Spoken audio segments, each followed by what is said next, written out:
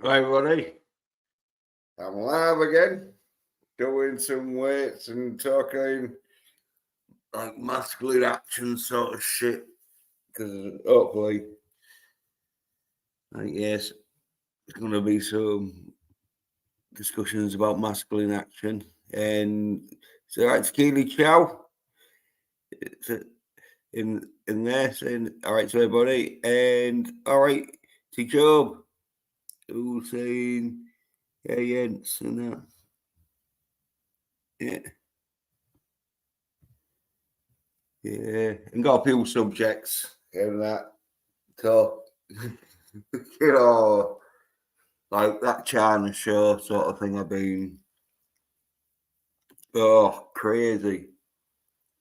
Like, yeah, spitting sort of like,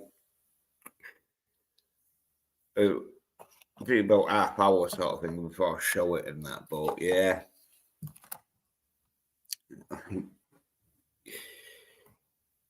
in China, you spit at each other because it's less violent, so you don't get like sued and that shit. So, because in China, I think if you fucking injure someone, you have to pay their medical bills. So they proper fucking don't want anyone like kicking off and that shit. Especially if I've got no money and that. They obviously fucking Ahsoka's so shit. I don't want to be talking about that.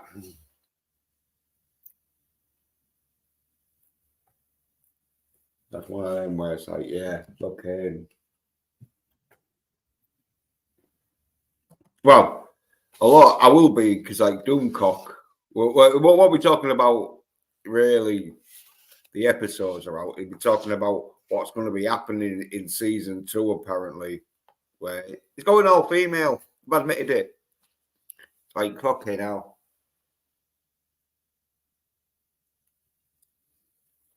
Some soy fucking nerd bitches.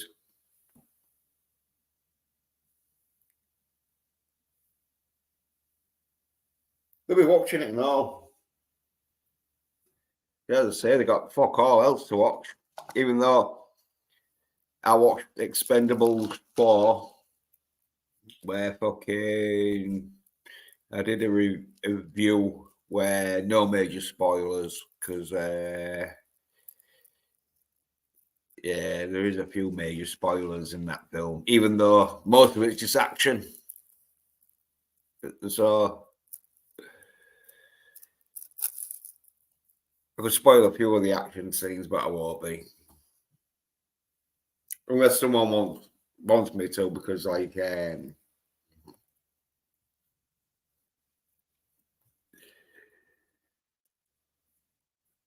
it's not like I'll put no spoilers on this stream, so I can spoil it like fuck on this stream if I wanted to. But yeah, I'll be doing a review probably,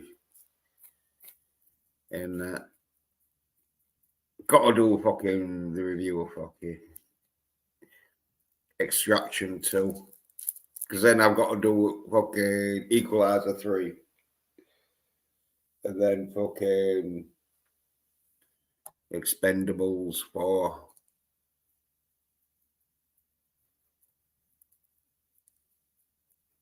Should be doing a John Wick 4 one and all, but don't know, and because there's John Wick ones, so I have to do it in like a fucking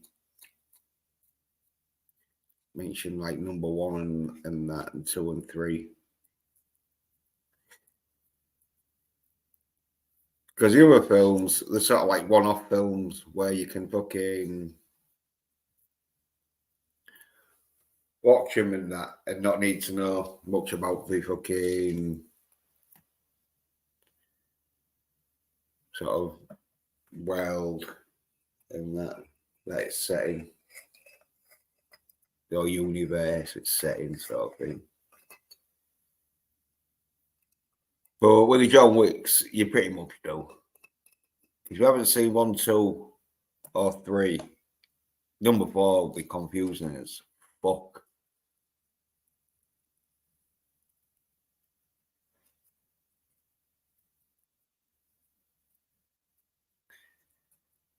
Because I was a little bit fucking thinking, oh, what the fuck's happening? And I've seen 1, 2, and 3. So there was bits in that film where it's like, oh, yeah, all right. Is this how fucking things go down in the John Wick world? So, yeah. Obviously, I'll be doing some fucking weights and that shit because these soy nerd bitches don't want to be seeing fucking masculine fucking men doing masculine fucking weights. I know that for a fact. It's too fucking masculine for them. Like, oh yeah. They can talk about being fucking masculine.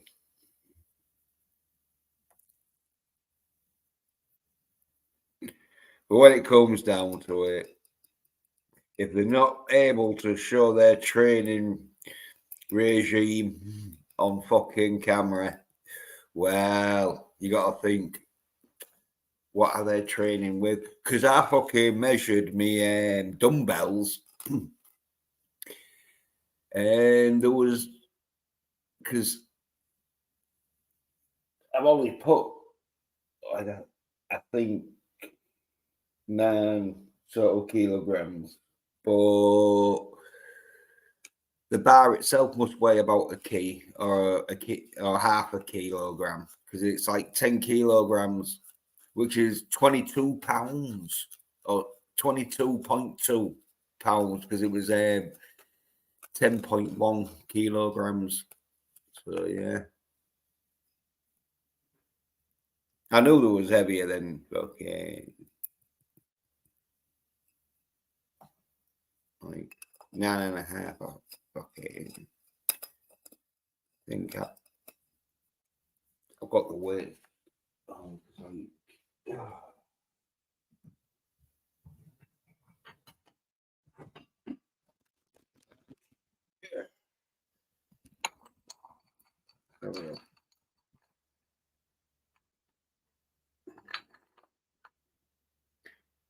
Half a key. 2, 3. Yeah, 4.25. So, oh.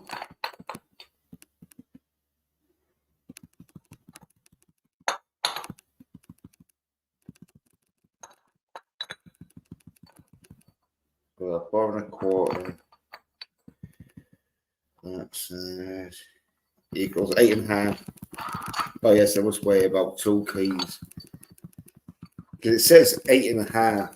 I've got 8.5 kilograms of weight on it, but because of the fucking cast iron steel, I weighed it and it's 10. It weighs, it's 10 kilograms. So even though, and I weighed me barbell and all, because that's fucking cast iron steel and that. And yeah, well, that was like, because I should have like, I put 29 kilograms on, but the pole must weigh about fucking 5 kilograms. It said like 34 kilograms. So fucking, yeah.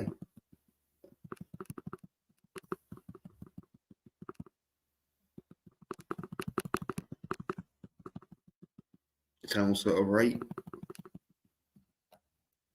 And the hollow ones,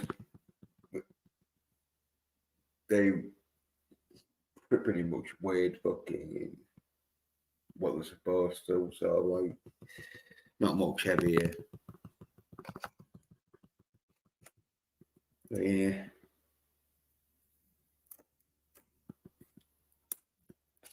Get these weights doing and that shit.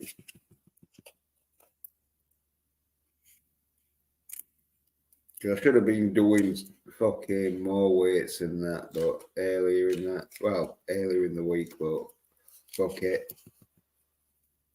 I went out on Thursday. Yeah, I got into that relaxation. Okay. I went out on Friday, but then I got into relaxation on the Saturday, and then okay. Yeah. That's it. SOY NERD bitches don't want to watch any sort of fucking masculine fucking attributes. So, but this is when you know you're fucking being masculine. Because if you weren't fucking masculine, you'd have soy cunts fucking giving you shit. But they can't give you shit because it's like, oh yeah, fucking, I'm showing you what I'm capable of. I ain't just fucking saying this, oh yeah, fucking, I used to be able to do it. Oh, fucking, oh, I can't do it because of fucking problems and that. It's like, yeah, the problem is you've been sat watching side shit. But SOY NERD bitches, that's them. Talking a load of side shit and all. That's why I'm getting fucking ostracized, but it's all right because I'm like fucking happy to be ostracized by a bunch of side cunts.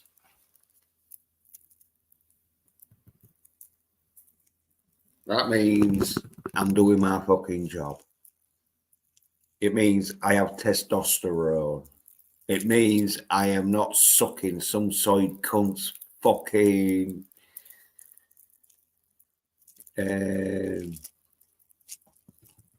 channel because I'm needing to fucking have fucking side Gary Nerd erotic fucking pandering my fucking ego with, oh yeah, you can come on my channel. Side cunts.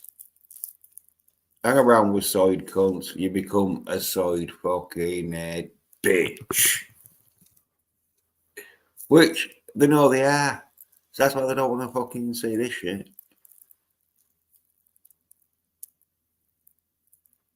Like, oh yeah, fucking.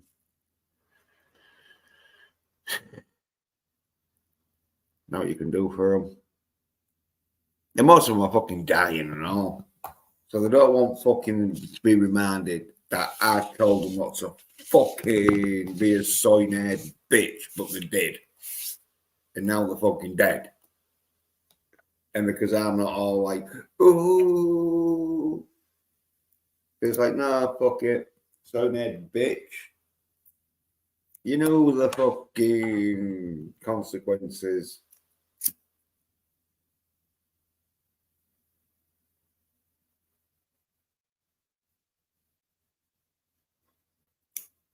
When you don't listen to me. Nope, fuck them. You don't want to listen to me. Not about me. It's that.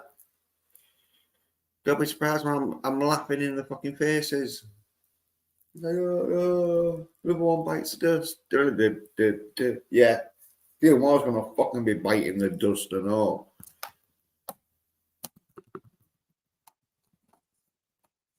Yeah, they want to act like the fucking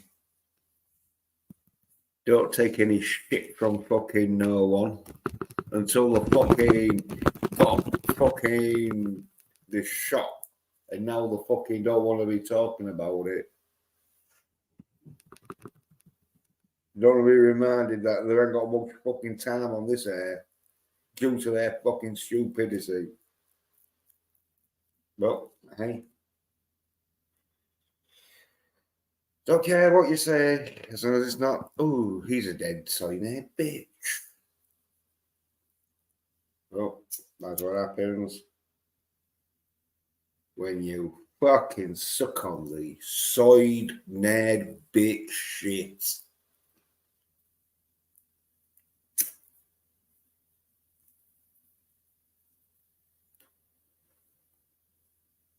Look, that's them side cunts for you. Not knowing how to fucking be masculine.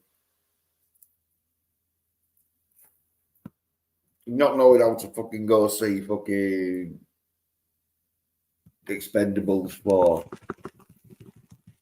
And now we don't even want to fucking talk about it. Oh, yeah, that was another thing. Side cunts.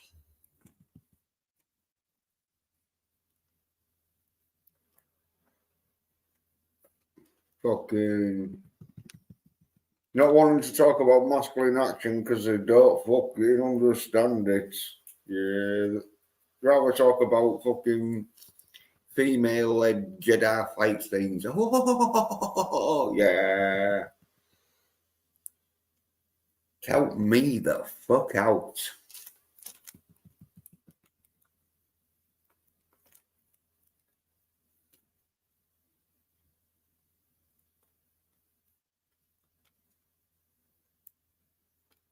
Yeah, okay.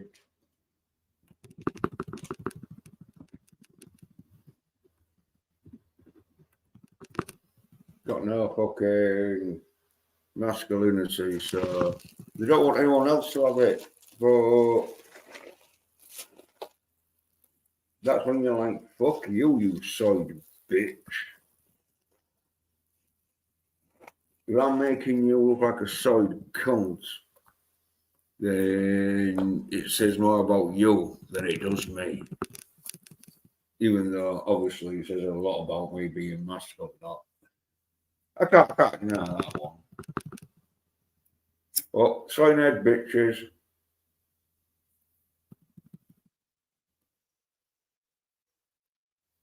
Because Disney was all fucking full of pedos and that.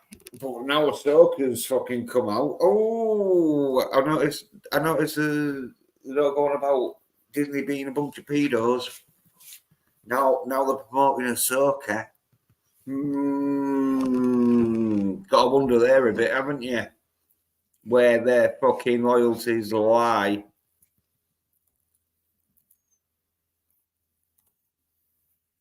Is it we're bringing Disney down? Or is it just to fucking have some fucking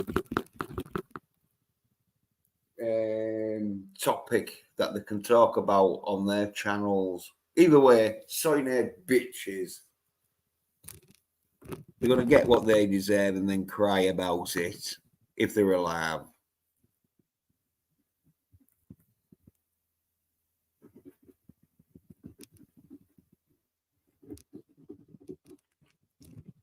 Fucking SOY NERD fucking bitches.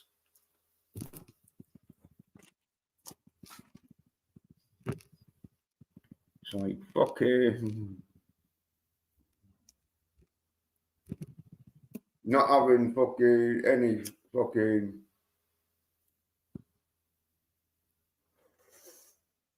masculine abilities, and they hate to see fucking anyone else with it, and so they rather watch Ahsoka where it's all female. Like it's gonna fucking happen. Yeah, it's alright. Are they though? Yeah. You damn right they are. They're all fucking talking about fucking how shit Moon Knight was. And how fucking you're fucking making the pedophiles fucking money and that. But when Ahsoka comes along and fucking Obi-Soy Kenobi. Oh no. Oh no, we got to review it. It's like, you know, It's one of them where they need dumb soy cunts that don't know shit about anything that they can fob them off with. Oh yeah, look, how bad is it? It's like, yeah, it's fucking bad. Fucking jog on to something else. Don't just fucking stand there crying like a fucking battered housewife. Because this is what's with fucking these side cunts.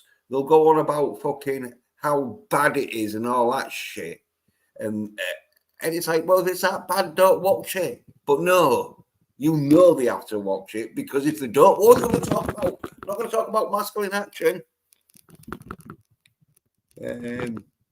So he says, they ain't crying, they are laughing whilst counting their money, whilst misery tubing. Yeah, well, they sold the fucking... Well, you know how much the fucking soul's worth, don't you? We can see that, yeah. Fucking 2 million subs, and yeah, they're sucking on Disney's soy shit now.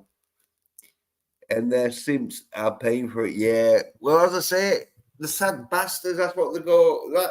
That's why they make their channels fucking... for like fucking dumb people. Have you noticed? They're always asking questions like if they fucking don't know what's going on. It's like, why is Disney not making any masculine action?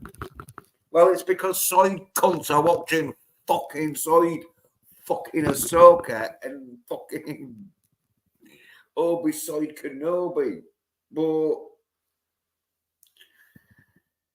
don't say that, because the fucking soy cunts that they're talking to just want to hear a simple answer of, oh yeah, get rid of Kathleen Kennedy and our problems are solved.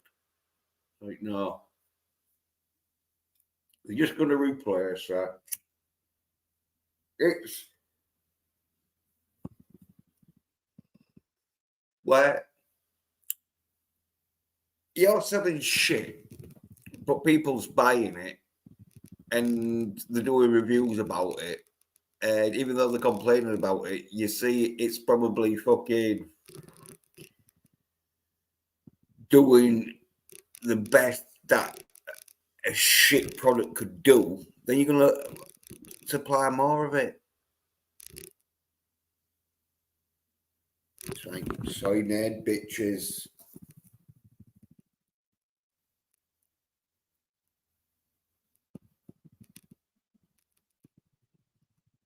But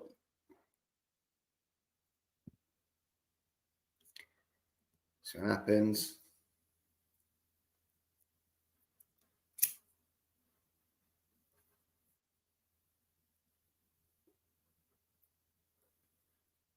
Just get caught in that fucking pleasing fucking YouTube algorithm. And as I say, the algorithm makes you be a side cunt. So if you're looking for fucking more views and more fucking subscribers and more promotion by YouTube, you got to be a side bitch. Because most of the viewers are side cunts. And the ones that aren't side cunts, well, fucking YouTube aren't going to be fucking notifying your fucking videos to them and that. It's not until you start fucking playing cock or dildo. And everyone thinks I talk shit. But wait till one of these YouTubers are playing that with their boyfriend. I'm thinking it's going to be fucking baby fat face eels versus eels. I can just, because like he's got a kid, I think, but I don't know if it says. So all I'm saying is that it could be a time where fucking his wife leaves him for the fucking biological sort of father, and he turns into a woman. Now, people think I'm fucking talking shit. And yeah, it might be. But that's what the feeling I get. I just got a feeling that sooner or later we're gonna see fucking some big YouTuber, and as I say, I'm going for fucking. But it could be the critical soy drinker, you know. I don't know, but one of them's going to be coming out, and then everyone's going to have to act like it's fucking normal. Like, oh yeah, well, you know, of course he wants to chop off his cock. Wow, what's wrong with that? And then fucking viewership will go up because YouTube will promote it like fuck. It's gonna get fucking, and then so fucking the more money they get, the more Dylan McVaney they'll be. And they'll be promoting all this fucking female-led fucking Star Wars shit.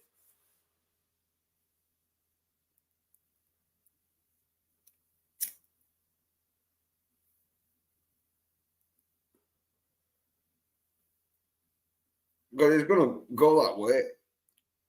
So, yeah.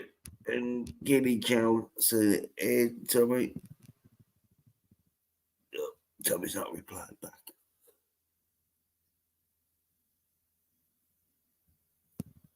But yeah, some solid motherfuckers out there fucking sucking the fucking YouTube algorithm. Oh yeah.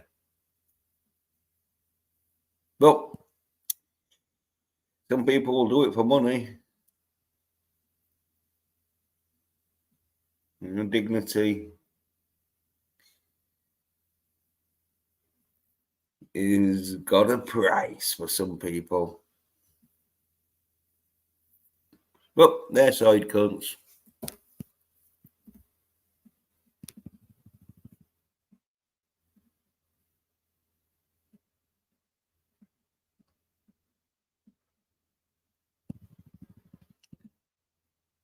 Can't lift weights.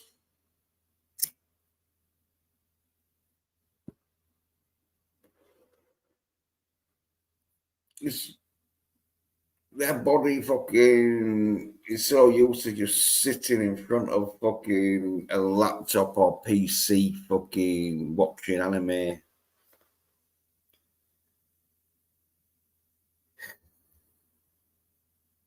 And then fucking CW. I mean, like, and then girly anime. Like, fuck it. Those who are watching fucking that shit, you just gotta wonder. Any dude who's watching a fucking TV series or film where fucking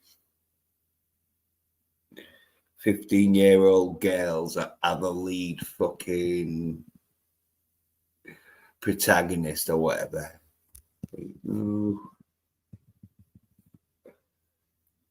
Even if she's not the lead protagonist, or I was like, yeah, unless you're like fucking under 30. I don't think you should be watching much of college stuff, shit. Especially if it's not your genre or your fucking generation, or because if it's your generation, then you can sort of go back in the day sort of thing. But you're like, fucking hell, what is it? Well, you want to be like fucking. Well, I think some of them do because Buffy got really popular, just because fucking like 30, 40-year-old dudes wanted to go bang a fucking cheerleader who could fight fucking demon zombies or whatever there was. Fucking hell.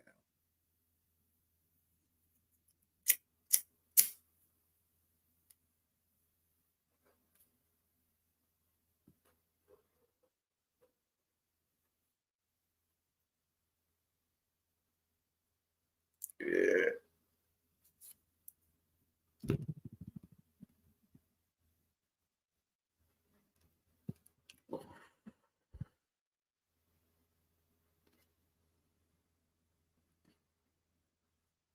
some solid bitches around. Yeah,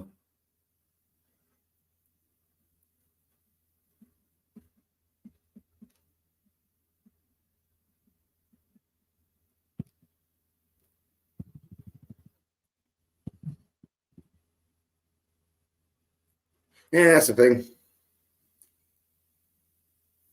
Like, they don't want you showing them how fucking side they are. But, Tommy says, "Hey, Keely," and then Tommy says, "I hear that headphone rattle."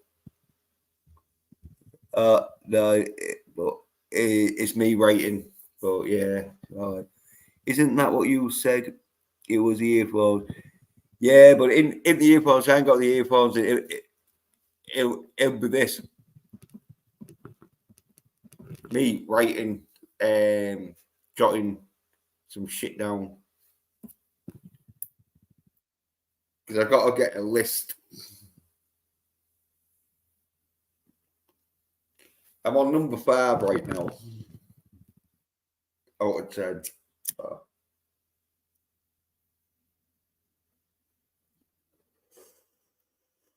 I've got to get my fucking training shit. Oh, I did it real quick fucking last week. Hopefully I'll do it fucking. I need to do it real quick this week. Okay. Ain't much of a fucking testing that nowadays. So, yeah.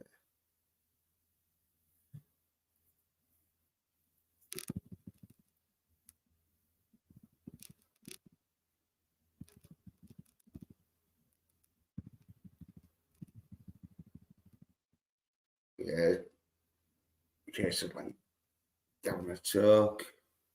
Talk about SOY NERD bitches, as I'm calling them out. And as always, fucking the link's there, but they're not going to use it. Because all they do is come on and rather show the cocks how lonely they are, or talk a lot of side shit that I'm laughing outside the air. So I'm not going to come on. They're not going to come on. Never do.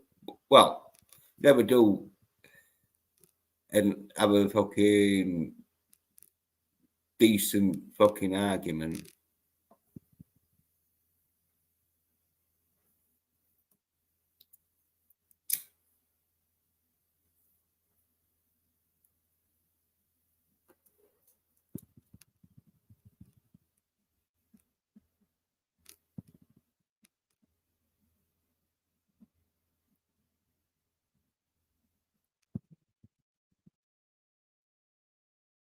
So, yeah.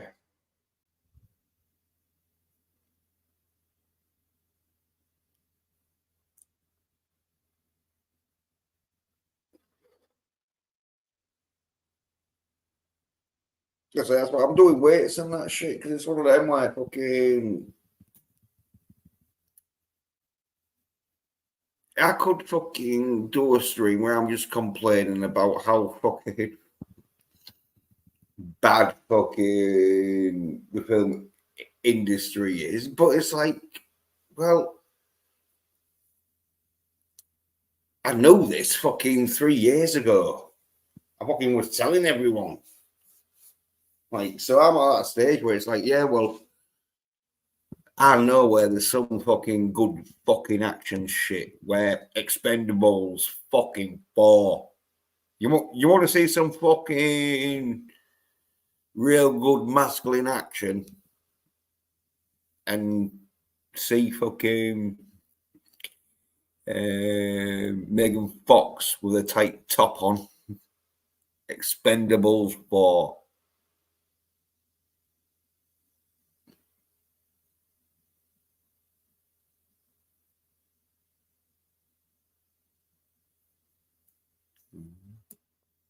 I've got up to number 7 now. 3 more. 3 more. Oh. Right. Oh.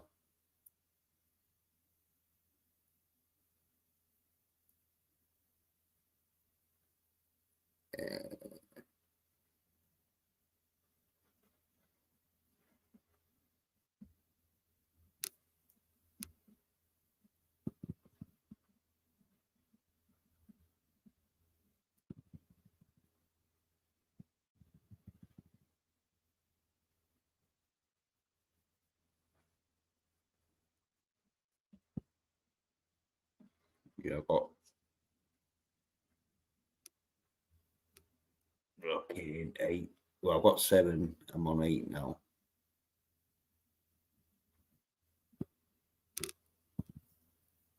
Yeah.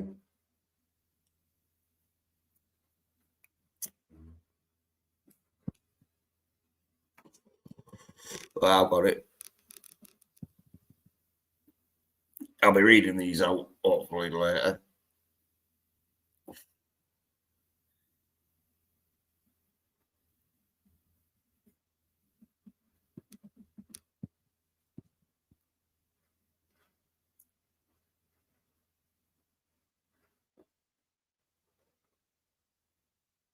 Yeah, fucking on 9 now.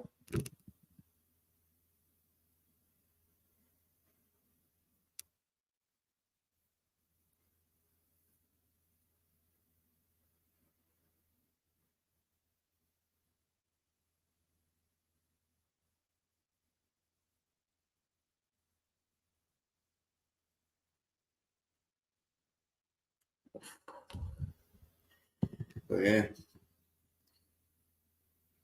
do really need to start fucking doing these exercises and that. Well,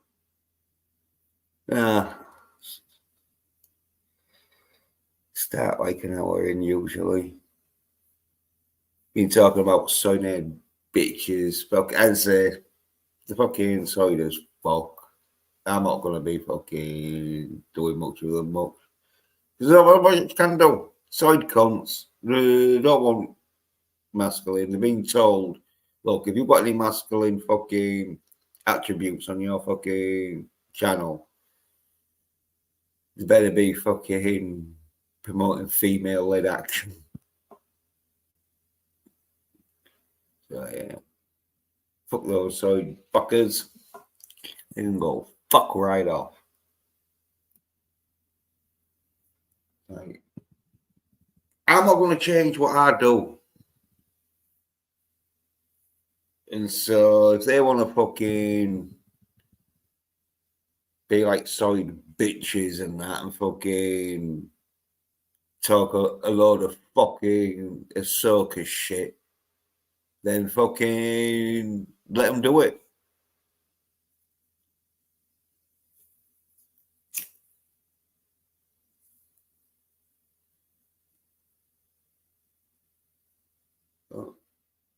Yeah. Not going to be fucking me hanging around that side shit. Give the fuck away.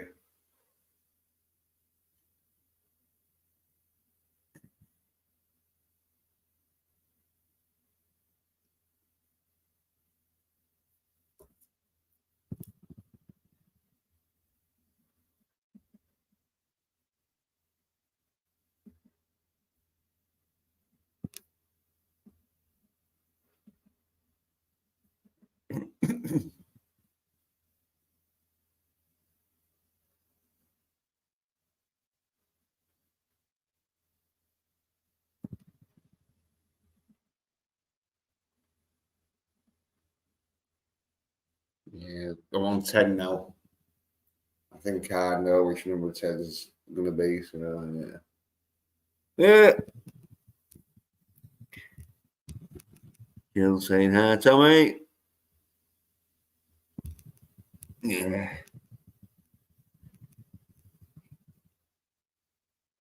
Yeah, it's like fucking. What else are they going to be talking about? I mean, Jill, it's so shit in that Jill on her channel, she reviews Star Trek, like original Star Trek, and then like did do the original like anime, but cartoons sort of Star Trek and that. Yeah, because Jill ain't gonna be talking about fucking Ahsoka, but Jill's more into Star Trek and that. And they're trying to save Star Trek, but yeah, that's fucking gone. Can't see that being saved. Not masculine enough. And like with Star Wars, it was a bit more masculine with the fucking lightsabers and fucking using the force and that shit. But they're gonna make that into fucking feminized fucking girly stuff. So yeah.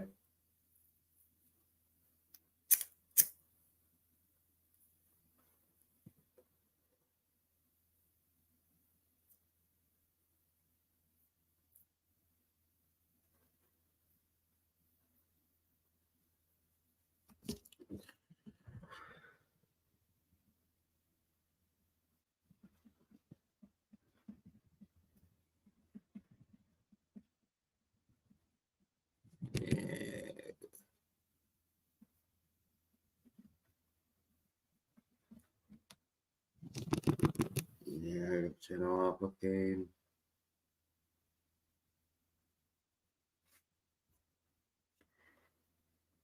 should have some more. Yeah. Oh yeah. Yeah.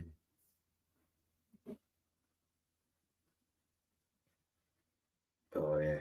Fucking actually, yeah. No, that needs to be fucking.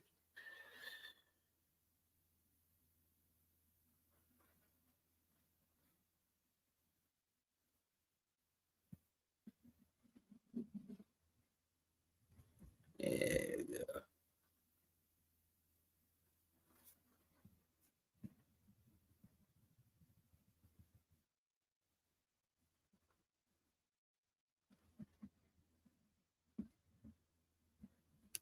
Yeah.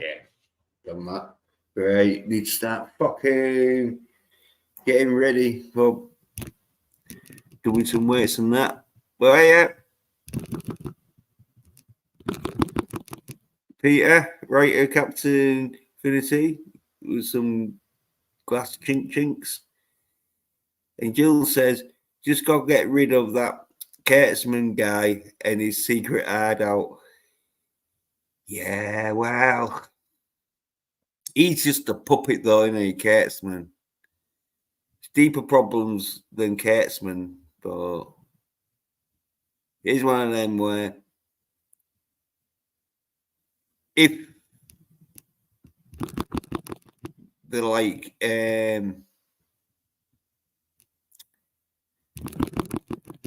board of directors and or whatever and that shit said, oh yeah, fucking like yeah, we'll get rid of fucking Kurtzman, put someone in who knows about Star Trek, like probably you, Jill. You'd do a good job. Obviously, we'd have to get some male writers in there because with you being a female, yeah, you wouldn't have too much action, and so we'd have to get someone there. But you'll be able to write and fucking give a good sort of like how Star Trek is supposed to be like, where you have a male captain and his fucking male fucking sidekick and a male doctor. And then you can have a few females scattered around. Yeah. Peter says, you forgot your poster, Peter.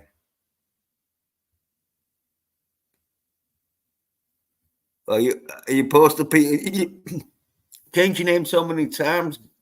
I'll just call you Captain, even though you're not a captain. You might be like captain of the risk team. But yeah. Yeah. Hello, Peter. Peter, the captain. It's Jill. And there we go. He just says, Kirk, Spock, and McCoy. Oh, wait. Yeah, there we go. So, you know what I mean? Yeah, you just sort of like replicate that. Obviously, fucking like they did with fucking Next Generation, where you like change a few details here and there, you know. and get yourself. Well, this is why you need a male, a few males in the writing room, because they'd be like, yeah, right. We've got our 3 fucking hunky captains for you, Jill. Now we need some telepathic fucking man reader with the knockers, big fucking knockers that we can fucking show. Peter says, my ex-wife just found my Jessica poster. You can't make this shit up. Oh. I told you to do it masculine, didn't I? I mean, if she'd have found a poster of like a dude with a fucking cane sword, which a walking cane sword, and that she'd have just thought you was fucking pumped up on action. Now do you think you're fucking some kind of like anime fucking, you jerk off to anime now? She's probably gonna be like, oh, maybe I should get dressed up as a fucking anime fucking French maid. So was it too shaggy? Oh. And Jill says she was supposed to have 3 knockers, but the budget got in the way. Oh, yeah. Yeah, I'm glad she only had 2, because like when they have 3, there's usually like they'll do all 3 fake ones. But yeah, you were smiling. Yeah, right. Fucking. Well, it's nearly getting to the hour mark, so I've got to get myself fucking ready and that shit. So on the hour mark, I'm fucking in training. So got my list.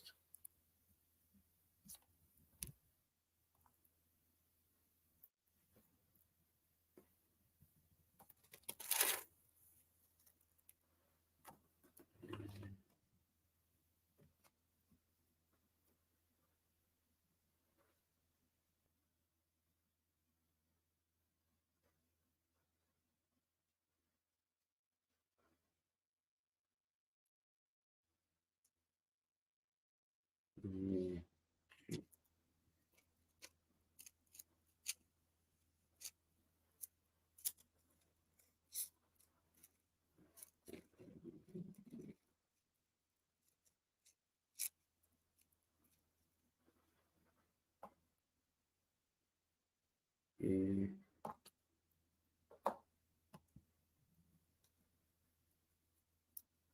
Yeah, Star Wars is fucked up. As I say, it'll be all effeminate shit.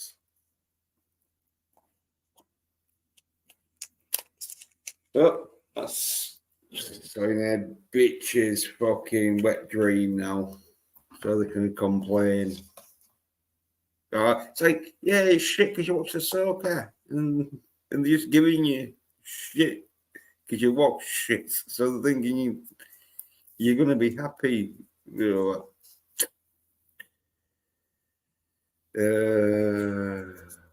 Soy bitches.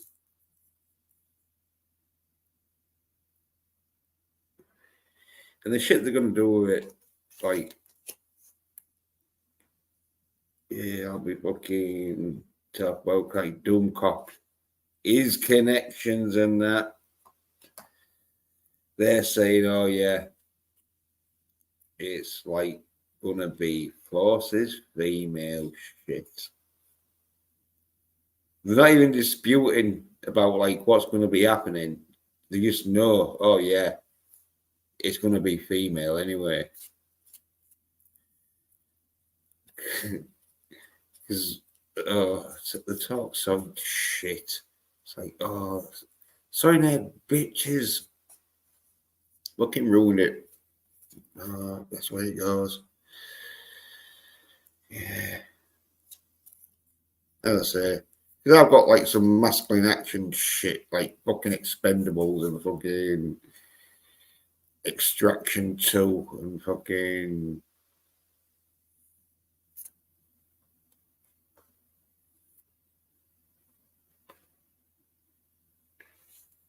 Like loads of fucking.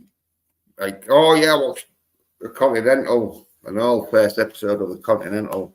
So yeah, and that was some good masculine action in that. And then fucking Equalizer 3, you know. Fuck yeah. Yeah, I'm well fucking entertained.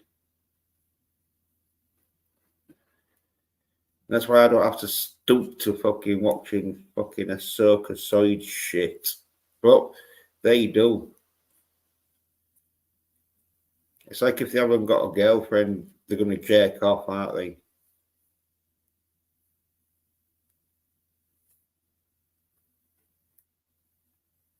That's what fucking Ahsoka's like a fucking dirty fucking wank.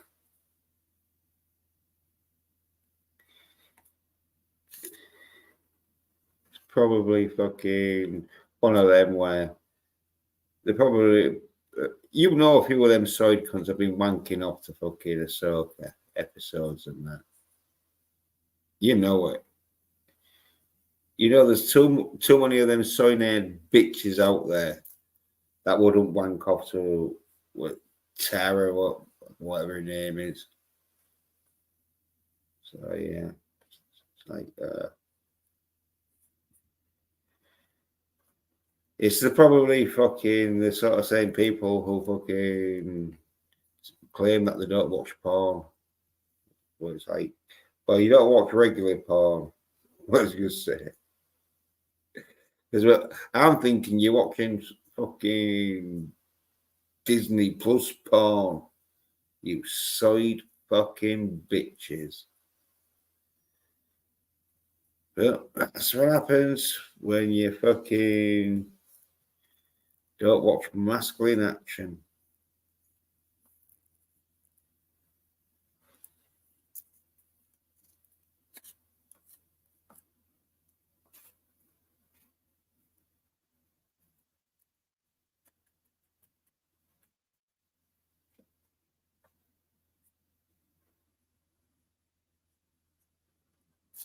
Yep, sorry as fuck.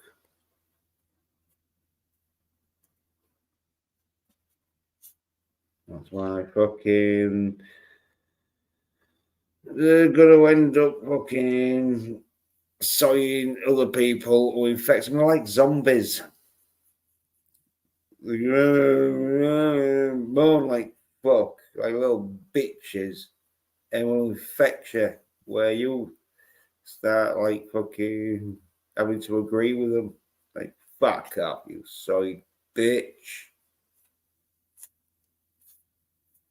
I ain't agreeing with no fucking soy bitch. You fucking soy nerd bitch. How many fucking soy nerd bitch or 5 programs are they gonna watch until people are like, oh, soy as fuck? And Tommy says, hello there, Joe.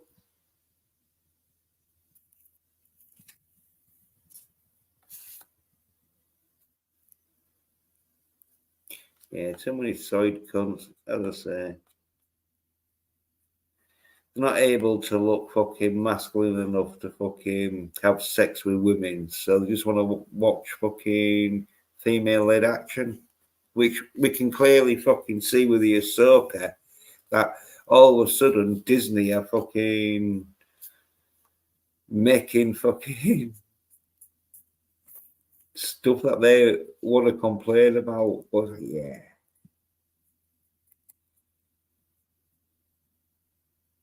Complain about it as much as you like, but you're watching the shit. Yeah, it's all gone fucking right now. It's gonna be like Star Trek. where the only people talking about Star Wars will be retro Star Wars.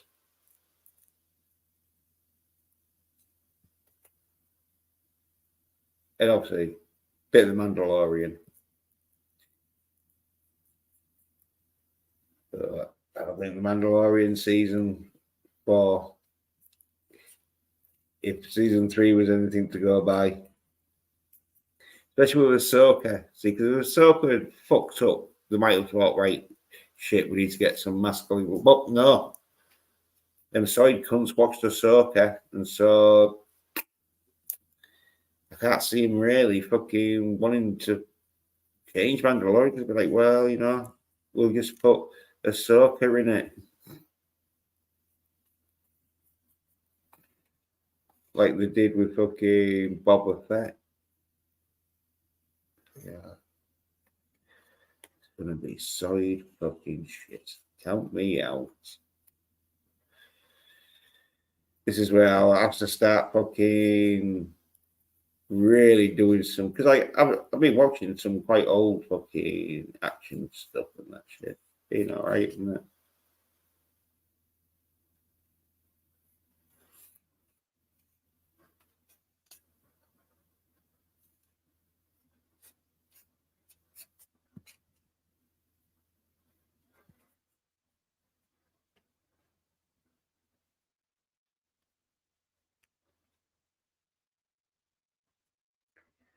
Mm.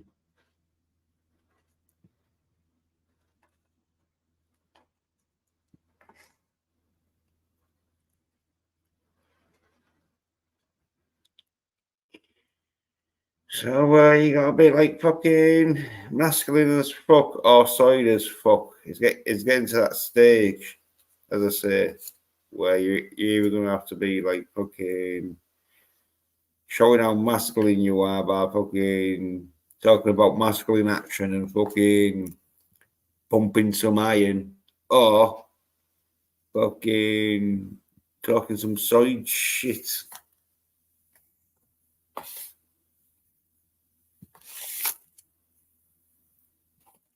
Okay. That's not going to be fucking what I'm doing. No.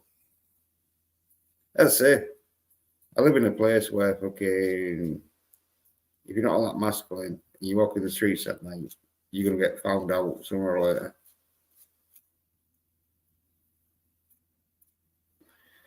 So if you do walk the streets at night, you better be fucking masculine.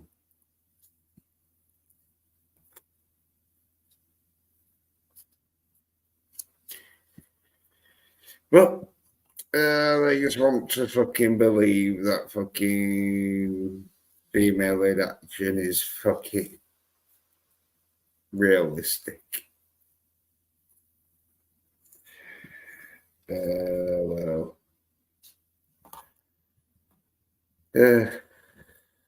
What can you do? Yeah, what can you do?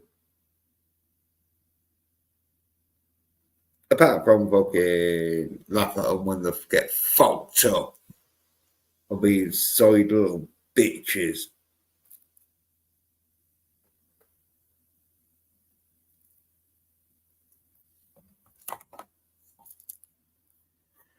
But then they don't like it. They don't like to be reminded of how soid they are, which is why they fucking are soid. Soid as fuck.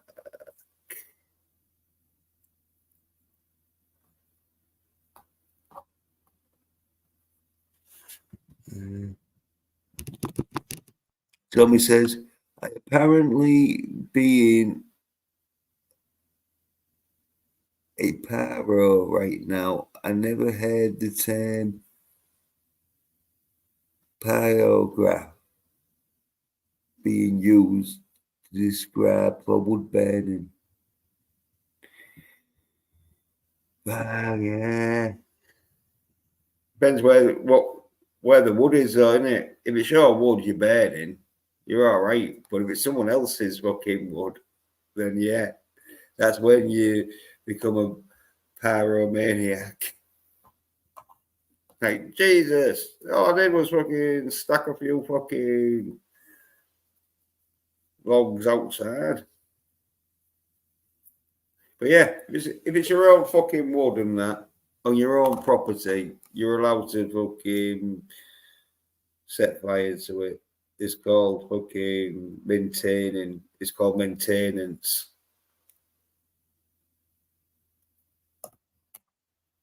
But if you're not, and you're on somewhere else property, then yeah, you will get done for fucking arsony. Like shit. Got another law. And the law is that you gotta be masculine. Or else soy bitches start fucking telling you what to do. Like, oh, don't talk about this, don't talk about that.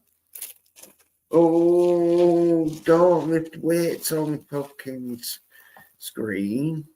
Do you want the other SOY NERD bitches to be ashamed of their little fucking soyed fucking torsos? No. Like, well, I fucking do.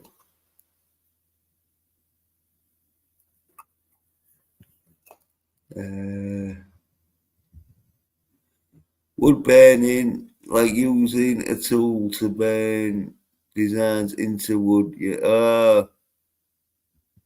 Well, I ain't even wood burn, that's scorching. You're not even burning it, you're just scorching it. They apparently call that pyrography.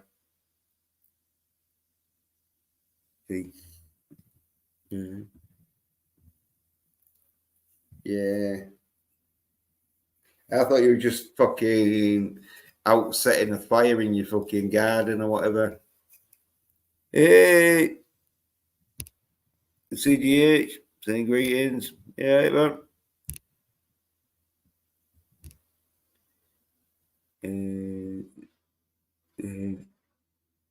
Tommy saying hi yet.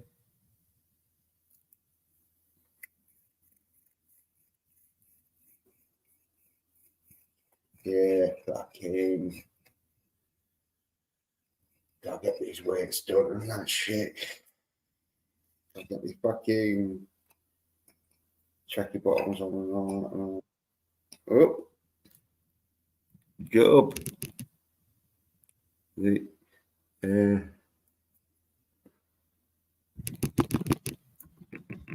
Right, get up. Soy nerd bitches. What's going on? Yeah. Where am I? Where am I? Oh, there I am. Hey. I saw Job, but I didn't know it was you, LD, until like I heard your voice. And then it was like, oh yeah, I know what it is now. But you kind of dropped. You thought I was going to show some porn or something, right? Yeah. So some masculine porn. Yeah. No, I hear you. No, man, that's me. Yeah. Well, I didn't know. So it was one of them where fucking to be on the safe side, because I've been like practicing that where. Oh yeah. I put them on, but as soon as I put them on, I put me big screen. So if they do start fucking showing any porn, like. Yeah, no worries. I got your back. Yeah. Hey, AJ, what's going on? What up, Tommy? What up, CJH? Yeah. What up, Asfinity? Jill says, gotta be a mother. I might return to the chat later. All right, yeah. Okay, Jill. Yeah. Oh my God. LDG, hope you're still here in a bit. Oh, yeah. I will be. Yeah. I'm here. Yep. I'm hanging out with Jens tonight, calling out some soy nerd bitches. Oh yeah. Well, I love how you say that. I don't know. I've been practicing. I don't know. Am I doing good, bitches? How you kind of like put like a subwoofer behind the B. Yeah, it's one of them where you go down a semitone, but at the end you like lift it up a little bit. Yes, so it's like soy nerd bitches. Exactly. Yeah, I'm practicing. I'm working on it. Yeah, just holding that big. I mean, there's just so much. There's so much soy out there, isn't there? Oh yeah. I mean, it's unreal. It's like one of those sci-fi, you know, shows where like nanobots are taking over. You know, they start small, manageable, and then it just grows. Next thing you know, you wake up and it's everywhere. Yeah. Yeah, like the beds. I'm telling you, that's what it felt like. That's what it feels like. That's what it is. Yeah, well, there's a lot of soy cunts that don't want masculine men to be masculine because they can't be masculine, and they know they'll get fucked over, and so they have to fucking resort to fucking rather showing the cock on stream and that hoping your fucking stream's going to get fucking age restricted, but when you don't care and that, and then or else they'll come on. Well, what come on? They'll just come in the chat saying loads of shit like, "Oh, you're a soy bitch" and all this shit. It's like, yeah, well, come on, let's see how fucking masculine you fuckers are. Because that's the thing. Once you call them out, once you're like, well, let's see what you've got. They've got fuck all. Because if they had some, they'd be on like fucking on camera, like fucking. But if they was fucking like masculine enough to do weights and that, they won't come on camera because they'll be too busy shagging women. And so, yeah, and so there's no one that's going to come on camera and claim that they watch female-led action and do weights, unless it's a woman. Which I wouldn't mind then. Oh, wait. Yeah, what you been up to?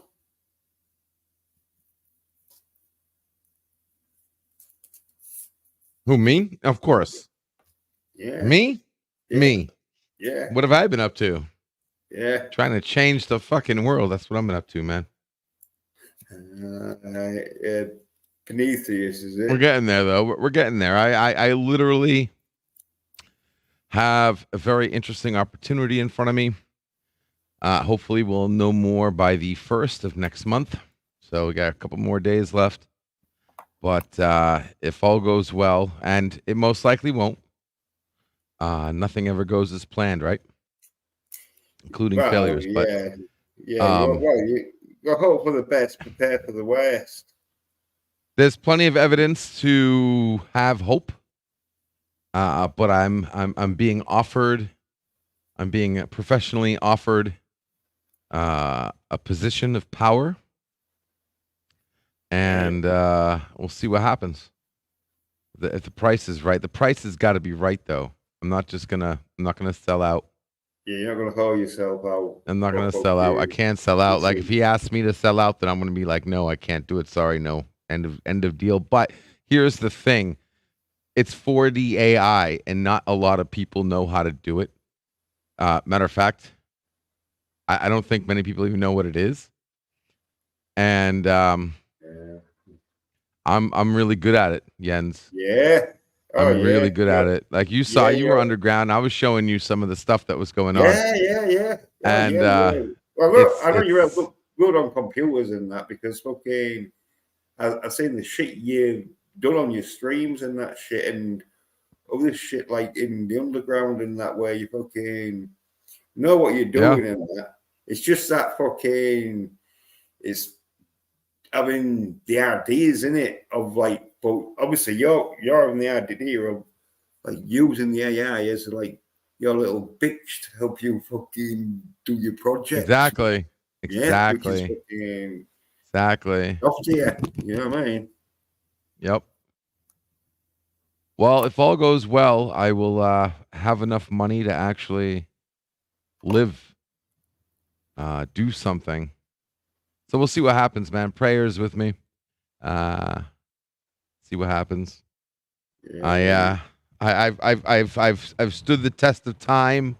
I this client, and I've done things entire teams he was paying thousands of dollars failed at by myself. Oh, Like this is this is yeah, this is this is why, because you don't normally have somebody who comes to you and says, "I want to pay you not to work for anybody else."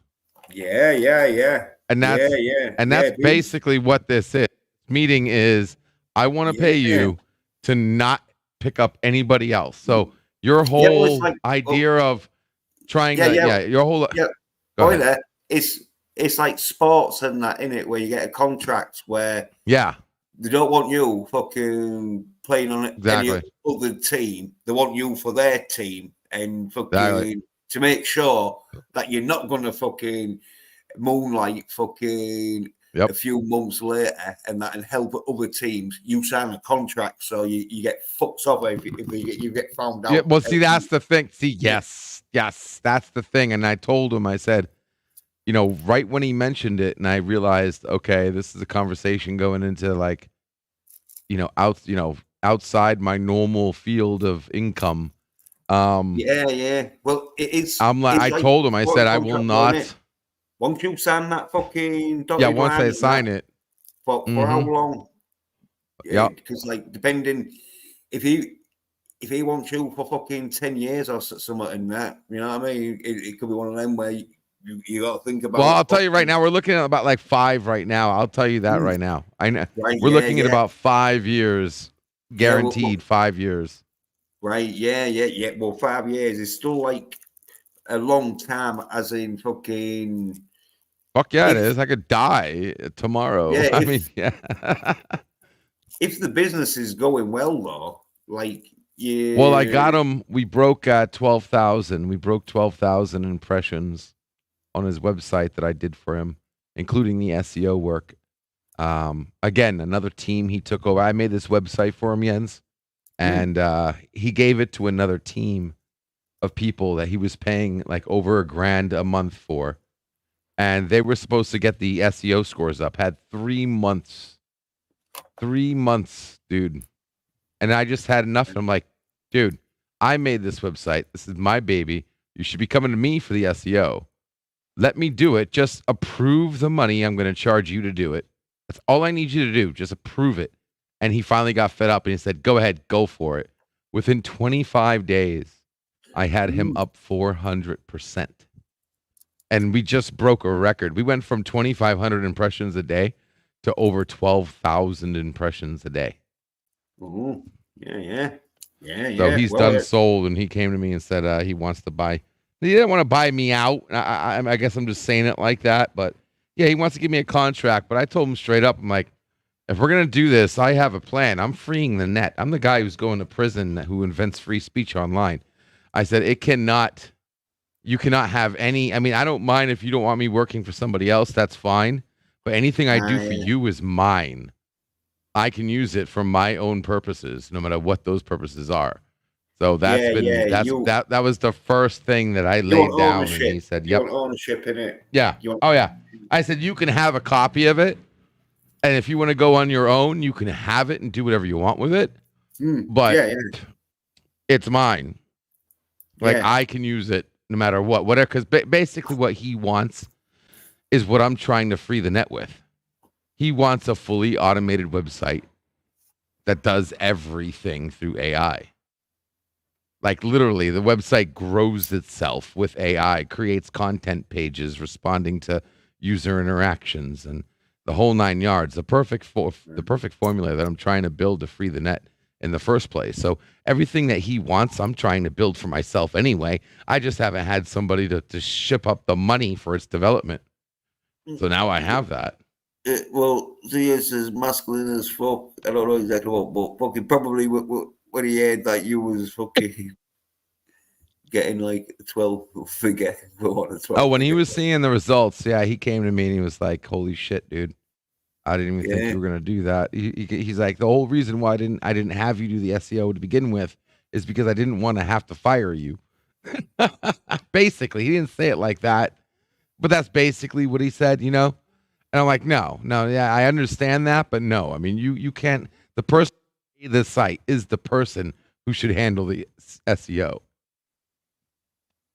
Like you can't have a better person like that. Like I get it, you're all flashy with the company advertisements and people luring you with hashtags and titles. You know, get 20% more revenue leads with us and bullshit, yada yada. Yeah. Nope. Well, the thing though, I outperformed all of them. Yeah, but the thing though, LDG, is with bosses, they don't like to have like one member knowing how to do something because you can hold him to ransom. So they always prefer, they always prefer to have like 3 or 4 people that can compartmentalize. Exactly. Yeah. But that's the beauty of it. With me, okay, so I'm gonna go on a limb and I'm gonna brag a little bit right now. Yeah. There is no people. Wait there. Yeah. Fucking blow your trumpet after I've read a few fucking comments, or I'll fall behind. All right, go ahead. Tommy says there is little hope when 90% of the population are retarded. This is unfortunate reality. Not saying to give up, but just talking about what to do is pointless endeavor. Yeah, I agree with you, but you're underestimating they're gonna the fucking power. Die because the soy dumb cunts. No, what? Okay, apparently in the book it says like, there's gonna be a like population fucking decrease of like a 40%. No, I think it was like a 30% or 25%, like or 33%. Yeah, I can see that coming. A quarter or a third, but anyway. Like, and then the rest People, are gonna fucking be like the battle where be good versus evil, and then only 10% will survive. And so, like, 90%. I wouldn't be surprised, man. That's why we need to hurry up and free the net so we can give more people more power.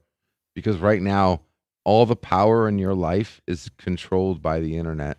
Most of it, like a surprising amount of your the reason why you have to work right now and all the bullshit that you have to live through, most of it can be triggered or can be traced online, and it's scary. You have to stop and think about it, but if you do, VPN, but it's cost fucking thingy. Information rules the world right now, and the only number one form of information is the internet. Whoever controls internet information controls our lives. And is allowed is able to manipulate the illusion of choice that we are given. Let me read out the fucking comments, for fuck's sake. Oh, go ahead. I said you can start doing it. We'll get to the end of the fucking comments. Tommy says most people are too comfortable living a fucking soy nerd bitch lifestyle lie. Look across the YouTube at fucking Gary Soy Nerd Project is sheep. Oh, it's ready occurring to see. CJ says that's okay. Tommy also offers assistance in cyber people up in Canada. Sometimes they're even higher when they don't know what that's about. So, well, that's what I'm saying. When Tommy's talking about like the retarded people, quote unquote, there is a power that you can take control of. Yeah, dictator. And there's a Judah offers assistance suicide. All right, yeah. Is that all I saw? So was like I thought it was director at first. Director Judah offers assistance Sue, and I didn't even know there was supposed to be an R there for retarded assistant suicide for retarded people up in Canada. Sometimes they even highly recommend it. Yeah. Now I get it. Yeah. Now I fucking after reading it again and realizing, oh yeah, CJ misspelled it. They're promoting suicide. Yeah. If you've got a sprained toe, your toes hurting. Instead of like saying, "Oh yeah, we'll fucking see if we can fucking operate on it," and then if the operation fails, maybe we might have to amputate or something. It's like, have you considered suicide? If you can guarantee you can die in your sleep, so be it. If you want that, I'm surprised that's not a right. That should be a law. You have the right to die in your sleep. And if that means, assisted suicide at a hospital, so be it. You have the right to remain silent. Tommy says, well, they are not taking advantage of it then. Well, you don't know. And look how far I'm getting behind here. So yes, taking advantage, no, Tommy, it will be mandatory suicide and mandatory organ donation too. Yeah. I don't mind. Mandatory organ donation shouldn't be an issue. Oh, yeah. In a perfect world, I'd rather be, CJ says, I'd rather be buried with all my organs intact so my soul can go to the next life. I think if that was a requirement, I would hate that. Would be a huge God flaw. No, but I think for your soul to go to the next life, you don't need your organs. I think it's more of like fucking. You didn't need them to come into the. Well, of course you needed to come into the. Well, no, actually you didn't because But you didn't technically. I mean, specific. Yeah, but anyway, to start breathing, you did. Yeah. CJ says, not just retarded people. Like I was about to say, dead. Retarded. Yeah, that's what I was just about to say about retarded people. No, for you algorithm. Disability. Yeah. Is it your fucking quest to talk over me while I'm reading a fucking? I'm sorry. Am I stepping over the line? No. Okay. I'm gonna keep doing it then. Fucking YouTuber wants someone their guests to come on and talk over them whilst reading out comments. I mean, isn't that that seems to be the normality around YouTube? Yeah, because it's you want somebody because they're ignorant bastards. Yeah, you don't know how to have a conversation. It helps though. Here's a secret for YouTubing. There's nothing wrong with interrupting. There's only a wrong with interrupting when the person being interrupted has a problem with it. No, if you're going to interrupt someone, you better have a right good witty one-liner that makes everyone laugh. That's the goal. That's what I think anyway. But it's a conversation, right? It's a conversation. When do you talk to somebody? When you talk to somebody, don't. But you and I are not having a conversation. No, the conversation really has been like how well you're doing. And you're dying to go back to talking about how well you're doing. And you can do when I fucking finish reading these fucking comments. All right, go ahead. Okay. Yeah. So I got pizza coming. Not just retarded people, but if you have a small disability, they offer it to even being homeless. Oh, yeah. Yeah, it's like, oh, yeah. Is your life so shit that you got nowhere to live? Well, you can live in the afterlife. I'm sure they got a fucking spare 1-bedroom flat for you. Okay. Right? Yeah. I'm wondering why people are not like, you think, okay, go ahead and finish the chat, then I'll say something. Sorry, go ahead. Yeah, it's last fucking comment. The CJA says, it just seems like an evil thing to take people's organs away. It's my own belief. Yeah, especially if you don't give them permission. Do they need permission though? See, that's the thing. And well, they should do. Well, no, well, not really though. It depends on how you look at it, Jens. And this is why I love being. So you're trying to tell me when you die, I could because you are me, Jens. Jens, I believe you are me and I am you. So I have a right to your organs. Are you the fucking Eggman? You've been listening to the Beatles.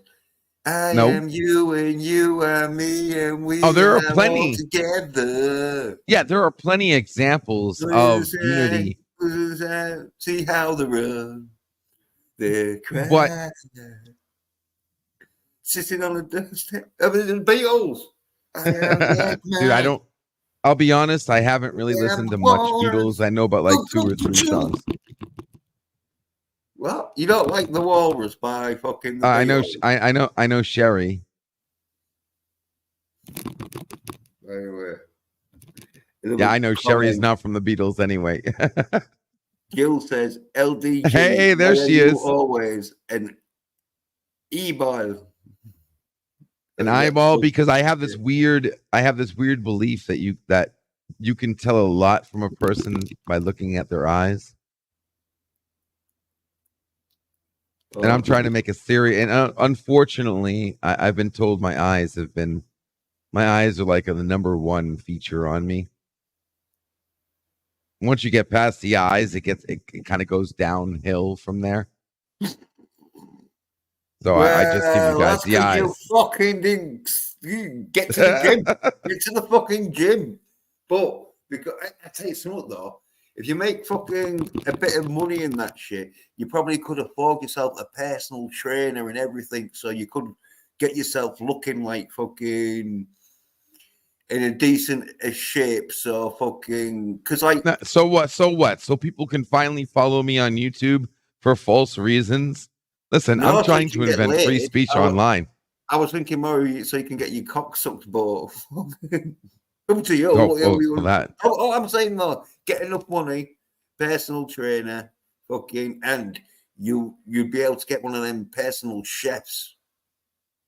Oh, I'm definitely getting a chef. Yeah, but you kidding me? Like, I want to make an app. Chef. No.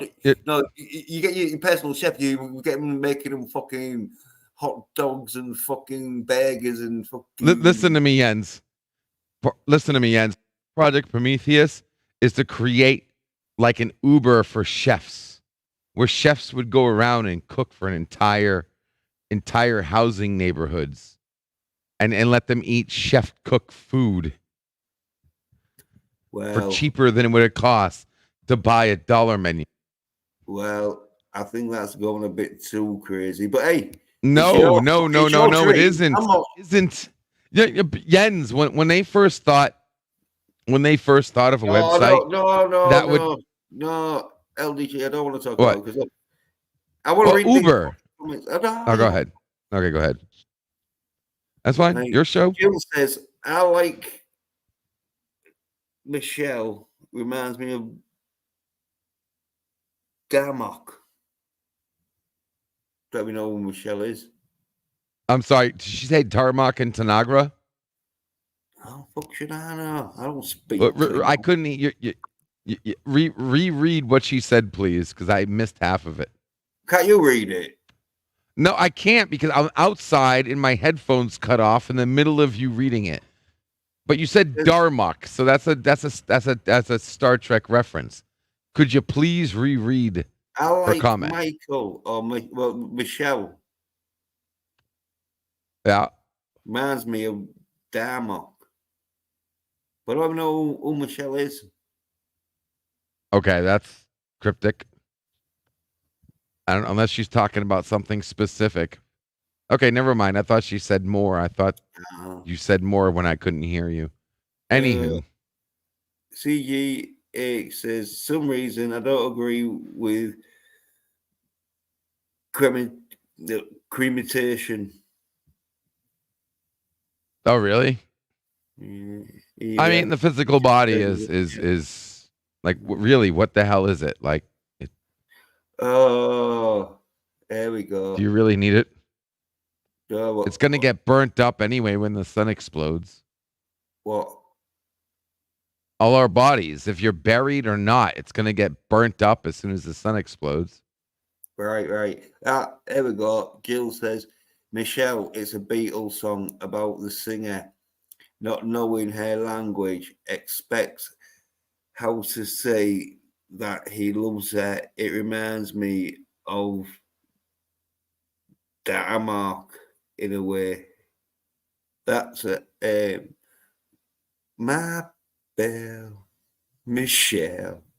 Ooh, something like that. It's a really fucking girly song.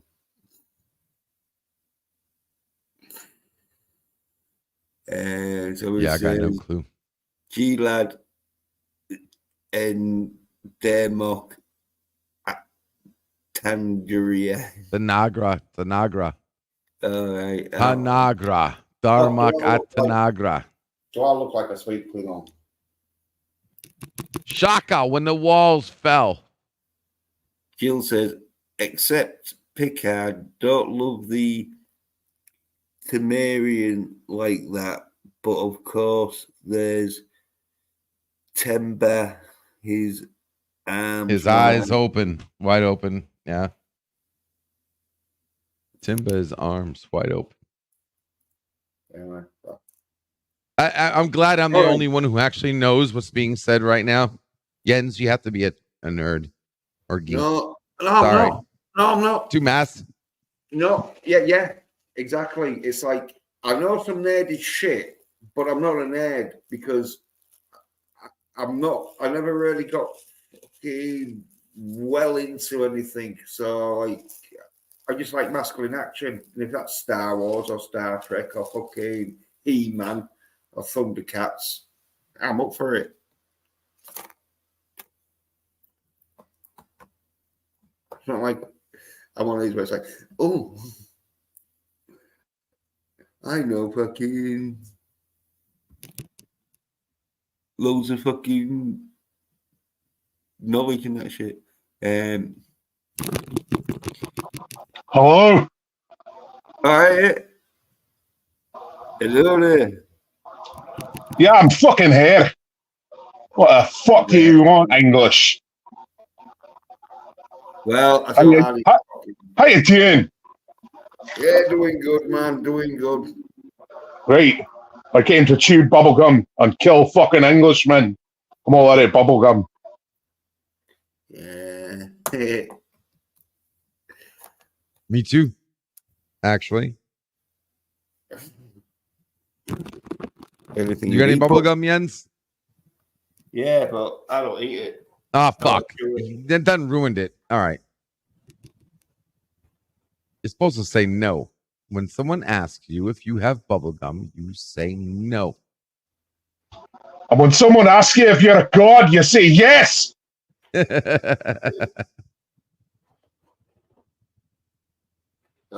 I'm trying here. Get my fucking training going because I'm done any fucking training recently. Oh, now that the Scot gets here, you gotta start training, huh? Yeah, I see how it is. You fucking English. Hey, well, it's good that you two are here because, like, whilst I'm training and that shit, you two can have a conversation about how masculine fucking Expendables 4 is. I haven't seen it yet. I gotta see it. I gotta see it soon. I'm gonna see it. That's on me. I'm gonna watch it to make sure it's good enough to see at the actual theater. I'll probably fucking rent it on Amazon. I don't fucking know. Oh yeah, well, probably be cheaper doing that, watching it with a lady. Maybe. Her ghost is here too, yeah. Even though that fucking English prick fucking raped her and killed her, her ghost is here too in the afterlife. So yeah, we got Amazon in the afterlife. I got my head back. That's a good thing. I got my head back. Yeah. Fucking A. Expendables 4. What the fuck? Where's the internet? All right, there we go. Yeah. So, Job, are you the Job from fucking Mrs. Doubtfire? Or fucking Robin Williams was like, I am Job. Wait, what? Oh, really? The part where he was prank calling before he actually did the Iphigenia Doubtfire voice. Oh, I missed that. Yeah, he was doing all the prank calls to his ex-wife. And one of them was like, Lily, get back in your cage. Don't make me get the house. And then, yeah. And then he called her up and he was like, I am Job. And she was like, can I help you Oh, with shit. something? Yeah, no. Yeah, oh, it's fucking great. And he just kept saying, I am Job, like it was the only fucking English he knew. Yeah, no, I'm Joe from the Lawnmower Man. Oh, that's right. Okay. Yeah, that's a fun movie. That's a good old sci-fi movie. Yeah. Oh, yeah. Yeah. Wasn't it a Stephen King book originally? Originally, but it wasn't even based on that. They actually had to remove his name from the poster. What the fuck? Why? Yeah. Because it wasn't based on the same show, on the same story. They took too many liberties then. Way too many. Yeah. I Too think they bad. only picked that. I think they only picked the name because the name was similar. I'm surprised they didn't get struck for copyright. That's trademark or something. Yeah, but no, man. I wish Stephen would get back on cocaine and just write good stories instead of having woke wars with people on Twitter. You know, get back to basics. Yeah. Get your fucking face out the phone and get back to the computer screen. You know, or the typewriter. Fuck it. I mean, he was probably using a typewriter back in the 80s. Yeah. Jill says the sun will likely eat up the earth eventually. So yeah, Jill's going for the exactly Terminator 2 fucking ending. And then the CGA says, I'm not only overly religious, but I tend to believe both science and religion. I'm unsure what that would be, but I like to think all religious things have a scientific explanation. Yeah. Aye. Tesla would have agreed with you. He said once we mix the physical and the non-physical, we'll advance more in 100 years than we have in the past 10,000. Yeah, and Jill says, Tam, but his arms wide equals hugs. Oh, yeah. Yes. Well, here's the problem, right? Because all the well, fucking let me get these figures. And then go ahead. So Yen says, even if they haven't been explained yet, as in like the religious and scientific world combining, and then Jill says, I'm a nerd who's loving all the geeky stuff. Show me more things. Right. I'm going to be showing you fucking exercise and shit in a sec. That's nerdy as fuck. But anyway, yeah, go on then. Go on, Job. I was going to say, like the answers most people spiritually are looking for. This is the funny thing about religion, right? So that the main reason of religion is to find the answers to the questions that only occurred before everything existed in the first place. How do you get information from a period of time before everything existed in the first place? The equation is literally impossible. Yeah. You're right there, Job. So, I mean, and people don't think this. They just automatically think that they can find the answer through divine logic. And as much as I kind of agree with that, their divine logic seems to take really weird left turns. Well, like some of the greatest mathematicians in history, like Einstein and fucking who's that Hindu bloke from the early 1900s? He fucking they said they might have tapped into the Akashic record, which is basically a library, a storehouse for God, a storehouse for all existence, with all knowledge attached to it. They said they'd see things in their dreams, they'd see things in visions. Nikola Tesla said the same thing, and I think Hedy Lamarr did too, not the one from Blazing Saddles, but the hot one who came up with Wi-Fi for torpedoes in World War II, the movie star. Yeah. Anyway, wifey's not here, so I can talk about that. But all I'm saying is, you know, they might have tapped into that. So science and religious beliefs, visions, whatever you want to call them, they might be one and the same. Is all I'm saying. Yeah. Are we talking about Gandhi, the Indian dude? No. He was a mathematician. His name is a little hard to pronounce. Hold on, I'll look it up.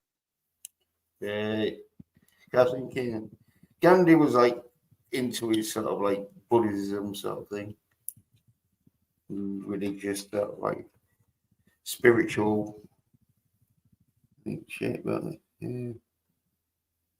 There we go. Right.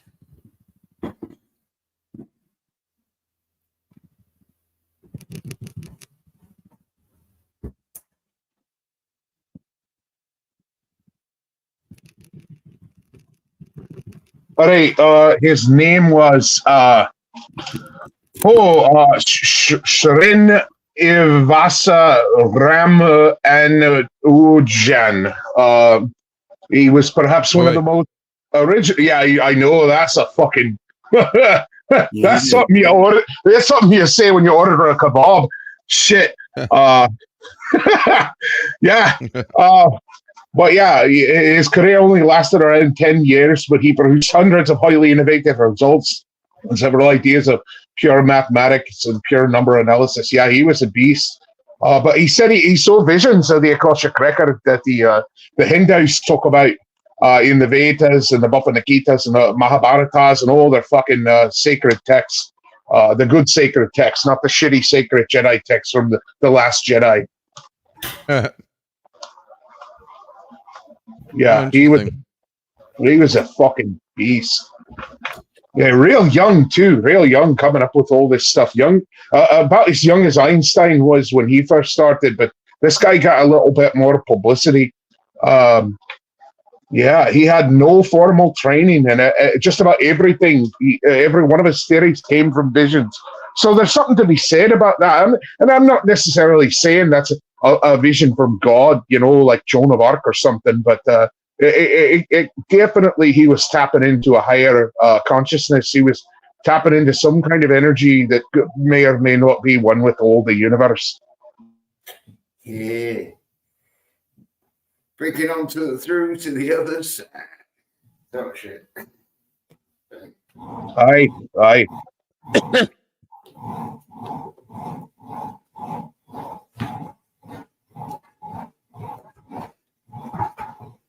Yeah, sorry. He would see him in his dreams, and then he would wake up and he would write them all down. Sharin Ivasa is his first name, and Rama Nujan.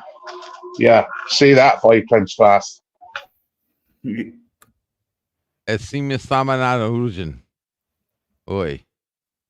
Yeah, No, Tyson. I don't think I got it right the first time.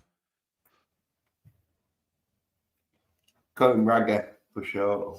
Yeah, I mean, I get what he's saying though, because even when I came up with the unstoppable understanding that it is possible that there is no such thing as another person and that we're all actually just the same person. It feels like it came from a divine source, like a vision, because it hit me like that. Like when I first realized that, I said, "Holy shit! Wait a second, this actually could be possible." It felt like a message from God. Well, there's many Buddhists and northern Himalayan Hindus that would agree with you, right there. I'd like to find that. I really would like to find that, because I tell you that right now, man, I've been looking and I can't find any religion that even comes close. Sorry. Yeah, go ahead. Read the book. Be Here Now. Get it, Jens. Get it. Come on, English. Do that. Be Here Now. Be Here Now. Hold on, I'll get it and tell you who it's by. But yeah, it's called Be Here Now. Half of it is pictures and idioms within the pictures, and the other half is text. But it's about a man's journey to meet a holy man who studies Bodhisattva Buddhism in the northern Himalayas, and it's pretty incredible. And it says basically the gist of it is what you're talking about. Hold on. Yeah, because I'd like to look that up, because I'm telling you, I've gone quite a bit. And I got people who tell me who believe in reincarnation telling me I'm crazy. Yeah, you astral projected yourself into the Matrix, is that? Yeah, no, man. I just got an answer to the solution that doesn't require proof of death or life or anything. All those questions you have when you listen to a Catholic person talk. You don't have those questions if you realize that everybody could just be the same person. Yeah, I think Yeah. It's called Remember, Be Here Now. And oh God, the copy I have is fucking old. It's from 1978. So the book is kind of falling apart. I'm trying to figure out who to buy. Hold on. Yeah. Man has the book. I got it right here. I mean, I got Play-Doh, and I'm impressed. Oh boy. What the fuck? All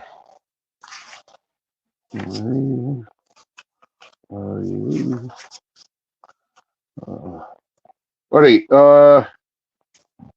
It's by Dr. Richard Alpert, PhD, and it's pretty groundbreaking.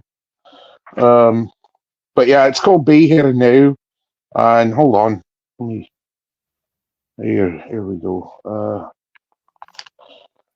It's backwards. Why is it backwards? Anyway, he tells his story of his journey. He was a doctor. He had in the late 50s, and he was successful. And he had a bunch of harem of birds on his arm. And I think that was him. And yeah, he had a house and a lake house and a speedboat, and he couldn't find happiness. And he felt like he was doing a little bit to contribute to society as a doctor. I can't remember if he was a doctor or a lawyer, but he started. He went on walkabout. He just he didn't give up his properties. I can't remember. He might have eventually done that, but yeah, there's a lot of stuff in the middle with these pictographs and. Yeah, most of the book is that, and then he's got his story at the beginning. That's the story at the beginning, and then he's got some stuff in the back, mostly quotes from the men that taught him. But yeah, they would argue that we are all one consciousness, and even a lot of astrophysicists would argue that too, because we all came from stars. We're all just cooled stardust, and that's how the planets formed, and comets, and everything. Well, I took it a step further. And entertain this thought maybe for a second. Default emergence, right? Default emergence. So, meaning because of default emergence, we were able to categorize stars, and saying that because of these certain physical aspects, we can predict the lifespan of the star, right? We can categorize things. And because we can categorize things, there's a default emergence. There's not just there's a dog, right?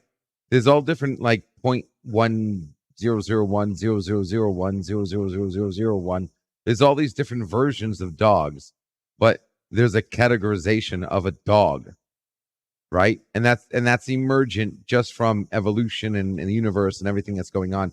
We can categorize a dog. Well, why can't you categorize a soul? The mathematical formula for a soul to exist equals XYZ.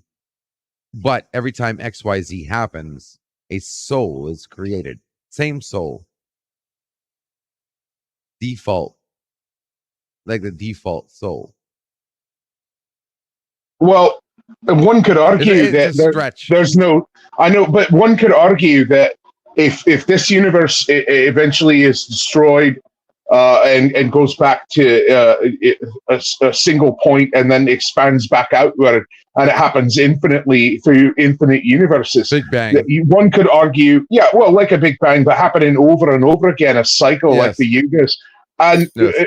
one could argue that there's no new souls, that we're all one with God, we're all one with the divine energy, and we're all recycled. And actually, what is it? The first law of thermodynamics, or the second? I think it's the first. Energy cannot be created or destroyed, just transmuted, something like that. Yes. So, but yeah, you're right. You're right, and I thought of that. But here's where I had an epiphany. Right? If it can't be created or destroyed, that must also mean that it always existed infinitely, meaning there is no Big Bang. There is no repeated Big Bang. There is a constant state of Big Bang in which the molecules and matter that are expelled from that constant Big Bang go in infinite direction. That could be true too. You know what I mean? Allowing us to exist, but understanding that the Big Bang is actually still happening. We're just outside of the dimensions of those conditions. Whether, right? Because like everybody thinks of matter and space, they think of it like Mario Brothers.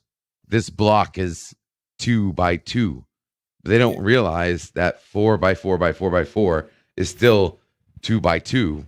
If you just look at it bigger, there's a whole separate dimension that we can be expanding out from the center of the universe, constant Big Bang, in which after it takes right now I would estimate, what is it, 12 billion years. Get it, I think they have some trillions, 12 trillion years ago, right? So we have to have expanded beyond. In a 3-dimensional plane, we expanded outside of the Big Bang field, and we're now beyond that. We're think of it like an explosion, but all the matter that explodes out. Once you explode out from the center point, you're on your own. You know what I mean? Like it's just constantly happening. I get it. And one could even argue that instead of there being infinite universes alongside each other, that one universe could be a small fractal inside another universe, and there could be expanding outward a fractal of that universe and expanding outward a fractal of that universe on into infinity. So that might explain the expansion of the universe, the fact that it's not shrinking. That's what astrophysicists say. It's not shrinking, it just keeps getting bigger and bigger. It depends on this perspective. Exactly. If you're looking at a dark matter point of view, the universe is always expanding. If you're looking at it in a macro universe, there is a fluctuation that is emergent. There's a fluctuation in everything. We see fluctuations in our rotation, our revolution. We see fluctuations in the state of matter, right? States of matter have fluctuations. So, but the core universe itself, that the fabric of the universe, is made up of something that's a little bit more absolute. You're talking about dark energy. If dark matter is the gravimetric force that keeps the galaxies gravimetrically kind of floating around each other, then dark energy is the push that's expanding everything out. And they make up, dark energy is what, like 60-70%, and dark matter's 20-25%, and then the actual gases and stars and planets and comets and all that, and asteroids that make up the observable universe are only like 5-10% or something insane like that. That's like looking at the ocean at night and just seeing the white caps on the waves as they crash ashore. That's all the visible universe is. Which in fact our movement through the universe can in fact be the source of the dark energy to the super universe beyond ours. So right now, there's a universe right now frozen in time, and we're experiencing every micro of a microsecond of that universe, as that universe is frozen in time right now. Oh, you're blowing my mind, mate. Absolutely. Yeah, well, they're frozen in time compared to the state of vibration and the passage of time that we experience versus them because our universe is so fucking massive. I mean, it's just like they found an exoplanet that is almost, I think it's 3 times the size of fucking Jupiter. Oh, and yeah. their More, sun, more. yeah, bigger, like 60 sometimes. Yeah. or Crazy. yeah, and the star that they're fucking that this planet revolves around is 1,000 times the size of our sun, and it takes something like 4,000 or 5,000 years for this planet to just rotate, do one orbit around this fucking star. And so, I mean, the people or creatures on that planet could be absolutely massive. So massive that we would be like bacteria compared to them, if even that. I wish I was life on that planet. Or do you think they're all like, oh, I'll tell you something though.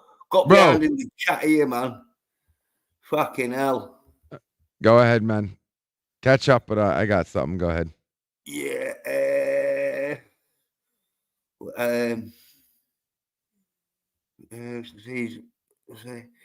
gonna head all those geeky stuff. Oh yeah. Well, Jill might have like found that interesting. That was fucking geeky anyway. And CGA says somewhere in the universe, masculine someone geeky figured it out. Tommy left. He was like, "Fuck this, lol." Yeah, probably got a bit too fucking. I love you too, me. Fuck you. You got so much quantum leap. Fucking Tommy. Jill says Nelson doesn't have that effect. Oh, that's probably fucking. Oi, fuck you, Jill. I mean, I hope no, it might be nice. No, but you don't know what effects it is because it might be a rotten effect that you don't have. I thought she meant because Tommy left. Like, it could have been. And I'm just saying we don't know for sure. Like, but anyway, elaborate, Jill. Yeah, and CGX says science has proved that God exists apparently, which is interesting. Well, there is a film, isn't there, where they sort of like try and prove that they're into God, but they can't do it, and so they finally like thingy. I mean, there's definitely evidence for intelligent design behind DNA and just the overall makeup of the universe, especially within the cosmic web and the electromagnetic filament connecting everything. I mean, there's intelligence behind that. It's almost like a brain synapse. But the same thing can be said for the exact opposite. There's 100% evidence that the universe is just logical, not divine. So what is the news to say? A reason. God isn't logic then. I mean, that a Vulcan would agree with you there that pure logic is God. Yeah. Well, God, according to the Bible and that, isn't going to fucking interfere because he gives us all free will. So that'd be like fucking giving someone the freedom, but then like phoning them up and saying, no, you can't go in there. No, you can't do that. No, you can't fuck there. So, but anyway, CGH says so maybe God doesn't in fact exist. It's just that God isn't what people think it is. Yeah, you've seen God on the South Park where it's just a little fucking toad creature thing. Yeah, I mean, religion has really fucked up the whole idea of God, if you ask me. But there's a lot of smoke you got to see through. And does the universe require a God? The answer is no. Right. This simply could just be the. Yeah, fucking hell. What if all life and all habitats? Shit. I mean, it was going to go up on one there, wasn't it? I had a good 10 minutes of him explaining life. What that? I'm just saying, what if all life, what if all habitats that house life, all energy, just life in general and all existence is God, is one with God. Yeah. Well, like, it could be. I don't know. I'm not really concentrating on that right now. I'm trying to get through these fucking comments, but see, yeah, there's a theory that time loop is the end to so maybe God is simply the person at the end of time. Jens as a Mandalorian post, I just thought, yeah, I got a thing you want to know, like an original Star Wars, and then like one with all the Marvel superheroes on.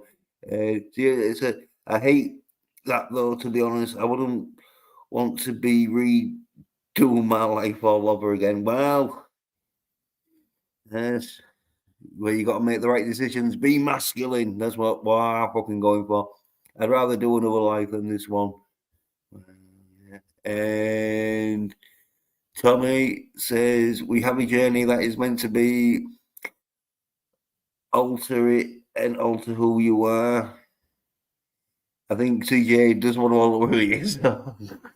There's stuff I went through growing up I would never want to go through again. There are always things we wish were different. Fucking hell, this is like a therapy session here. Let me change on it. So yes, I would change it either, to be honest. Re-experience it, Tommy. I hear you. I'd rather keep on going. Yeah. Keep the faith. Maybe I'd say 100 years from now, it won't be the same as now. But about 1,000 years, well, I reckon there'll still be masculine dudes doing fucking weights. So, it's very interesting to see if humanity can pull its collective over. Yeah, stop sending rovers into Mars and send bots on Mars, damn it. No, fucking. Boots, mate. Dr. Martin's boots. Yeah. Then more, imagine 100 years from now. Just imagine Star Trek. Tommy's back. You're way back behind Jens. Lol. I was here the whole time, just away from the keyboard, working on a diorama. Jens, you're about 100 years behind the chat. Well, they say so fucking, especially fucking Job. Hey, Maui. We get to diorama. Very from behind where I wanted to be with it. Yeah. Was damn house? That was cool. Info. What? The one I'm on is a secret piece for a friend, but he also has an ally. One I am fishing and a snow scene from Gremlins. Yeah. I think it's one of them minutes where you just have pictures of what your life wants to be, like a Ferrari and all that shit. Therapy with What's that? Like a goal board? Yeah, like a goals board, as in like your personal goals, not just solid goals. Because that's a fucking tempting fucking bit of equipment to see. But after that, I have Predator ship. A Predator. Well, you gotta be a Marine to be going up against a Predator. Wait. So Epstein's submarine? He's going to be doing a diorama at Epstein's submarine? But ching. Nice. There we go. I'm caught up. So yeah, you can talk now. Oh, now we're going to talk now. What did he go? I'm caught up. So if I fucking just making sure. Yeah. I would say, regardless of whether there is a divine infinite creator, super consciousness, intelligent design, I think we can all agree that trying to help other people, resist tyranny, and make the world a better place the best way we can is a good way to live life. Can we all agree on that? Yep. Yeah. because then you have to fucking agree that you let Soy Then you Nerds have to live a life of hell. bitches and ruin fucking Star Wars and Star. Did you hear me say resist tyranny? No, but it's not tyranny, is it? They're willing, they're happy to fucking go along with watching that shit. Because they're not resisting tyranny. Well, Pretty much, they don't have the tools to resist. Yes, I love you to death, mate, but sometimes you argue for the sake of arguing. Let me make a joke real quick. If you want to make Jens, if you want to make a stand against soy nerd bitches, try doing it on Twitter. Well, I do. Well, like showing me. Yeah, you fail. I ain't got time for type shit. I'm more action, aren't I? I just show being masculine. I don't try and fucking post a few fucking comments, hoping people might think I've got the ability to lift weights. I show people I lift weights. You show 4 or 5 people. More than you. Hey, I'm not trying to dog you, Jens. Yeah. Hey, I'm trying to prove a point, Jens. The masculine. You should have thousands of people watching you right now, Jens. Yeah, I know. It's hard to get masculine viewers. I guarantee you have thousands of people who think like you, minimum on this planet right now. Minimum. Well. Thousands. Well, I mean, you're showing it. Why aren't you talking to thousands of people right now, Jens? Because you're on a system that's made to work against you. And you accept the terms and ultimatums given by those platforms. Free the internet. Freedom!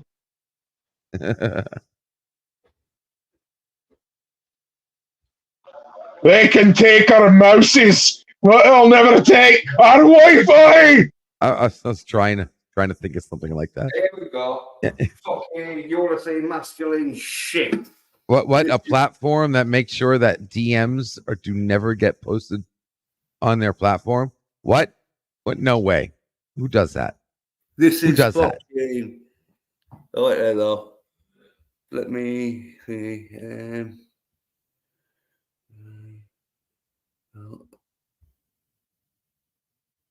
Somebody says, but damn, Jens, it's fun watching jackass keyboard warriors on Twitter run like hoes. Yeah, well, I ain't got time to type. I ain't got time to bleed. But the best are the ones who throw you DMs with threats. They always get silent when I send them my address. Yeah. Right. Always got the fucking link here. Open panel. In case anyone wants to come on and give me some shit. I'll just show them this shit. I'll give you some shite English. Fuck you. We'll fucking all the Englishmen, we'll fucking take you, and then we'll keep your women and we'll raise your children Scottish. Yeah. Well, that means you're gonna have to do some sit-ups. Which is fucking hard. I'll just pause it whilst I fart because I don't want it. Pardon me. Don't want to be farting on the street. Did that one. There we go. This shit is what real men fucking do. What's mine? I'm just getting up here. Down. 1, 2, 3, 4. There you go. 6, Bump that iron. 7, 8, 9.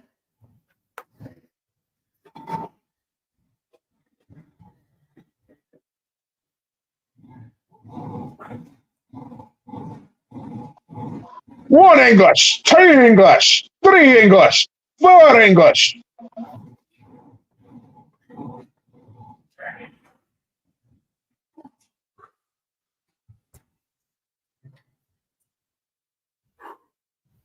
That's masculine shit. Certainly, bitches won't be able to even do about 3 of them. Pick them up most of the time to get up fucking and the legs in. You're crying. Hey, Jens. I'm sorry, buddy. That's all I got in me for tonight. I'm going to have to call it. I'm going to listen in on the cell phone. Good talking to you. Yeah. Always a pleasure, guys. Free speech or die. freethenet.org/underground. Come hit me up anytime. freethenet.org/underground. Free speech does live, and it will live on. Take care, guys. Be good. Bye. Yeah, let's pop it on. Yeah. Where the fuck? You'd think it'd be easier to find a picture of a 7-point buck standing front faced on fucking Google, but god damn, it's not fucking easy. Sorry, working on the design. Jill said she's having some amaretto. Yeah. Amaretto sour. YouTube vlogs my Star Wars 4 stream. So now, yeah, 4. So now I'm just trimming it, hopefully trimming their dumb VHS special feature out the works. Yeah, sometimes I'll give that. No Aberthons. Yeah. Jill says, good night, LDG. And then Tommy says, YouTube are jackholes. They recently age restricted another video, yet my whole channel is listed as not for children. Yeah, but it's like age restricted means like no children will be able to watch it, where not advertised to children, or when you have it not for children means it doesn't get advertised for children, but children still can watch it, but it's not advertised. But if it's age restricted, it means children can't watch it.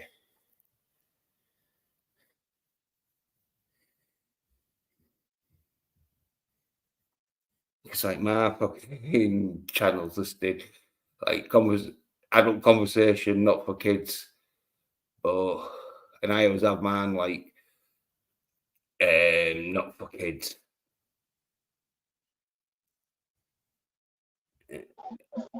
Fuck, shit, cunt, piss, fucking cunt, fuck, fuck, fuck. Yeah. Not for kids. No.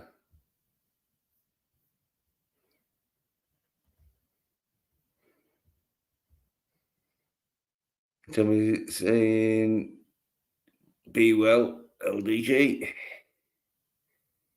Jill says, sleep well, LDG.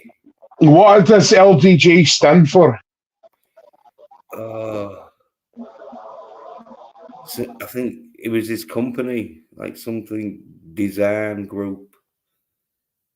What other names does he go by that I would know him as?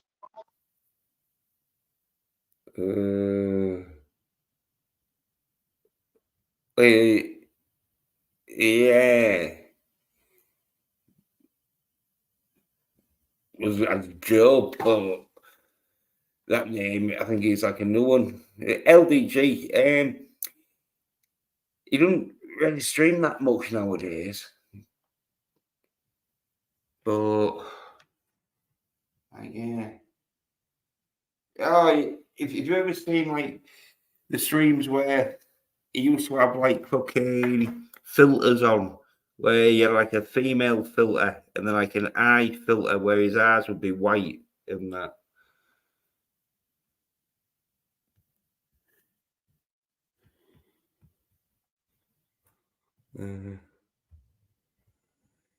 Somebody says he used to go by Geeks Enjoy Nerdrotica. Soy Nerdrotica. You might know that one, Nelson. No, I don't. But I feel like he's been on before. But I think he did go by Job. I think I was getting him mixed up with Citizen 333. But yeah, no, he's been on before, and he was talking free the net, and he was he was going by the moniker Job. So yeah, it's fine. Oh, he's getting pumped. He's getting jacked. He's getting ready for the kilt people to invade the kingdom of Scott. When you're fucking telling people to go watch fucking Accident Man and fucking Expendables 4, well, you don't like you fucking don't work out and that. It's like, yeah. Someone fucking needs to show like you're masculine to watch them. Not true. No, I mean, you got to recommend manly films for especially the youth. You know, there's so many films that just want to cut the fucking balls off of any young man or men in general. You know, you got to recommend good action. And speaking of which, me and Yin's got a little treat for everyone tonight. We're going to start doing top 10 lists of action movies that you guys can roast us and disagree with in the chat and go, you're stupid. Why didn't you have this movie number one? It'll be fucking great. And I'm sure his list is going to be very different from mine, and mine's going to be very different from his. And we'll argue and call each other dumb cunts and all that. Yeah. Well, obviously, I'm in the race. Fucking, I'm fucking no good masculine actor. So, well, but the first list. See how wrong you are. What's up? I said we'll just see how wrong your fucking list is. Oh, we'll just see how then. Your list is English. So what we're doing first is we're just doing straight up action. So if anybody's like, okay, why wasn't Predator on there? Oh, why wasn't Event Horizon on there? Oh, why wasn't Jackie Chan's Super Cop on there? Why wasn't Lord of the Rings Two Towers on there? Because it's not straight up action. So today we're doing straight up action top 10 of all time.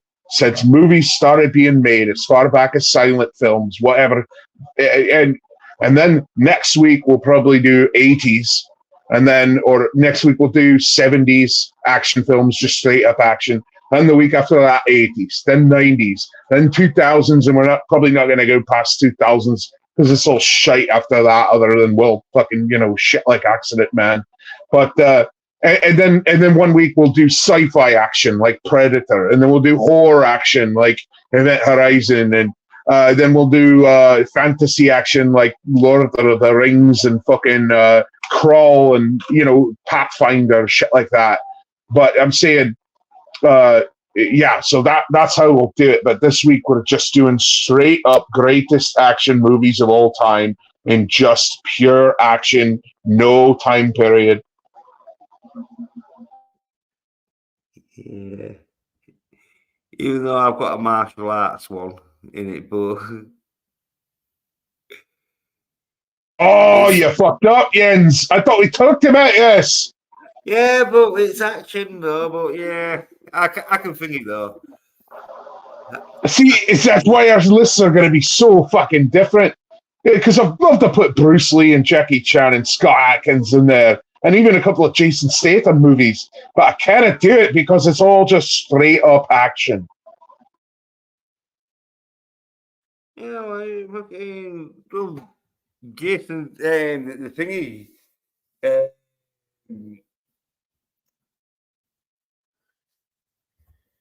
Jason Statham films are like action and that. But I'd have to put him in, the martial arts category because he's so good at kicking. But I mean, he does an equal amount of kicking and punching. So I'll give Statham a pass, but I would say Jackie Chan or Bruce Lee or Scott Adkins, that's definitely more in the category of martial arts. Yeah, but it depends what film they're in. Yeah, because Revengeance is more of an action movie than a martial arts movie. Whereas Accident Man is definitely more martial arts. See, you're right. You're right. So why don't you say you're number 10, and I'll say my number 10. Right. Well, Well, you say yours first, and we'll talk about it for a minute. yeah. Well, you might think it's a bit of a martial arts movie, but okay, You picked all martial arts movies. yeah, well, it's a bit more than a martial art movie. It's a fucking Armor of God, Jackie Chan. Which one? Armor of God. Armor of God by Jackie Chan. Yeah. I'd say every Jackie Chan movie's a martial arts. I've never seen that one. What's it about? Like, he's got to find the armor of God, and it's like a shield and all this shit, and it protects people of that. Or bit of a spoiler, no one ever gets to wear it.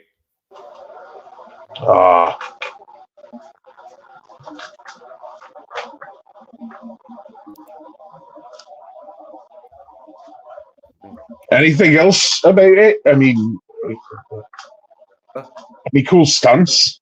Oh yeah, but this is the one where the famous image of Jackie Chan fucking with his head split open because he fucking jumped onto a branch, but the branch snapped and he fell about like 30 foot and cracked his head on like a stone or something. Like it's usually always shown. 1986 film. I'm gonna look up images from it real quick. There we go. I'm sharing now. Hey. Ooh, yeah, that looks fucking intense. It looks more like he's a military asset rather than a cop like he is in a lot of other martial arts movies. Well, in this is a bit like Indiana Jones, where he goes finding relics, but where Indiana Jones donates it to a fucking museum, Jackie Chan sells it. Does he kill anyone in it? Yeah. Oh, he usually avoids that. Yeah, well, he doesn't really kill anyone on screen, but at the end, the shit he does at the end probably causes a good like 50 people to die. And these birds and all, he fights these 4 birds at the end, and like there's 4 of them. So like, I'm seeing it. Well, angry black women. Yeah. That would not fly today. Yeah, and so he has to like beat them up because the like trained killers are like bodyguards, and yeah, he has to fight them and that. That's great. That's fucking great. And then there's this bit where he's in a room, big hall, like dining hall, where all these monks or like the henchmen are like eating and they're escaping and that. And so like he gets this pole and puts like alcohol on it and sets it on fire. And then he's like running at them and that shit with it and that fucking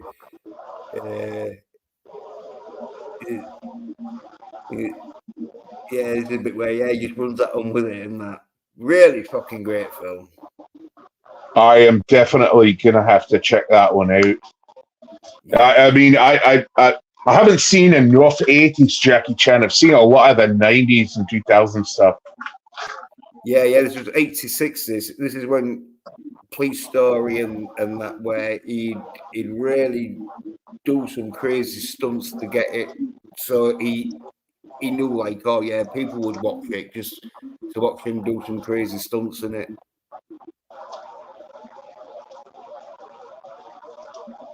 Right. So what's your number 10 then? Oh, do you want to talk about Armor of God? Yeah, I've got 5 words for you. Let off some steam, Bennett. Oh, Commando, yeah. Yeah, fucking Commando. It doesn't get more masculine than that. Just, I mean, the beginning is a little fucking soy, but he's hanging out with his daughter. You know, you got to establish the rapport that he loves his daughter, and he does that weird European thing where he continental European where he kisses her on the mouth and whatever. I don't think he's a fucking chomo or anything. That's a fucking German thing. Those fucking krauts are crazy. But yeah, oh my god, he just kicked so much fucking ass in that movie. It's fucking great. My one gripe with that is he should have kissed the hot mix chick at the end. I think he just kind of put his arm around her and ran off. You know, he should have given her a big fucking wet kiss like he did at the end of fucking Running Man. You know what I mean? Yeah, well, it was one of them where he wasn't his bed, was it? Yeah, she was just kind of his friend on the adventure with him. He still rescued her, you know, he saved her ass half a dozen times. But, I mean, we got one of the best Arnold one-liners of all time. Remember, Mason, when you said you'd kill me last? Yeah. Oh, wait. It was, you remember when I said I'd kill you last? Yeah, Mason, you did. I lied. And then he throws that fucking dummy. And it's so fucking fake, but I fucking love it because you hear him. Ah! Yeah. Don't interrupt my friend. He's dead tired. Yeah. Fucking great. Yeah. Classic.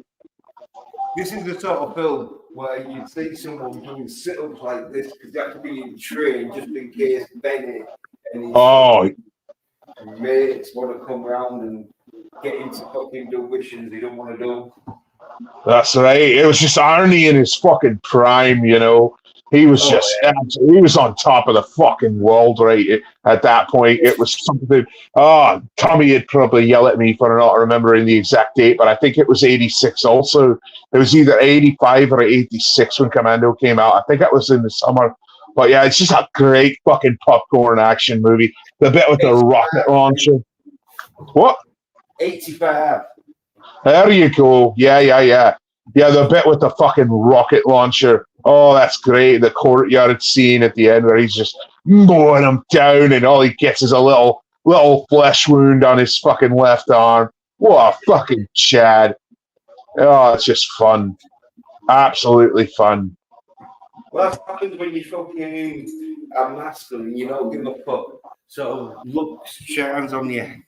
Lady, look, takes a liking.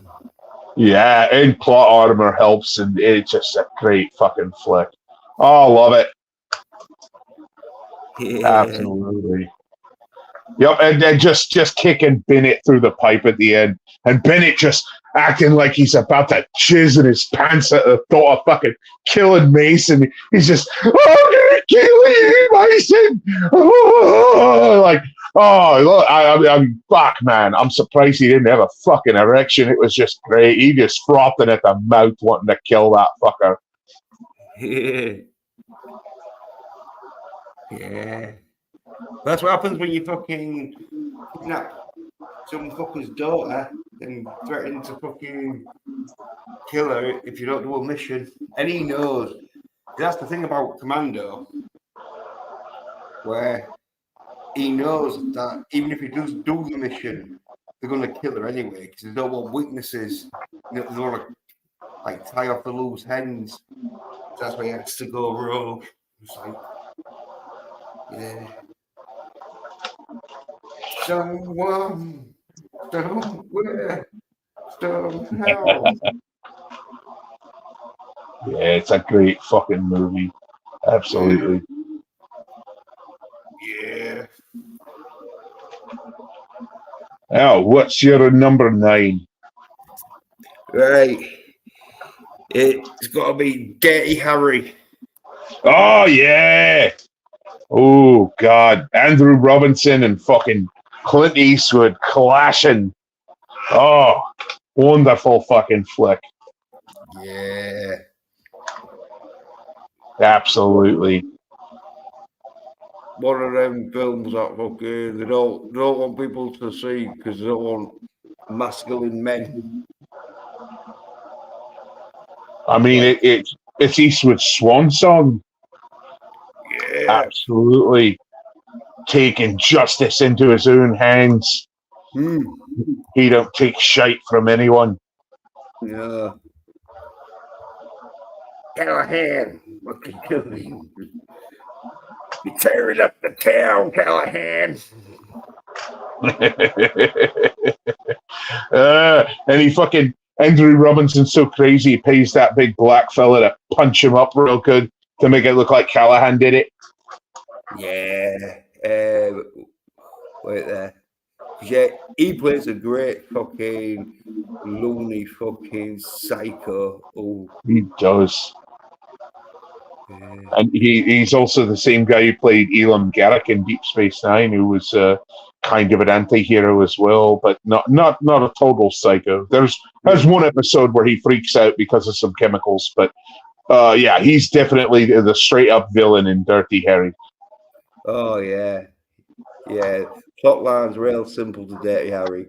There's a crazy cunt going around killing people, like Dirty Harry has to fucking make his fucking day. Absolutely. And the line about, do I have one bullet left or not? Did I fire 6 shots at 5? Well, do you feel lucky? Fuck. Yeah. That's just history right there. Yeah. Oh yeah. Fucking it is the most powerful hand in the world. Oh, that's how it goes. That's a fucking 45. Yeah, it's a fucking hand cannon. Oh yeah. Kicks like a fucking mule. Just an eagle, isn't it? Just an eagle's the more powerful sort of gun now. But in them days, though, in '72 sort of thing, it was the most powerful handgun in the world. Did I fire 5? I did shots. I did a fire 6. In all this confusion, I lost myself. Just gotta ask yourself one question, pal. Do you feel lucky? Well, do you? Yeah. Like, yeah. How did he end up killing him at the end of that? What was the death scene? I can't remember. He like does that line because he does it first at the bank robbers, and the dude's like, "I gotta know, man," and like he pulls the trigger because he did shoot 6 bullets because his chamber's empty, but at the end, because it's after the bit where he fucking gets on the school bus and now stops the school bus, and then he gets out of the school bus and grabs someone fishing, a little kid fishing, and he gives him, "Did I fire this 5 or 6?" And then he goes for it, but he didn't shoot 6 this time. He only shot 5 because then he just blows him away into the river. Hey, that's right. So he does often. Yeah, just offs him like that. And then it like thing is ends where it's like pans out, I think, and that where it doesn't end where like most action films end, where he gets the bed. Because there ain't no bed in Dirty Harry. He's just after the killer.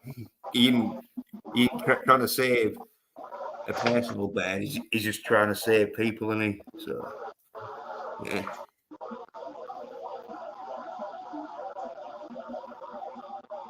Which, if I was writing it, I'd have been like, right, instead of like the dude taking hold of a little kid fishing, he grabs hold of a bird with nice tits who was fishing, like RoboCop sort of thing, where he's like, "Oh, thank you."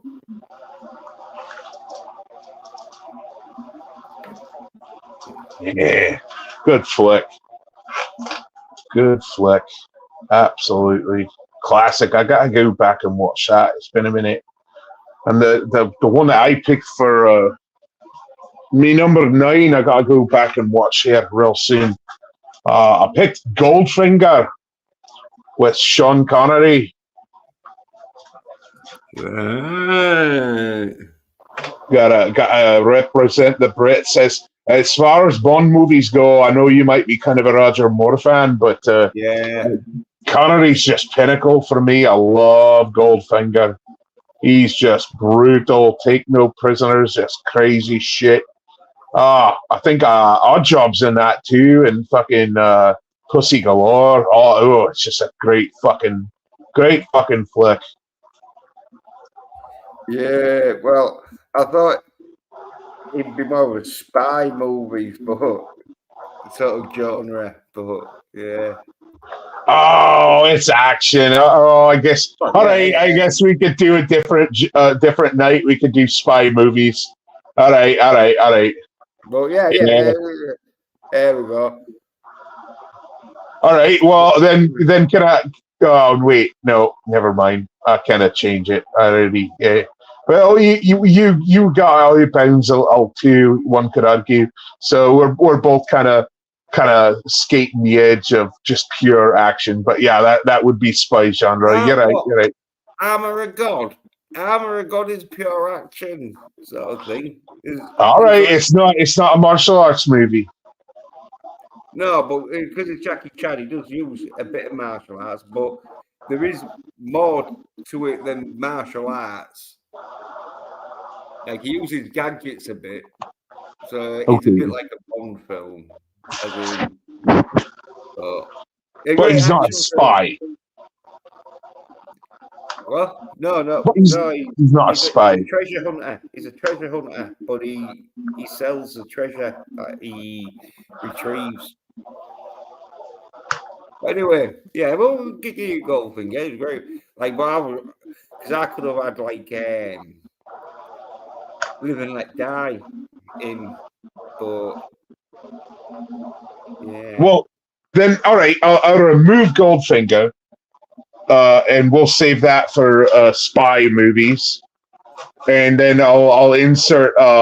We've already talked about this one, so there's no need to talk about it again. Safe with Jason Statham. Yeah, well, yeah, because so we talked about it, didn't we? Yeah, okay, well, just bring it up just in case people. That's the one where he saved the little Asian girl who was the human calculator, and you thought he was a pussy who was just going to let him get his ass kicked, and then he finally snaps when it's time to save the girl and just goes fucking nuts. I love that. Oh, yeah, Jason Statham kicks ass on that. Oh, boy, he does. He fucks those fucking Russians and those fucking Chinese right up. He's got the Russian fucking Bratva Mafia coming after him. He's got the Chinese triad coming after him, and they all want this fucking little girl who can she like a human calculator? She can do statistics and probability, and they can use her to gamble, right? No. She has got like a photographic memory, and she's real good at maths. So use her as like the a book, as in like to keep records of their dealings. But that's right. Yeah. And so, like, she's really important to them because she knows all their fucking dealings and who's got what and that. Oh yeah, okay, but he's expendable, so they're trying to kill him and get her the whole fucking movie. It's a little bit slow at first, but then once it fucking ignites, it's just like a shotgun blast. It doesn't stop. It's fucking crazy.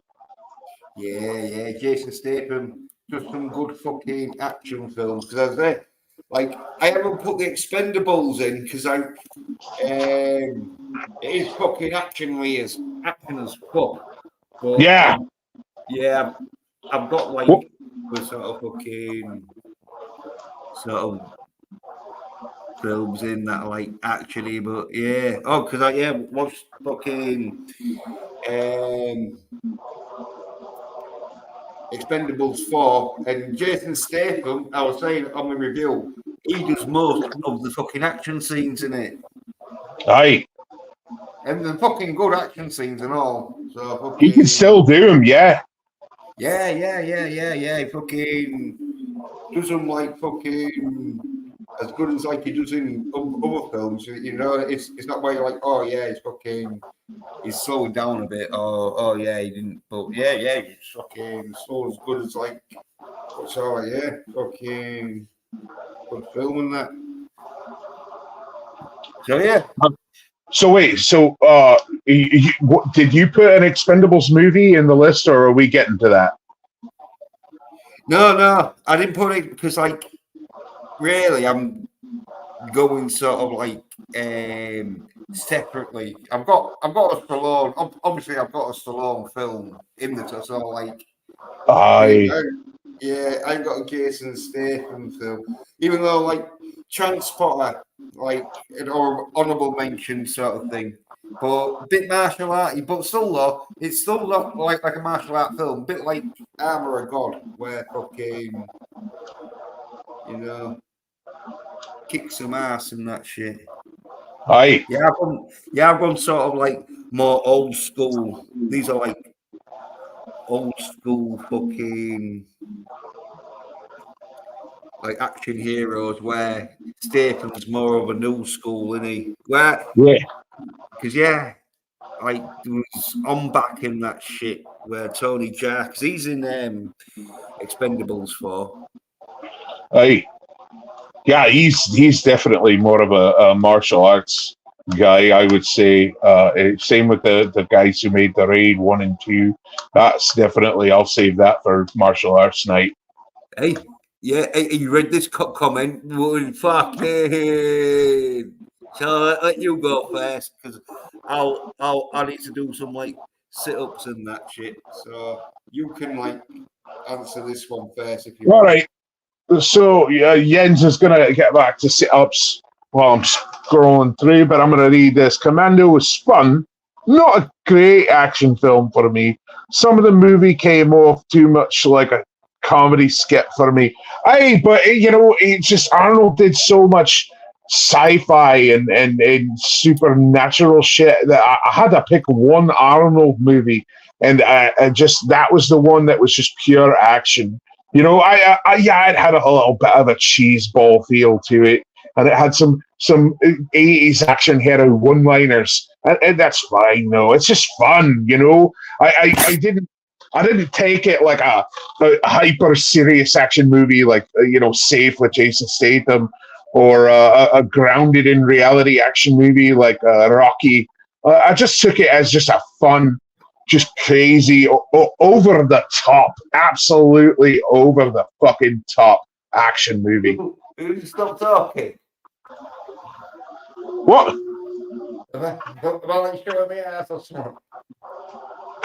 Wait, do your setups, mate. I'm still talking. I'll vamp. 1, 2, 3 English. 4 English. 5 English. 6 English. 7 English. You can do it. Yeah, tell me you're a very picky boy when it comes to what you like and don't like. And I respect that, because you say what's on your mind. You do. And he's still going. Shit. I just, Commando is just 80s action fun. Like I said, it's a summer popcorn flick. Yeah. Fucking Commando. It's not supposed to be taken seriously. That's why they did it. It was a bit of a comedy action. But the action was fucking really good. Because the bit where he starts shooting the shit out of fucking everyone and that with the fucking machine gun over the lawn and that, just taking out flowers, everything. Fucking yeah. Action. Yeah, it's just fun. Yeah. Turn your brain off and watch some shite blow up and some motherfuckers die. What? Yeah. Tommy's more fucking interested in people wearing hockey masks with machetes Then muscular dudes going around saving their daughter. Saving their daughter and grew up to be a fucking hottie. Too bad she's a crazy social justice cunt now. Yeah. Wait. Shall I fucking... Oh, hey, Popcorn. Yes. Oh my god, these guys need subtitles. What the fuck? Fuck you, Alfalfa. I got your subtitles right here. Yeah. Some people just don't have any culture. Yes, some people just don't know how to understand a man with an accent. Yeah. Well, anyway. On to my fucking... 7th. Oh, wait, we're on, you're on 8. You're number 8. Yeah.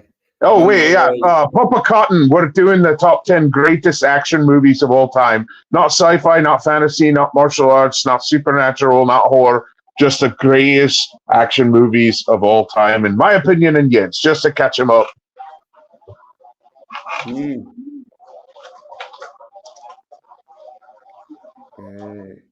Well, you're number 8. I'm sorry.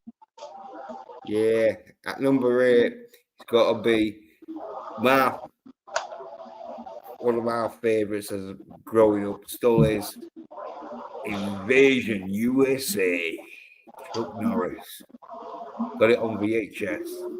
I haven't seen that yet. I gotta see that. Oh, you haven't seen Invasion USA? Oh no, I'm writing it down right now, mate. Oh, you fucking love it. It's where these mercenaries fucking invade America and start doing terrorism to like fucking destroy America and take over and that. Well, the mainly just weakening America and that, but Chuck Norris sorts them out. Fucking, and he's got like 2 fucking Uzis at the side here, where he just goes around blasting with his fucking like top open and that shit. Fuck yeah. Yeah. That sounds like a good flick, right? Yeah. Is there any cool stunts or action sequences? Yeah. Like loads of tanks and that shit, and fucking like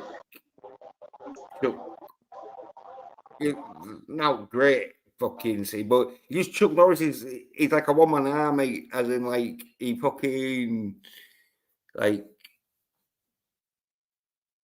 goes around stopping them from like killing people because like a mercenary like portable little terror group that's going around just fucking like killing loads of Americans and that. But there's only one man that can stop them. I wish we had him at the border right now in fucking America, at the southern border. Yeah. And there's the like main bad guy. I forget his name. But anyway, he's like fucking the main leader and that shit that Chuck has to fucking take out. And like, I won't spoil it how he takes him out, but takes him out proper Chuck Norris style. There we go, look at this. This is when I think they're like trying to do them all. Chuck Norris runs out, just sits back. Yeah. Right. All right. Yeah, I'm writing that one in Armor of God down. I want to see him definitely. Oh yeah, well Armor of God and Invasion USA was sort of like films where I saw when I was like 12 and that shit. Because blew your fucking mind. yeah, they'd been out a few years and that, because Armor of God, I think, was done in 86 or 85, and this was done in 85. So when I watched them, it was sort of like fucking late 80s, like, and so they'd been out like about 3 years or something. Or in them days, like a movie could have been out 3 years, but you wouldn't have really known because there were so many that like fucking were getting released and that like, yeah, unless like you do. And like obviously the Chuck Norris one I saw advertised and that, but the Armor of God, it was one of them where fucking my mate had seen it and he went, oh yeah, it's real good. So then I watched it and like, oh yeah, it fucking is. Aye. Sounds like a good fucking time. That one's for you, Jill. There you go. Fucking A. All right, I'll have to check that one out too. I saw the poster for it as a wee one in the video store and whatnot. So yeah, I'll check it out. Yeah. Oh yeah. Fucking masculine as fuck. That's why I'm so masculine, because I fucking watched Chuck Norris films before I reached puberty, and so it fucking give me the ability to like be masculine. Now, I don't know with my next one, with my number 8, if you're going to say, no, that's a comedy, that doesn't work. Beverly Hills Cop. Well, it is more an action comedy, but fucking... That's technically still an action film. Yeah. I fucking love that movie. Especially the first one. Second one's decent, but the first one just, they really it captures the spirit of it, the fish out of the water scenario. It's just great when they throw him out the fucking window and the police come and arrest him. He doesn't tell him he's a fucking cop. Oh, that's fucking great. Oh, just absolutely, just two completely different ways of doing things. Undercover from the mean streets of Detroit, going to the fucking most fucking snootiest fucking goddamn police precinct in the whole fucking world. It's great. It's just who fucking wrote that? I gotta look up who wrote that, because I think there was like 2 people that wrote it. Like, but originally they wanted Mickey Rourke to play Axel Foley. What? No, it wouldn't have been the same. It would not have been the same. Don't get me wrong. Mickey Rourke's fucking... it was Daniel Petrie. Daniel Petrie wrote it. Yeah, I mean, I'm sure Eddie Murphy helped write a lot, too, with a lot of the jokes. He probably helped him with that. But yeah, it wouldn't have been the same with Mickey Rourke. Yeah.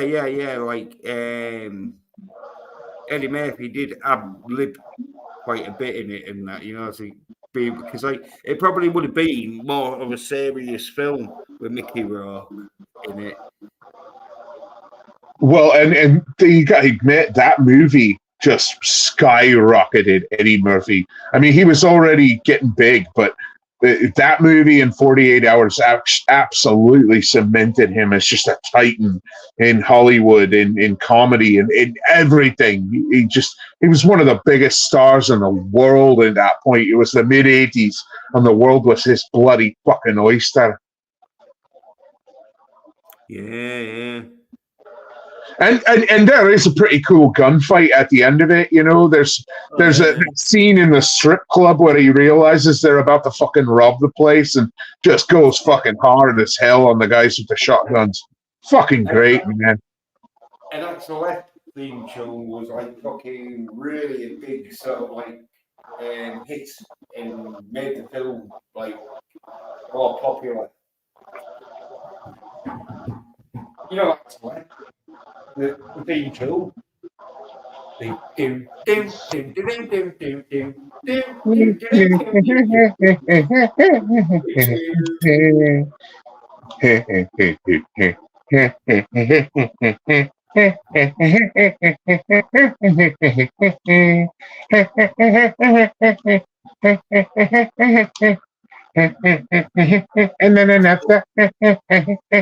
it's fucking classic, man.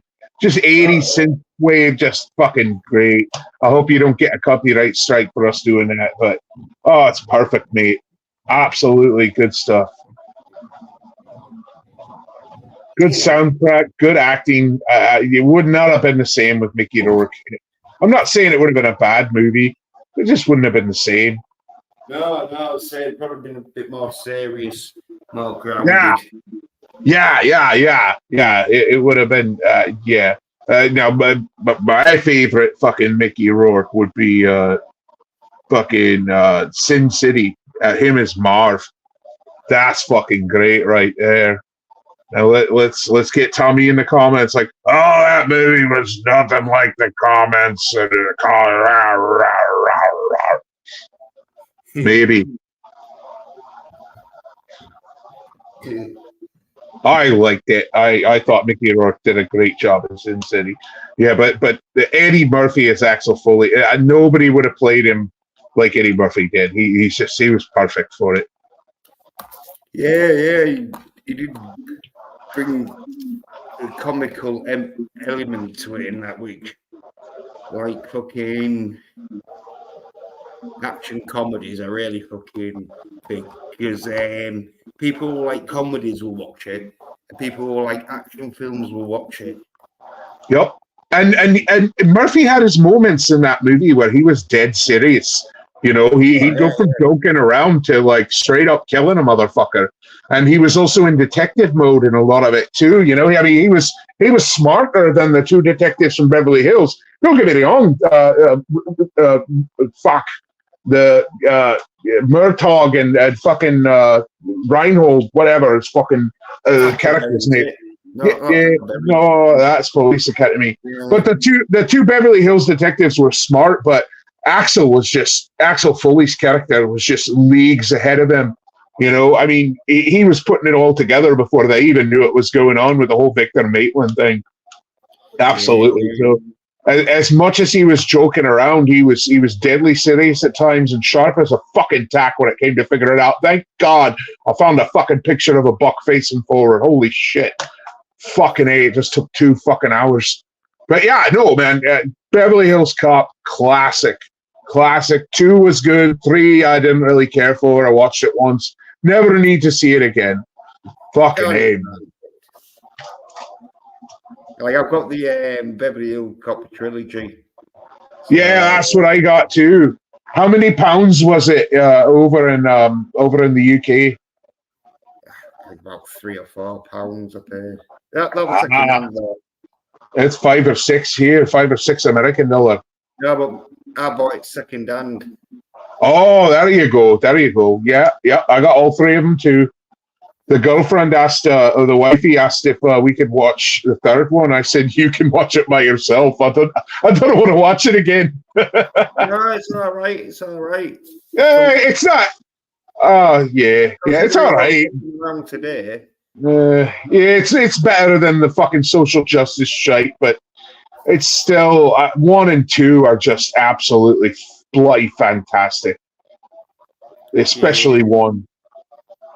I think Eddie Murphy did like do most of 3, as in I think was like a producer on it and that, so he could like do some shit. But yeah, did you hear they're talking about doing a number 4? Oh, well, yeah, God. I don't think Eddie Murphy will do it. But. I mean, I kind of hope they do, but I kind of hope they don't, because, you know, you had 2 amazing movies and 1 okay movie. It's like, I'm just worried it'll just they'll have his Axel Foley's daughter, they'll do a bait and switch where they make you think that, it's going to be all Axel Foley back in the saddle. And no, it's his daughter, and he's getting old and doesn't really want to do it anymore. And his daughter is so much better than him at being a fucking detective and all that shit. And she just talks down to him the whole, or maybe she doesn't talk down to him. She talks down to Judge Reinhold, the guy who plays the younger of the two detectives, if he's even still fucking alive. But anyway, yeah, I'd be worried they'd make it for a modern audience and just absolutely ass rape it. Yeah. It would be like fucking, getting some female fucking strong character somewhere. Like, fuck all that. Yeah. Or it would just be a fourth one and they could make it decent and give fans what the fuck we want. They could try doing that and, I don't know, making money. Oh, yeah, that's a crazy thought, I know. Yeah, we were too masculine. That would mean there being a masculine audience out there, like me and you.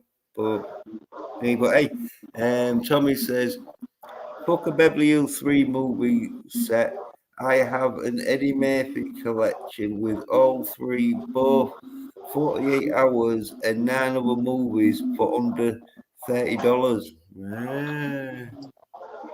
There you go. One of them, I bet you one of them movies would have been shit, what's it called with fucking some defense.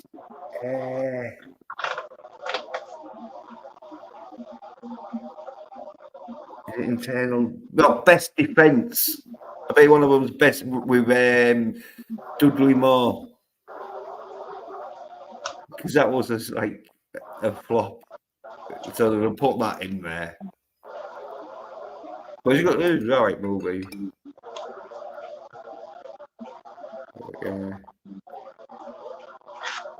So, shall we get on to number? Oh yeah, that was my number 8, and now you're on your number 7. Yeah, Red Scorpion. Hold on, looking it up. I've never heard of that one too. Oh yeah. This was like Dolph Lundgren's fucking like major sort of like breakout role. Yeah, his own sort of like.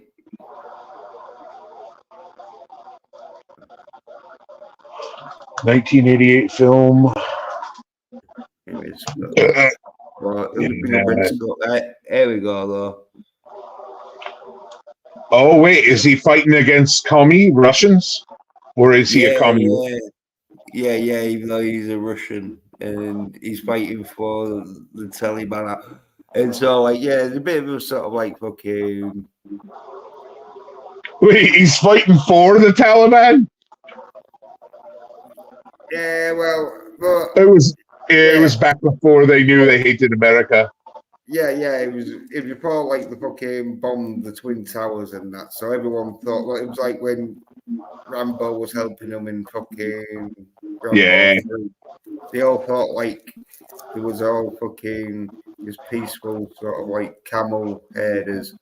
But anyway, yeah, in this, like, but like fucking like I forget fucking exactly what happens in this apart from fucking Dolph Lundgren kicks ass in it, but it was got like loads of explosions. So this is like one of the films where fucking they did loads of explosions and that shit and fucking really good masculine action, like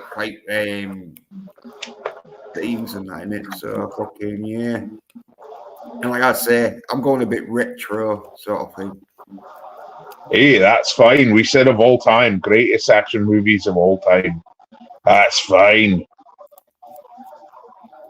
Definitely. Yeah, I'll check it out. It looks like a fucking proper 80s ass kicking fucking military fucking action flick. Yeah, they filmed it somewhere where they was allowed to use like real explosives and that. 'Cause I think it's the last film to be made where they use Ah, real explosives and I think real ammo and all this shit. No CGI. back in the good old days where they really blew shit up.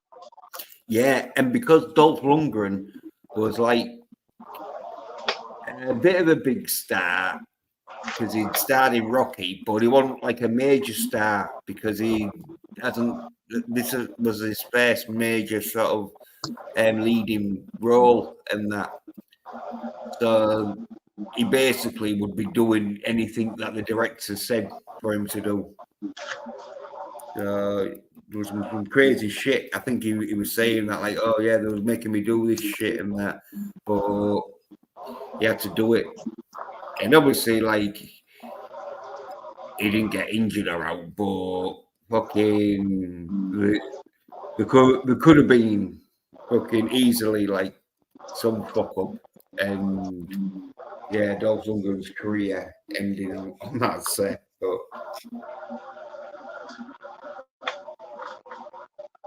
Damn. Oh, so he could have gotten permanently injured, you're saying? yeah, I think like the amount of explosions he was using and real ammo and all this shit, it was like fucking where they had to be really careful and that shit. Make sure like fucking no one was like fucking having like mishaps or out because someone could have been really injured badly.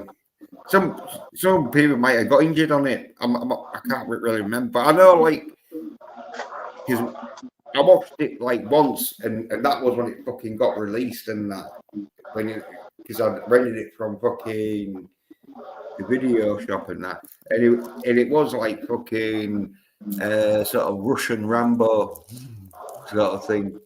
That's how like fucking it was portrayed as like a Russian Rambo. He's Russian in it. Yeah, because like he defects the Russian army to help the.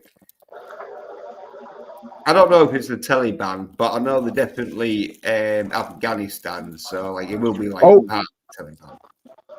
Yeah. You know that shit. Al Qaeda and all that, man. Yeah.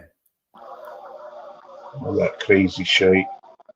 Yeah, but say the action in it is fucking really good. I need to watch it again because it was like fucking done like bit cheap budget, but not cheap enough that they didn't get like experienced people in and that shit.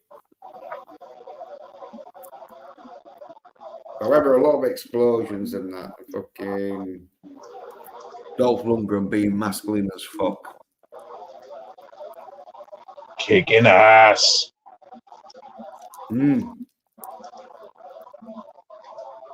For sure. Yeah, I mean, he's just. I've liked him since Rocky IV. You know, he plays a great villain. He played a great fucking. He played a great hero in the He-Man movie, the live-action He-Man movie. He's great in the Expendables movies. I even liked him as a villain in Universal Soldier. He's just an all-around fun fucking action actor. He is. Yeah. Oh yeah, he knows how to fucking do action, defo. I think he's better at playing a villain or an anti-hero than he is at playing a hero, though. Yeah. He seems like he has more fun when he's playing a villain. Yeah.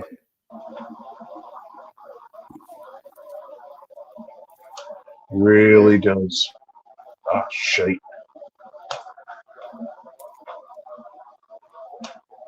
Good old Dolph. Yeah. Come on, where are you? My number 8, or my number 7, I'm sorry. Yeah. Lethal Weapon. Oh yeah. Class.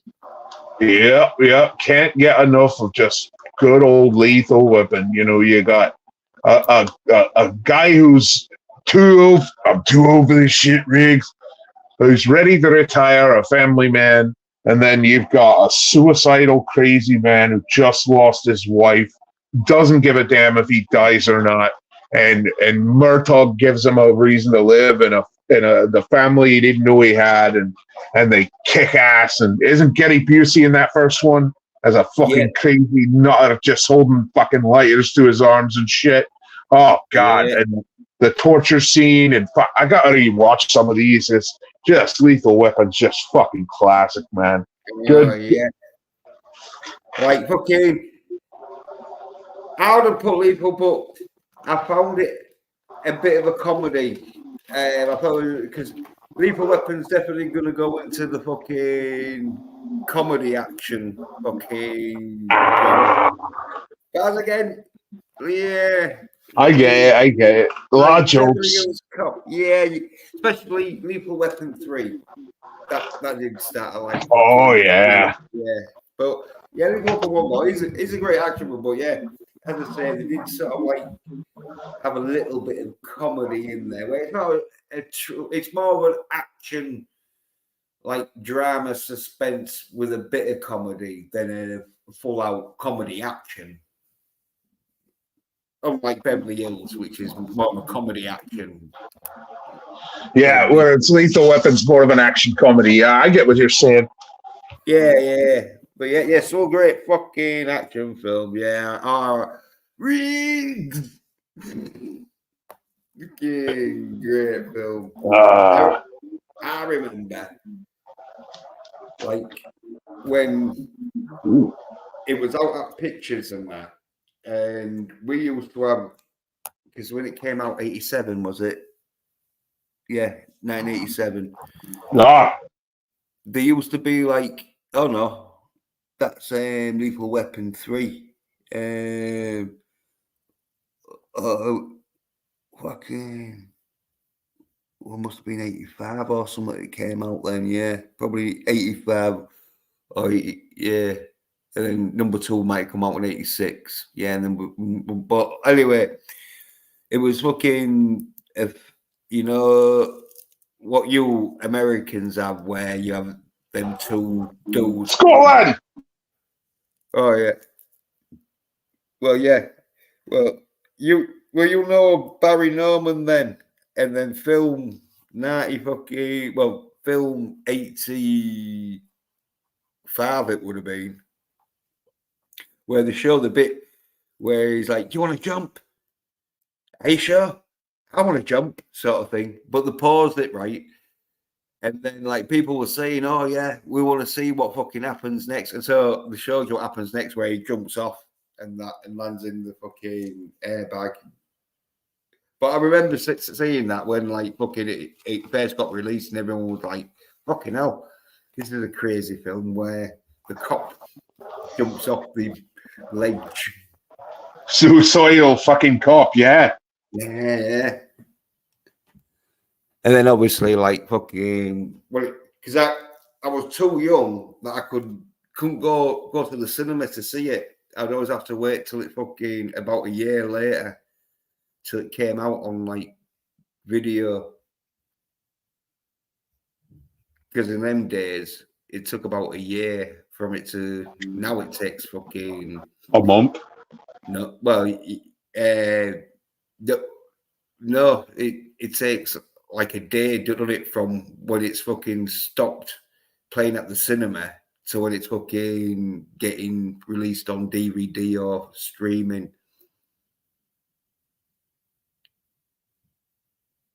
But in them days, though, when it stopped at the cinema, you'd have to wait for about a year before it came out on VHS. Oh, right. It would be in the theaters for 4 to 6 months, and then it would take another 8 months to come out on VHS. Yeah, sometimes even more, because like E.T. was one of them. It took like fucking 20 years or something before they'd release it. I thought it was fucking a long fucking time anyway before you could get a home copy. Oh yeah. E.T. Now I'd just rather watch a version of ET without the CGI bullshit. You know, give me the wonky puppet any day. Yeah. Oh yeah. Try and make it too fucking like perfect and that. And yeah.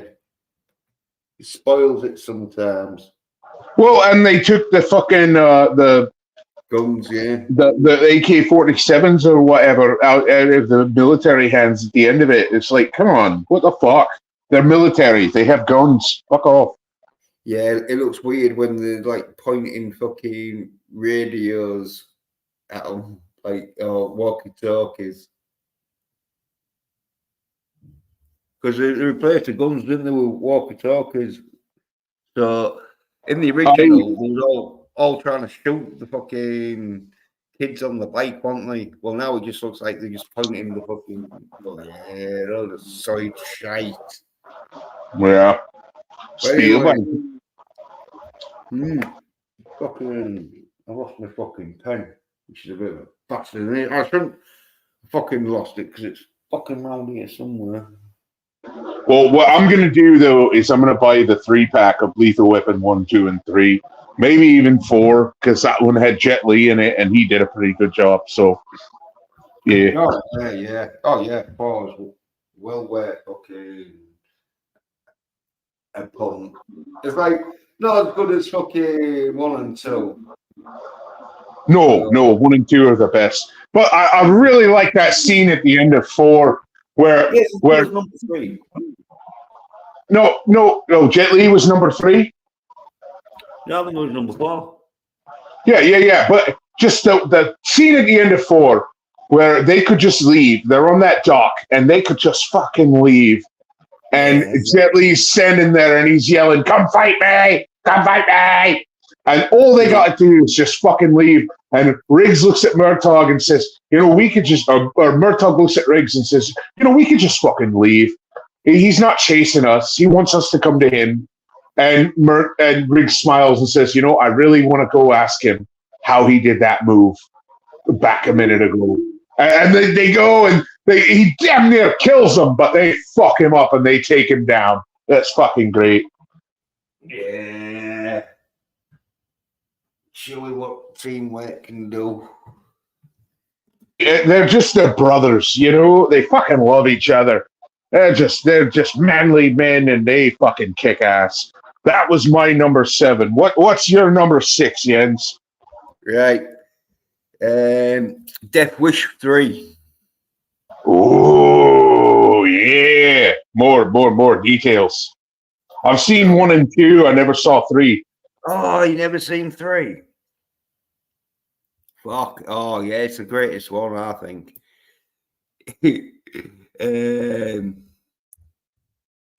It's like he's taking down loads of punks up down.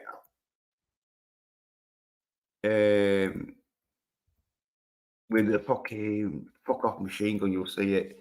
Yeah, we got Death Wish 3. Yeah, there's the main fucking punk guy.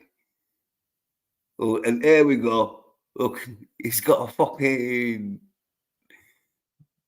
like fuck off turret. He should shoot him. He should shoot him in the face just for having that fucking haircut. Yeah, he got that turret gun, and his mates like fucking carrying his ammo. He's just fucking at the end of it. Spoilers. He just goes, takes out like fucking 30 or 20 punks and that shit.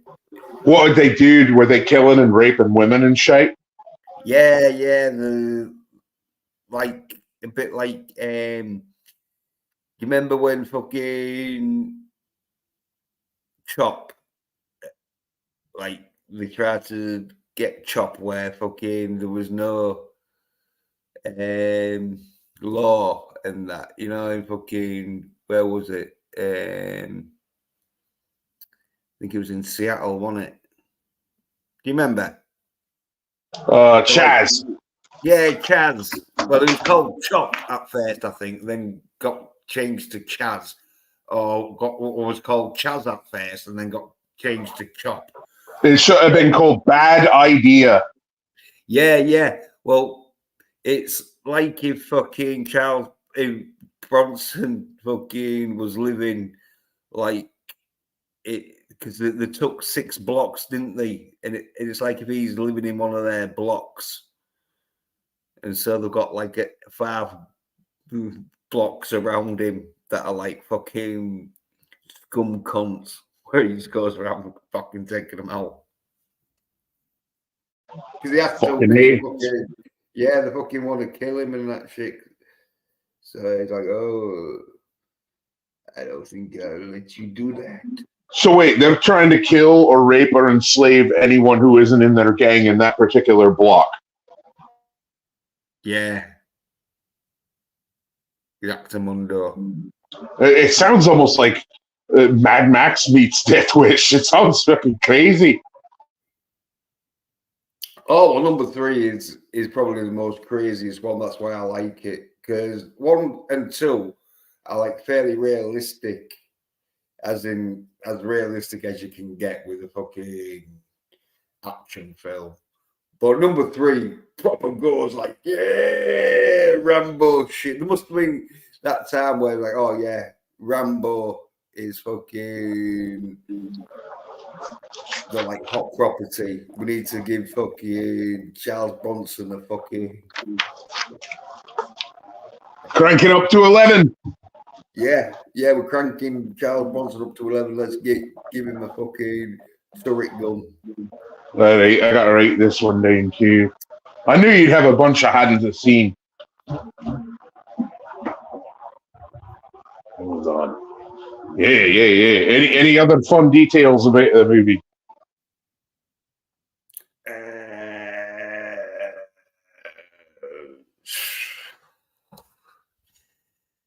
Yeah, not really. I mean, just the end bit. It's one of them where most of the film is just like Bronson fucking in most Death Wishes, where he's just going around. Hey, what you doing? Get up that bitch. No, get up that young lady, you piece of shit. I like his Charles Bronson impression. It's very spot on. Thank you. It's very nice of you to say. Even though, well, yeah. So he's just been, but then, as I say, he noticed the new fucking Antifa mob in town, and then he just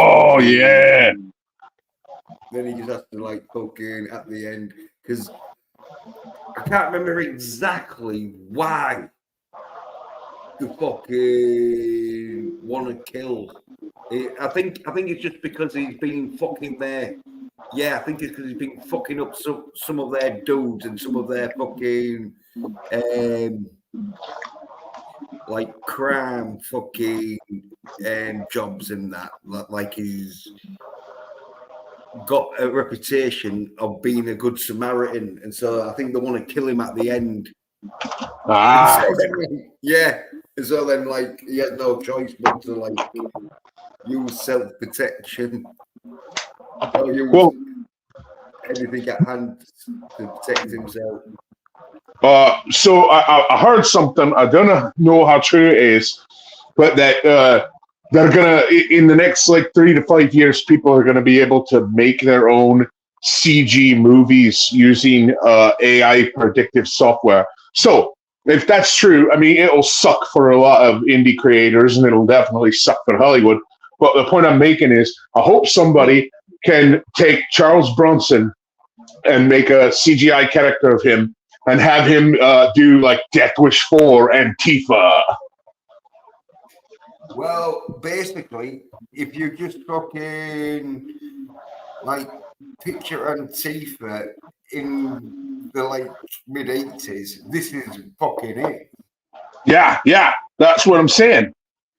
Yeah, well, all you'd have to do really is just fucking get AI to just fucking make this film, but update it, as in like, yeah, fucking give them like mobile phones. Have Charles Bronson. Can you do an impression of Charles Bronson saying, "Hey, don't burn down that black business and kill that black shop owner on Antifa and BLM"? Wait there, let's write it down because that was a bit of a fucking mouthful, Paul. So, hey, Don't burn down that black business and kill that black shop owner, Antifa and BLM. and hey, don't burn down that shop. Oh, it was a black shop. Yeah. Don't burn down that black shop. And what? Kill that black shop owner, Antifa and BLM. Hey, don't burn down that black shop and kill that black Shop owner, Antifa and BLM. Antifa and BLM. Right. Say it in the Bronson voice. Okay. Hey, don't burn down black shop and kill those black shop owners, Antifa and BLM. There you go. See, you could do the bloke's voice. What? You could do his voice in the AI generated movie. Oh, yeah. Vote for Trump. Get rid of Antifa before I do.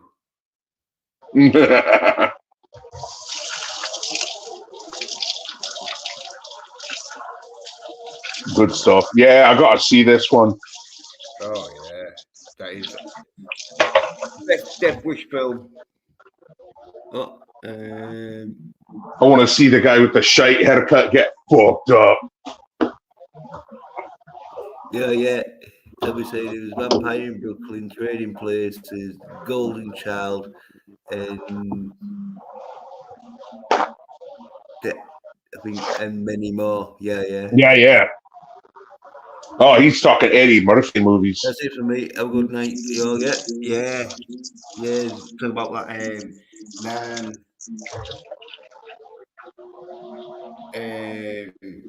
So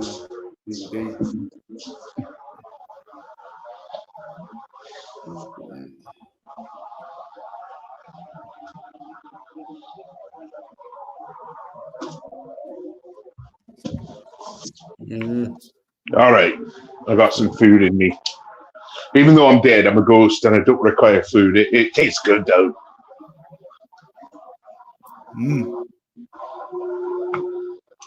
All right, Death Wish 3, got it written down. Now that was your what, number 6? Yeah. All right, my number 6 was fucking Rocky. Yeah. That's just a great underdog story, you know. It's the American dream. It's a nobody becoming a somebody. Yeah, I prefer Rocky 3, but look at this. I know. Look outside the fucking front cover to Rocky that made that bastard, because it wasn't like that. Let's see. No, I thought it just had Stallone on it. Yeah. Yeah. That was more like the original fucking Rocky cover. Look at it. Now, I would say 3 is interesting because he finds out that, you know, they've been handpicking people for him, that he hasn't fought someone who's really hungry, someone who's a straight killer. So that is an interesting aspect of 3, but 1 started it all. You know, yeah, Apollo wasn't necessarily out for blood like Clubber Lang, but 1 started it all. Yeah.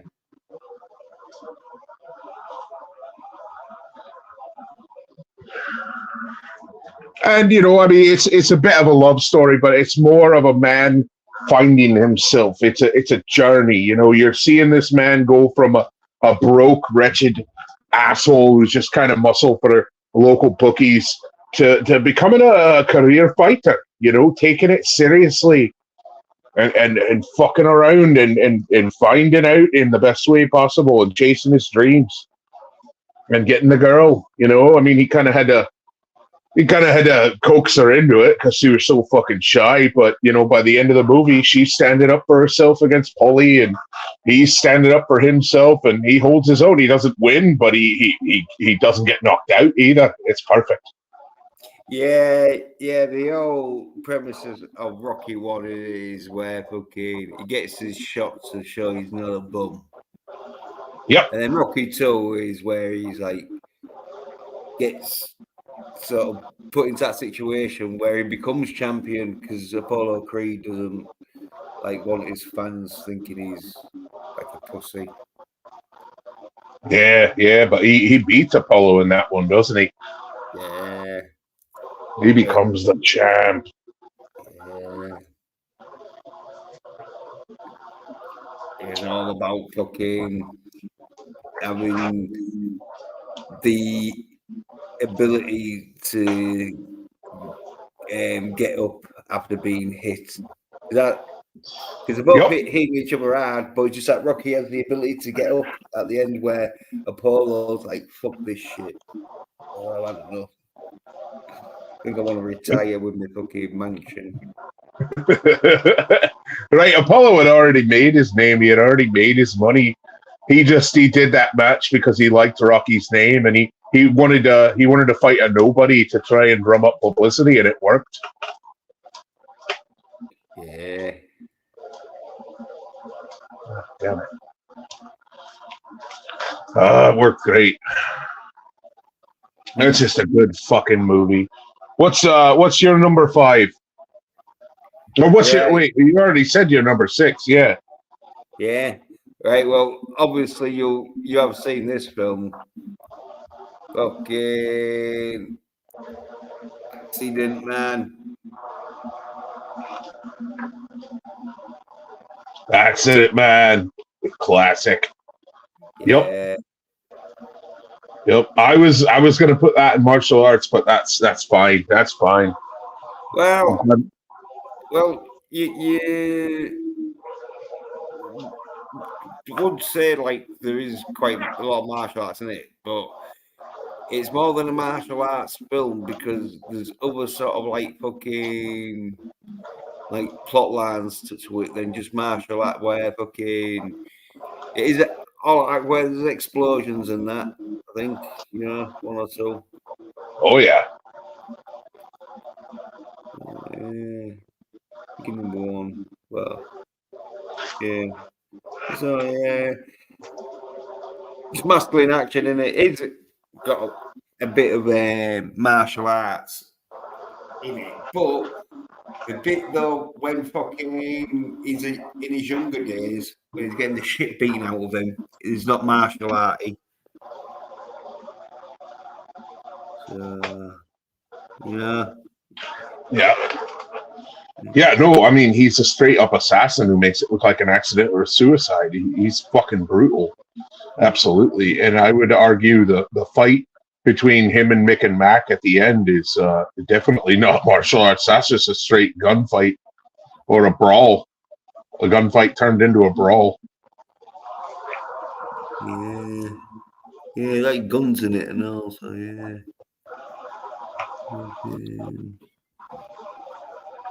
I love the bit with the phone book, though. Oh, yeah. with the dude who was in number 2, because he's like survived. Yeah, he survived number 1, didn't he? So, yeah, because all he did was knock him out. He didn't kill him like everyone else. Yeah. Well, yeah, like,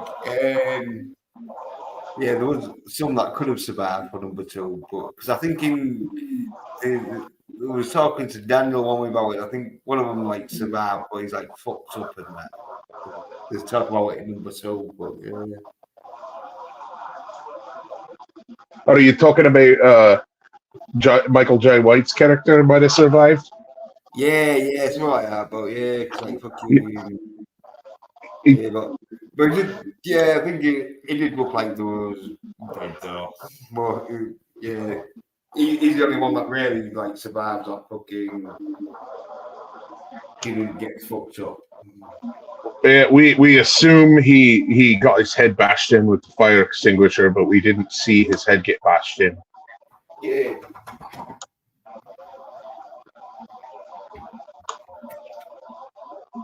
Either way, fucking brutal. Great film. Absolutely great film. Yeah. That's what I'm talking about. Wait, pull it up. Yeah. It's just no holds bars, absolute adrenaline all the way through.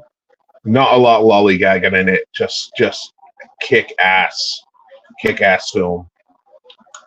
A good backstory explanation, everything. Yeah. So fucking what you gotta do to be masculine. Yep. Learn to fight, learn to kill. Yeah. And even though there's a little bit of a comical element in it, a bit like with Lethal Weapons, it is mainly a fucking like all-out action film. Aye. It most certainly is. I mean, and I think the comedy is just to kind of break it up a little bit, so it's not all adrenaline, it's got some character to it. Yeah. The fucking Expendables 4 was pretty much like a wall of adrenaline rush going on. Right, really, right. Yeah, really fucking like put the action fucking at the forefront. Definitely.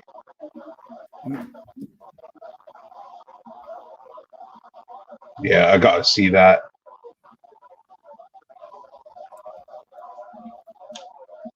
It's on my list. Yeah. It's on my list. I'm gonna see it. Yeah. Well, you seen it, Accident Man? No, I'm saying Expendables 4 is on my list. Oh, right, yeah. Shit, I fucking forgot. I was talking about Expendables 4. Yeah. Is 3 the one with Van Damme? No, that's 2. I guess I got. 3's the one with Mel Gibson. Oh, I guess I got to see that one too. Wait, is 3 the one with Chuck Norris and Arnold, Bruce Willis? No, that's 2. Fuck. Okay, I got to see 3 and 4. Well, yeah. Well, 3 is the one with Ronda Rousey and.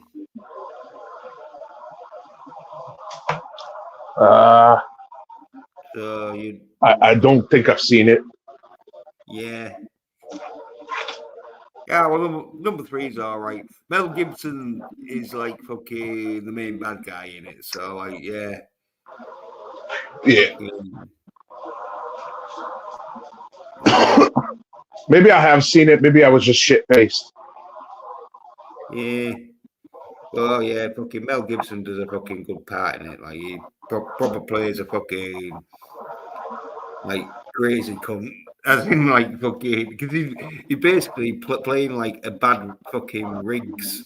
If you can imagine Riggs fucking like being a bad dude. Turned evil. Yeah, like Riggs' evil brother. Twin brother. Yeah. Yeah. Good stuff. Yep, Accident Man is an instant classic. I fucking love it. Yeah, I said, well, I told everyone, I said, oh, it's fucking great masculine action in it. Fucking don't know why these SOY NERDS bitches don't like it, but then I realised, oh yeah, you don't like it because it's got too much fucking masculine action in it. Well, they'll get around. They'll get around to it. Well, you think that, but I don't think they will because it's like, if me and you had to watch some fucking Soyd shit, like, we wouldn't do it. Our bodies would reject it because we're not built for that sort of shit. Where their bodies, they're built for watching that sort of Soyd shit. They try to act like if they fucking don't like it, but they're watching enough of it. You know what I mean? If you don't like someone, you can lead a horse to water, but you can't make him drink. yeah. But it's too masculine. When they know they're never going to be masculine enough to fucking make a woman come, they're fucking they don't want to see other dudes who can do that sort of shit. It's like when you see your friend fucking who can like juggle or something and you can't. Well, you don't want to see him fucking doing his juggling show. You're like, fuck that. Well, especially if you wanted to juggle. If you didn't give a fuck about juggling, then yeah. But anyway, the SOY NERD bitches, fucking, most of them are gonna fucking die anyway because the fucking Soyd is fuck. And I don't think God likes Soyd cunts. Yeah.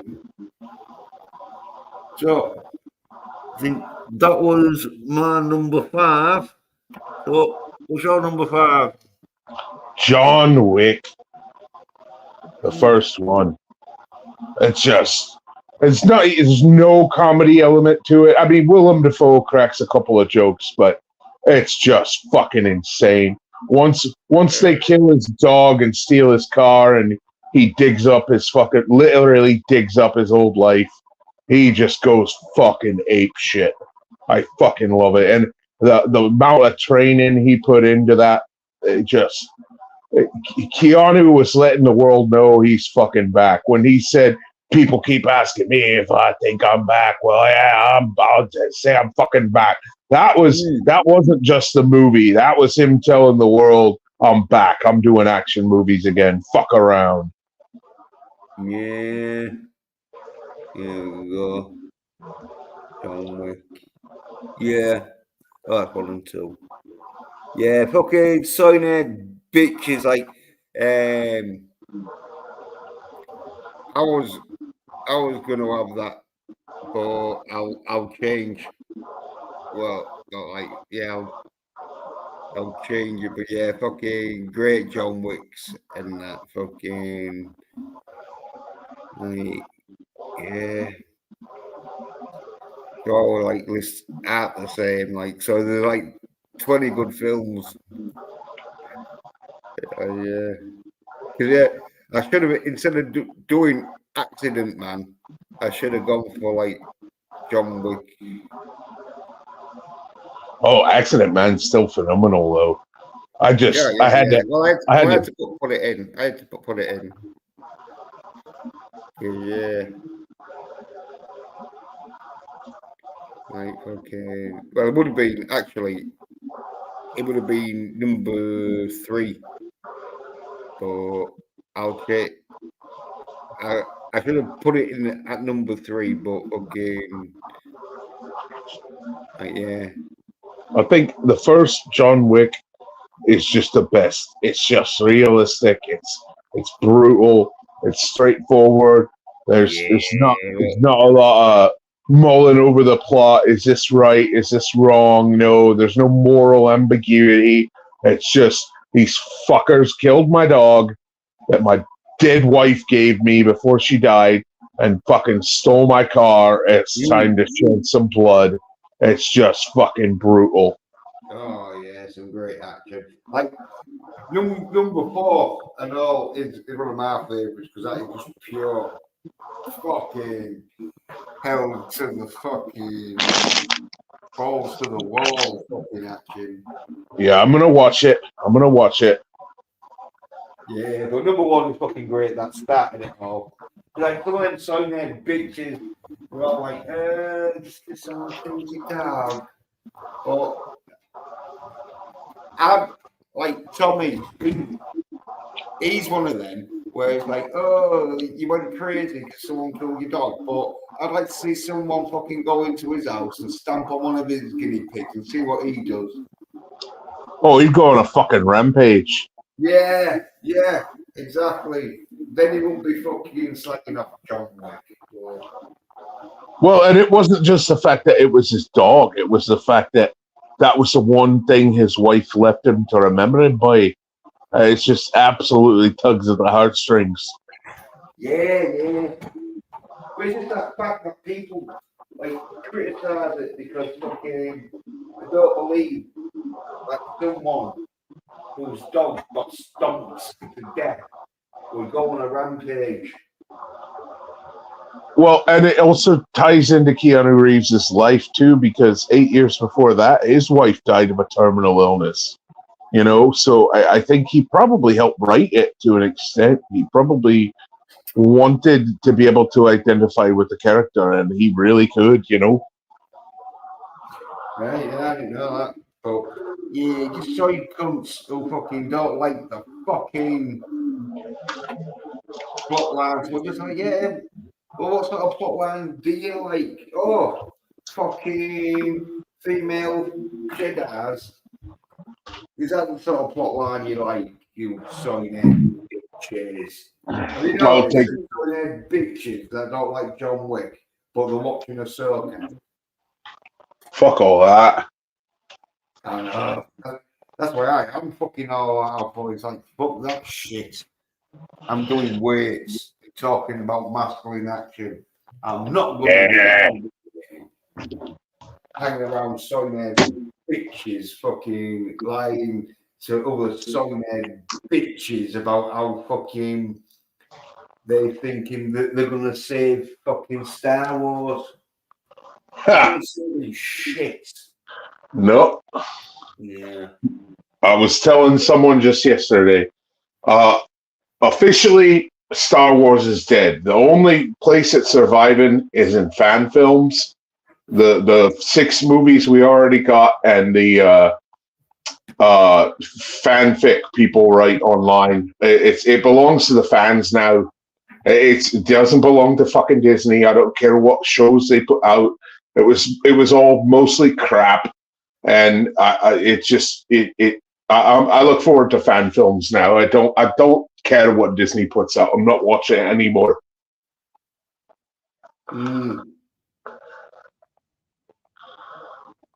Like, did you watch Darth Maul Apprentice, the fan film? Yeah. I think I saw. Oh, sorry. I think I saw. So like, yeah, but yeah, I didn't. Yeah, I should have watched it fucking a bit more and that shit. But it was a bit dark. I was fucking a bit tired when I watched it. But yeah, it's only 20 minutes long. Yeah. Well, yeah, they do some good fan films and that shit because some of the dudes and that they're like are training to be fucking action fucking like stars and that, and so no to do the moves. It's just that they're too masculine. We don't want masculine dudes in the industry because then it makes fucking other people be masculine. Yeah. So they want sleep bitches like Robert Pattinson. Fuck him. I know. What do these side cunts like to fucking think that Robert Pattinson could be an action hero? Because they're probably about as fucking masculine as Robert Pattinson. So he wasn't in all of the fucking action scenes. A stuntman was in the bat suit. He refused to be in any of the action scenes. That's all a stuntman in the action scenes. It's fucking bullshit. Yeah. Well, I think he did one scene when he was fighting against Bat and Catwoman. Yeah, he wanted to be in that scene so he could fucking feel up Lenny Kravitz's hot little daughter. That's it, though. The rest of it, anytime he's fighting dudes, that's a stuntman. Yeah.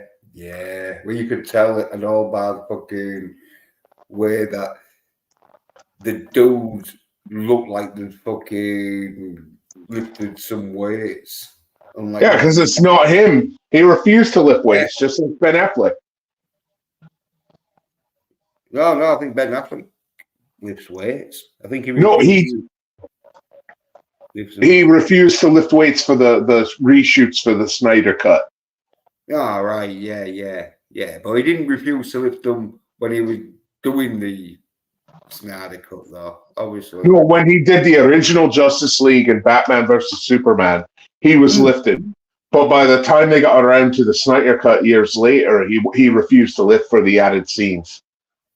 Yeah. Well, it's one of them where to get into that shape, though, it's fucking not easy. So, you know, if you're fucking not keeping yourself in that sort of shape, especially because Affleck looked like he was roided up and all.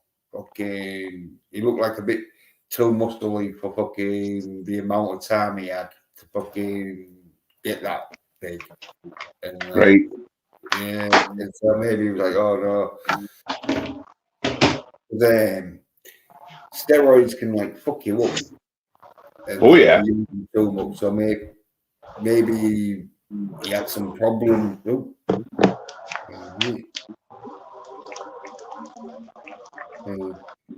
You know, just got to get your drink. Yeah.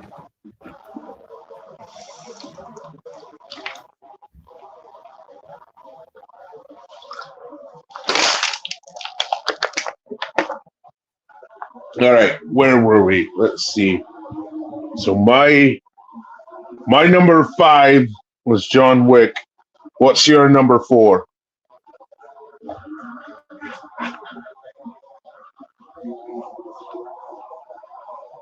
Oh, he's got a piss. Okay.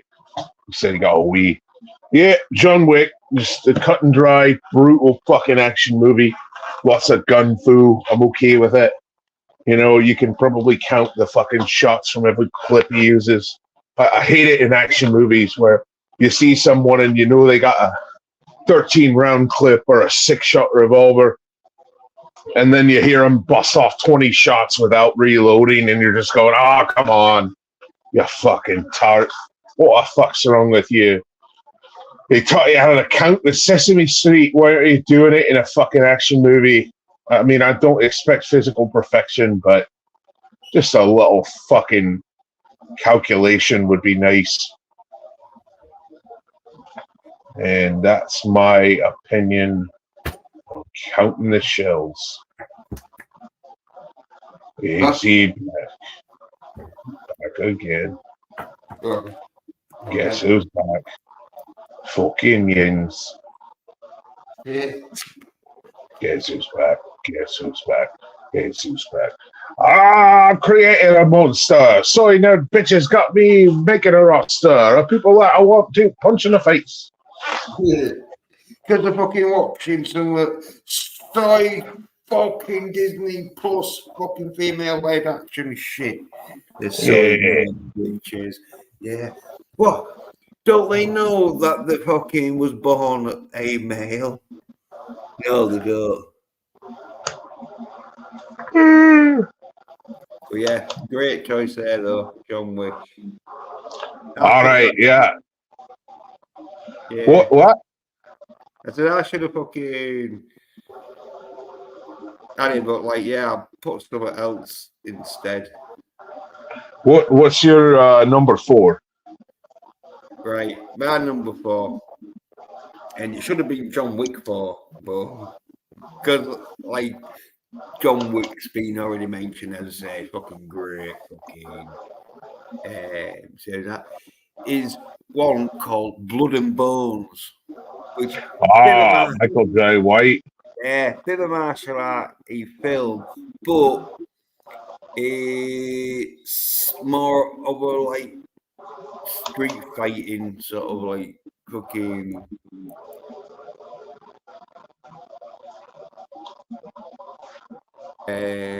film.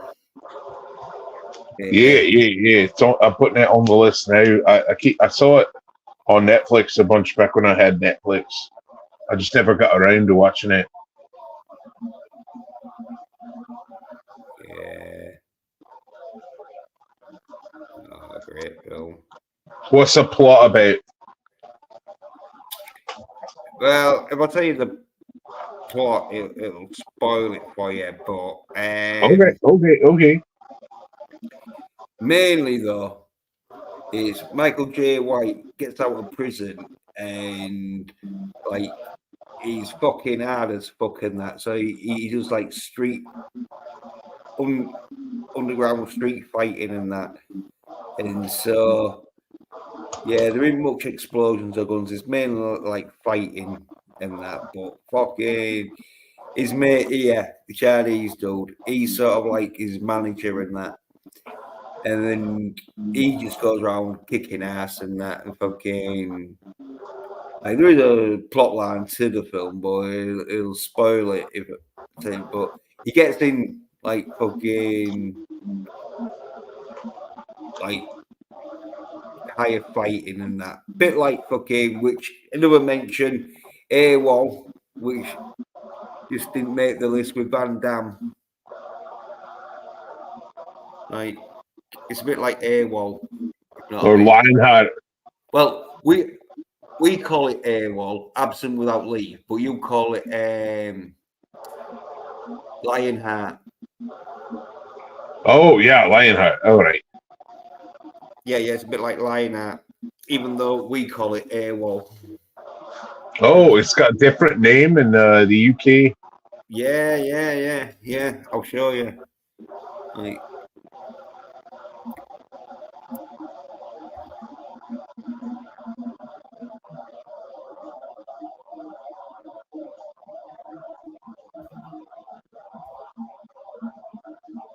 yeah.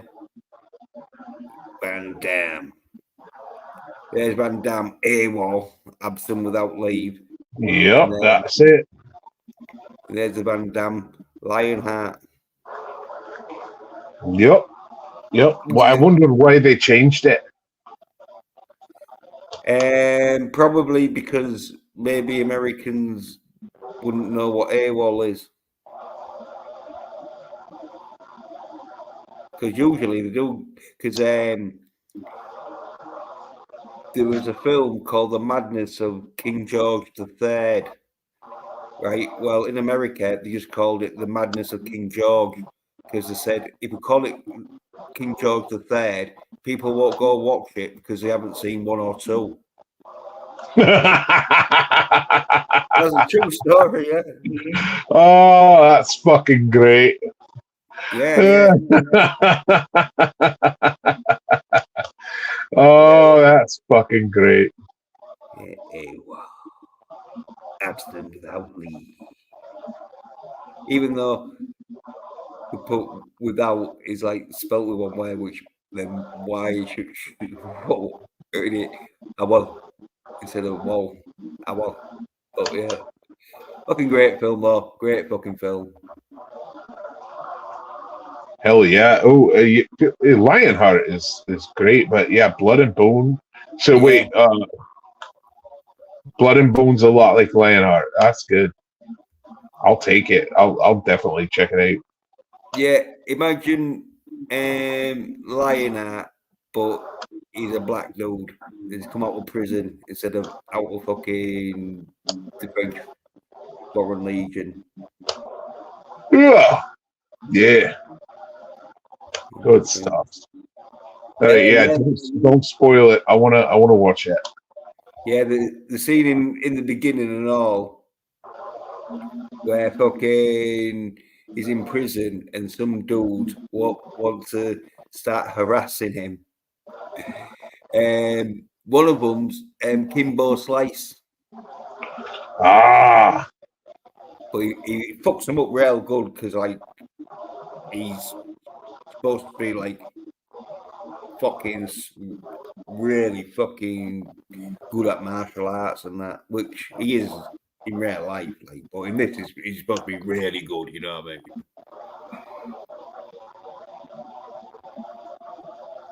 Absolutely, yeah. That's probably a good fight scene right there. Yeah.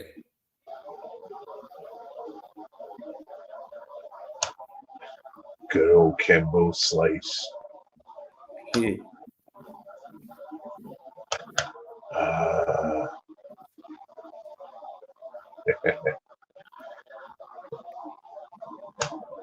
And like, yeah, fucking the fighters he fights and all, like the end fight, the dude's like a good fighter, and that he's one of them where I think he's done his own films and that, but because he's not like a well-known name, like, but real good fighting though, like great fight scenes in it.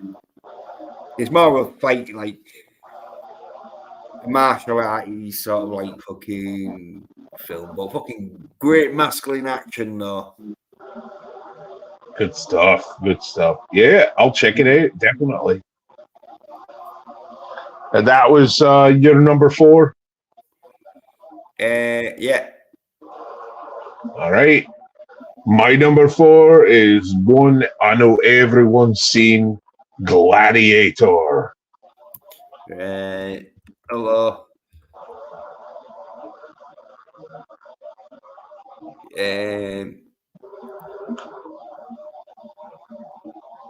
Classic. Just Russell Crowe at his best. Good script, good characters, brutal, absolutely.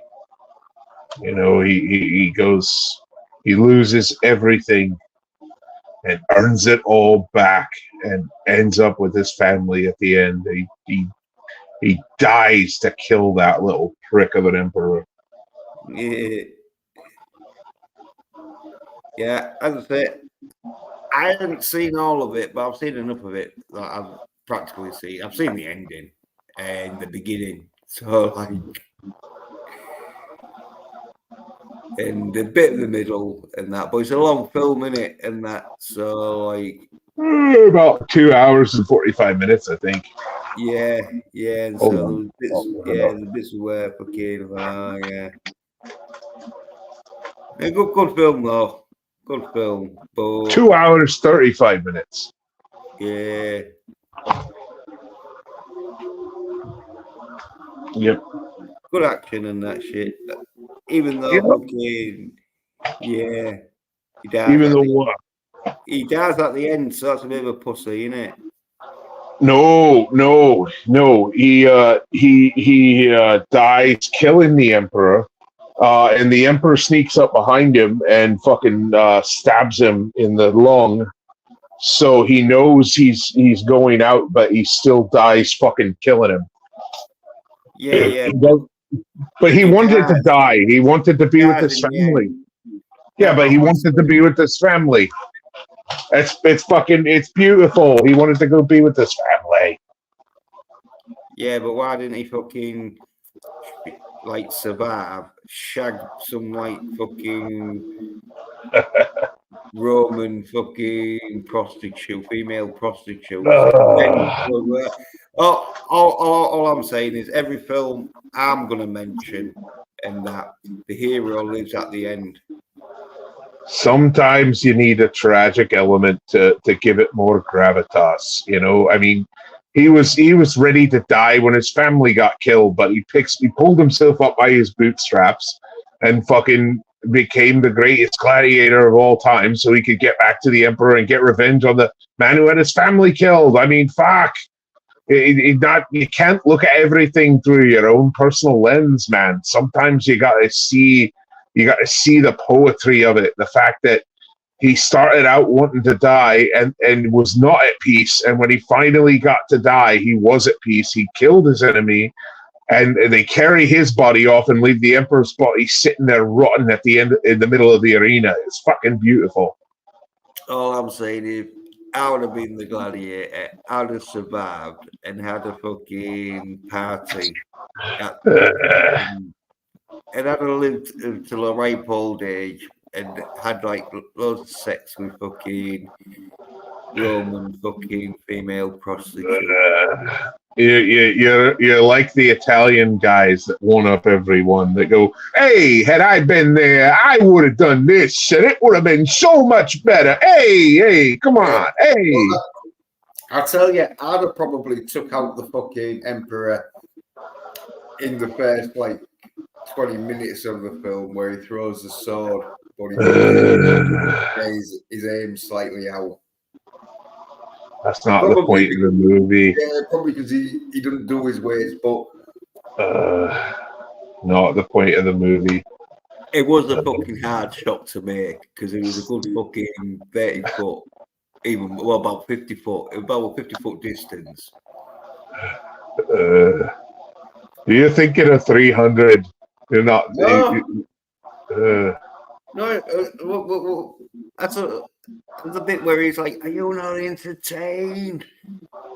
And then, oh yeah. then he just throws the sword at the fucking thingy to like try and kill him. But The emperor wasn't there. That was in Carthage. That wasn't in Rome. oh well, anyway, he missed.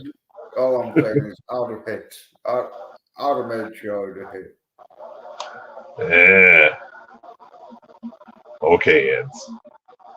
I'm not saying it's not a masculine film, but I'm just saying it could have been masculine. That's not. It's the point of it. Isn't for him to live fat and happy and surrounded by a harem of fucking young prostitutes and die of an old age. It's not the point of the movie. Yeah, well, a bit like John Wick, but I still like John Wick. Even though, good job, I didn't put John Wick on my list because then I would have had someone who died at the end. Spoilers. No one's seen. What, he Yeah. dies at the end of 4? Is that what you're saying? No, because fucking you don't know. You don't see him die. Well, I haven't seen 4 yet, so Yeah. I'll get there.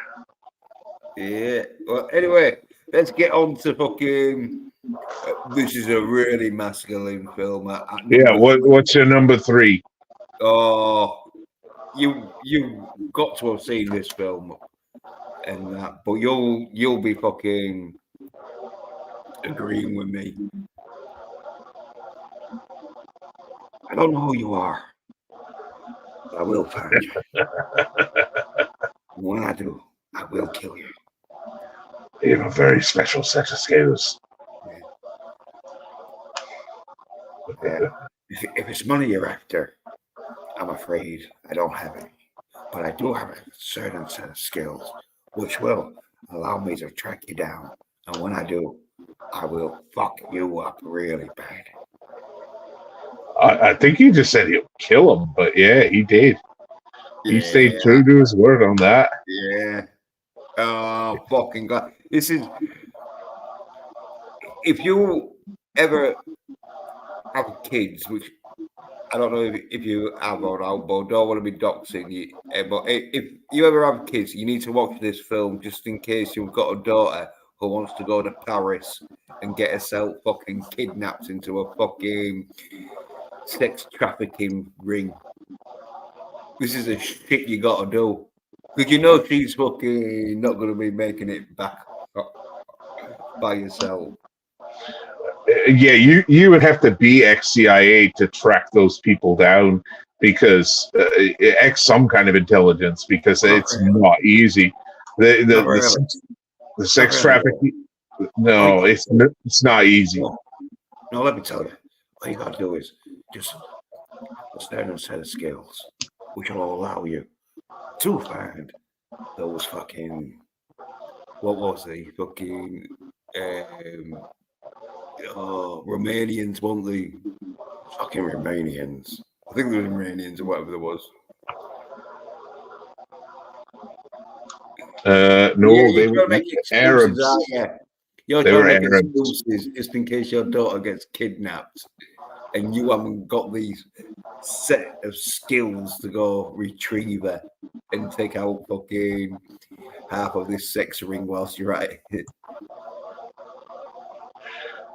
All I'm saying is police statistics say if they don't find a kidnapped person within 48 hours, 99% of the time they never find them. So the fact that he was able to get in touch with his CIA buddies or whoever and track him down quick as lightning was lucky for him. Well, really though, all his CIA mate did was fucking Google fucking sex traffickers in Paris, and that came up with like, oh yeah, it's like, oh yeah, I think it was it the remain? No, what the Romanians? I don't think it was Google. I think it was a bit more than that. Well, all I'm I think they saying had a is, network. fucking, well, if you haven't got the ability to fucking find somebody and kill them, then yeah, maybe you need to watch more fucking Liam Neeson films. No, Taken's a great film, though. I'm not trying to take the piss out of it. It's a great film. It's good fucking action. That's good because I don't like people who take the piss.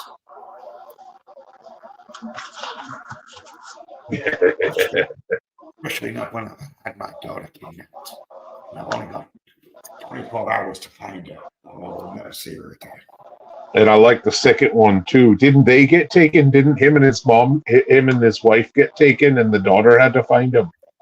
Yeah, bit bullshit. Not to be taken. Yeah. Jimmy, listen to me. Yeah. You do that pretty well. Yeah. Well, that's because I watched a lot of Taken. I watched it so many times that I developed a Liam Neeson voice.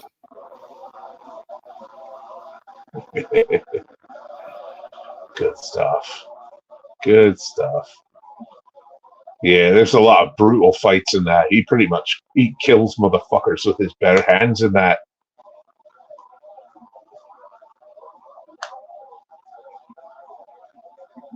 Yeah. Yeah, he does. Yeah, he don't fuck around. And he's like one of them killers that don't care how he kills. It's as long as he's killing. Getting answers to where his daughter is. Kidnap someone's kid. I mean, that'll make people want to do some pretty crazy shit to get them back, especially if they're an ex-contract killer like he was. Yeah. Well, I'm guessing they never really said. You just kind of assume he was like ex-CIA or ex-NSA or ex-MI5 or something. Yeah. He'd been sent on missions because he says something like, "I just observe." That's all I did. I just observed. Oh, he did missions. He saw action. Oh yeah. Well, he's talking to his daughter, isn't he? And so like he's not going to go into detail. So he makes out like, oh yeah, I was just sort of like sent on missions to go fucking like do a bit of reconnaissance work. Really, he's probably a fucking dude who fucking kills people and that. Like you see later on in the film how adept he is to fucking taking bitches' lives and fucking trying to sell his daughter. Some of the biggest, I mean, he probably couldn't talk about it because it was probably all a lot of Black Ops stuff, and also some of the biggest badasses you'll ever meet are very humble. They don't. Well, his daughter and all, like, was sort of like not knowing him all that much, and so he didn't want to scare her by talking about how many people he killed. So he sort of tried to make out like he just did some recon work. I just observed her. Maybe I give it a little bit of advice here and there. It makes out like he's just fucking like civil servant. Okay. Well, I thought maybe they need to build a gate. That was my mission. It's like you said, he didn't want to scare her. Yeah. And so fucking he ain't gonna go into detail on that. She's all like, all right. I hate his daughter though. Fucking she likes silly bitch. Even though the actress is probably all right. I don't know the actress, but Yeah, the fucking that's right, the sloppy fucking dimmy bitch. Oh, like the film is sort of like, oh yeah, your silly stupid bitch daughter fucking went with her mate and got fucking took because she thought she could just hang around in Paris with two fucking females. Yeah, Like, and two young go to females by themselves. Oh yeah. and follow strange dudes to strange places. Not smart. Well, no. They didn't follow him. They got a fucking cab with the Oh dude, yeah. and he sort of like followed them, sort of thing. Yeah. Did you ever see the Family Guy version of it? No. Where Meg got taken and Stewie and Brian had to track him down. Right. No. Was that like a new one? Probably season 11 or 12. So probably like 6 years ago, 7 years ago. It was back when Family Guy was still funny. Yeah. Well, I saw a few episodes, and it's still. Yeah. Look up Family Guy Taken episode. It's fucking hilarious. I might watch it later before I go to bed. Yeah. Yeah, but Taken's definitely one I gotta get on DVD because it's just a good fucking movie. It's a good proper action movie. Oh yeah, I've got like one, and I think I've got two. Did he do a 3? Is it a trilogy? Yeah, they did a 3, but it was a bit shit. Oh. Compared to like 1 and 2. Yeah, I'm fine with 1 and 2. I like those. Those are fun. Yeah, it went off into a fucking plotline where fucking the new husband was fucking wanting to fucking grass up fucking Trinity and leave Nielsen and that, and fucking. I'll have to watch it again, but I know it was something to do with the ex or the new boyfriend of the bear fucking was a cunt.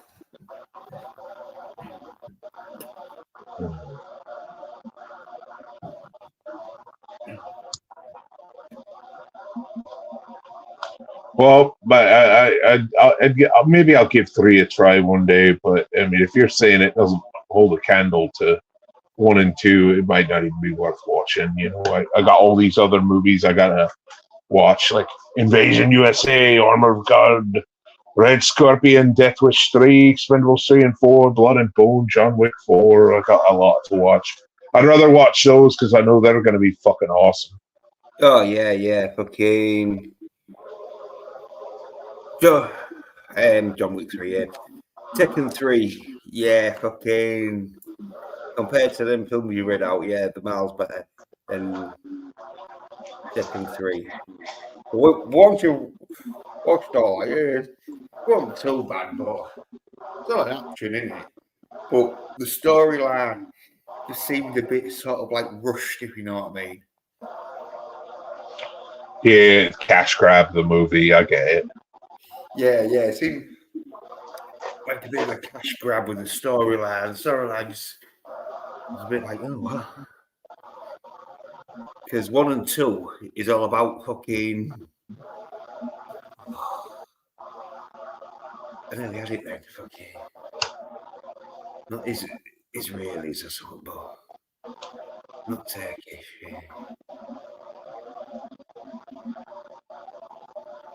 Yeah. Well, anyway, it was all about and then he just goes to like the fucking new boyfriend. He's like, what? Just didn't seem like fucking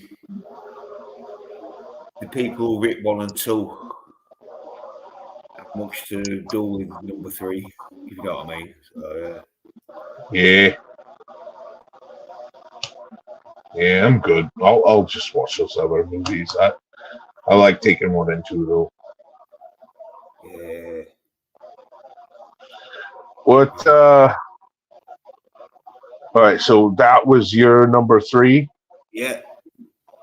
All right, my number 3 is definitely one everyone's seen. Die Hard, first one, the best one. Just doesn't get better than that, you know. I mean, it's a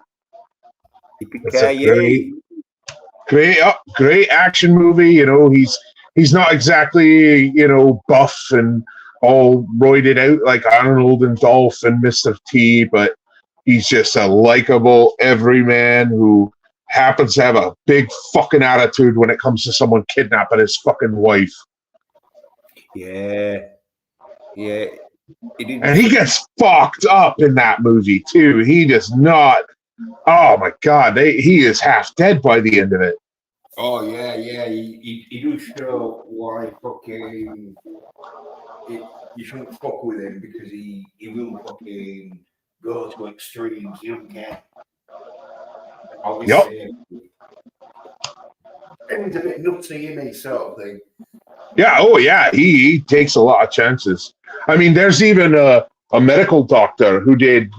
Get it? Lift them weights. There's a medical doctor who did breakdowns of Die Hard, every Die Hard movie, and basically said like, there's no way he'd be walking by the end of that. But I mean, it's a movie. But it's just a fact that they banged him up that bad, and we were used to just the '80s action heroes that might get a scratch here and there, or you know, a little flesh wound, and he was just barely able to walk when he walks up to Hans at the end, like, "Hi, honey," just fucked up, absolutely, just on his last leg, but he's still got a fucking bullet. He's still got 2 bullets left for fucking Hans and his henchman, his one henchman who's left.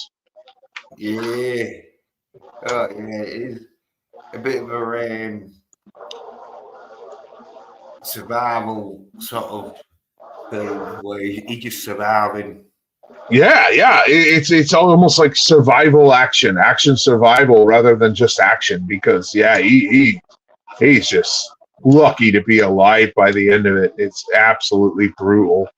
It's probably the most brutal of all 5 of them, because you know he gets fucked up in the other ones, but he is just a fucking mess, especially his feet running on the broken glass. Like, and the enemies are not stupid in that movie. Like, you know, he fights, even the first one he fights, he barely takes him out. I mean, he gets fucked up by everyone. The only 2 that he gets to drop on without having to fight him are the 2 that were firing the missiles, and he blows them up with a fucking chair down the elevator shaft, you know, but everybody else he fights, you know, one-on-one, and just, it's brutal. Other than Argyle, the limo driver fucking up the tech dude from Walker, Texas Ranger. So, you know, even his sidekick, the limo driver, gets to punch a motherfucker in the face at the end of it. It's great. And his back and forth between Al Powell is just so fucking heartfelt. You know, John McClane's got the fucking chief of police of LA sitting there getting on the radio and telling him, you stand down, you asshole. We got this covered and we're in charge out here. And you know, he's telling him, you're not in charge of jack or shit. And this coming from the guy who just got ass fucked on national television, you know, and Powell's telling him, you know, we love you down here. Don't let the chief fool you. It's a great movie. It's just absolute great dialogue, great action sequences, great fight scenes. And he survives and goes home and fucks his hot wife at the end of it. So I know you like that. Yeah.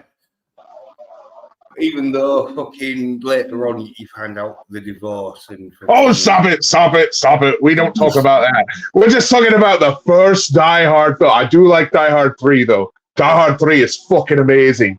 But Die Hard 1 is where it all started. You know, it was based on a novel that was kind of similar to it, but the movie took it in such a great direction. And at the end, when they drop Alan Rickman, they told him that they were going to drop him on. They said, we're going to drop you on 3.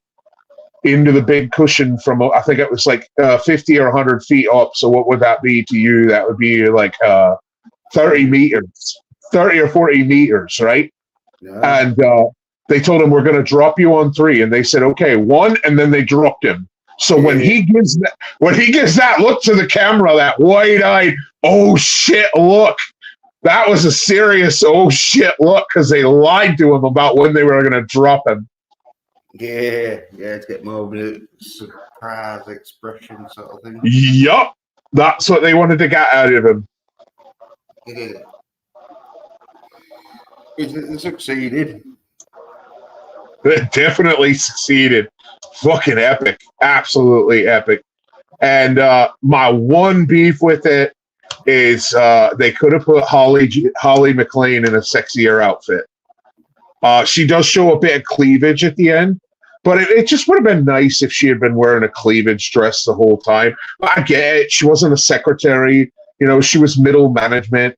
She probably, she probably wasn't trying to put off that vibe. She already had the sleazy cocaine guy hitting on her and whatnot. Oh, that was fucking hilarious when he died, pretending to be friends with John McClane. No, he was friends. No, they weren't.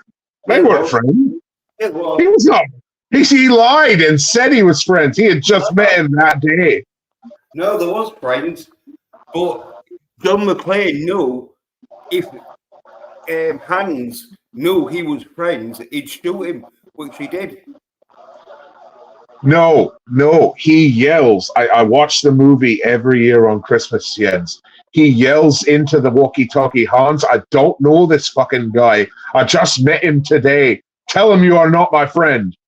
Yeah, because he's fucking trying to save his life. He's like, no, don't tell him I'm your fucking friend, because he's going to shoot you just to show how much he fucking can control fucking the people. And he's going to do it to piss me off. It's like, if you got kidnapped and fucking... Jesus Christ. I'm putting the movie in. Nope, you're wrong. You're wrong. You're wrong. You're wrong. I'm putting the movie in right now. I'm going to solve this fucking shite right now. I will play you the audio, and I will show you the scene where they meet. They meet. Okay? They know each other because that's why he fucking thinks he can talk him, because he is his friend. But no, they're not. They just met that day. Tell him you're my friend, because he's going to shoot you to piss me off. Nope, you're wrong. He just met him that day. He just met Aldous that day. I'll play it for you. No, he knows his wife. Yeah, he knows his wife, but John McClane and Aldous, the coked up fucking stockbroker, are not friends. They are friends, because it's like, hey, John, come on, what are you doing in that? And then John's just like, no, don't. What are you doing? He said, no. He tells him to like, shut up, sort of thing. And then, because he won't shut up, then he tries to tell fucking Hans Gruber, he's not my friend, but he is his friend. Nope, they just met each other that day. Oh, they haven't. John McClane just tries to like blag fucking Hans Gruber that fucking we just met that day, so he doesn't blow his brains out, because it's like, oh well, if you just met that day, no point in blowing his brains out, because fucking he's a nobody to him. Because right, when he shoots him, what does John McClane do? He's like, because it was an innocent person and he didn't want to die, even though it wasn't a friend of his. It was an idiot he just met getting in too deep. All right, hold on. I'm pulling up the scene. No, it's like if it had been someone he'd met that day, he wouldn't have been so fucking like distraught. He'd been pissed off with Hans Gruber. What are you shooting an innocent person for? Hold on, I'm pulling the scene up right now. Well, you'll see in the scene that fucking John McClane tries to fucking tell Hans Gruber that he's not his friend, So that's why he doesn't tell his fucking his wife's in the fucking building. You're not listening to me. I'm trying to say he doesn't know anyone in Nakatomi Plaza except for his wife. He has just met all of these people. No. If you remember, the dude goes in to his office and he's like, "Oh, I know this dude," and that he knows him because they're like seen each other before, and that when fucking he's been going to the towers. I'm gonna play you the scene right now. I'll play you the audio. I can't show the picture, can I? Yeah, well, the audio's a bit fucking thingy and all.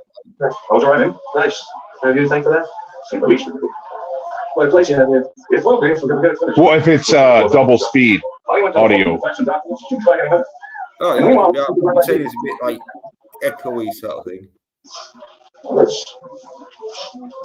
Okay, here it is.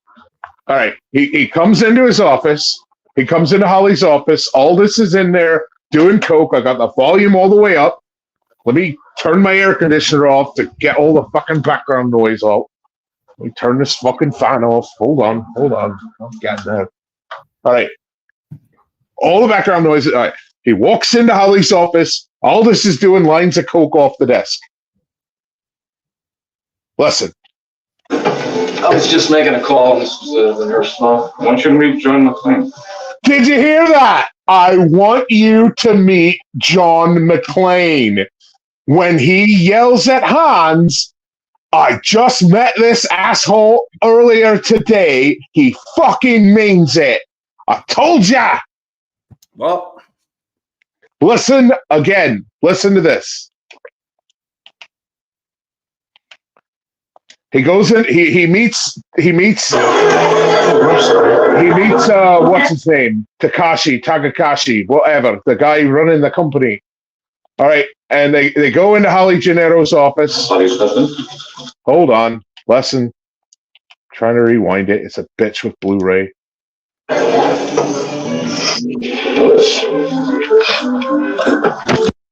The call. This is the nurse. Why shouldn't we join McLean?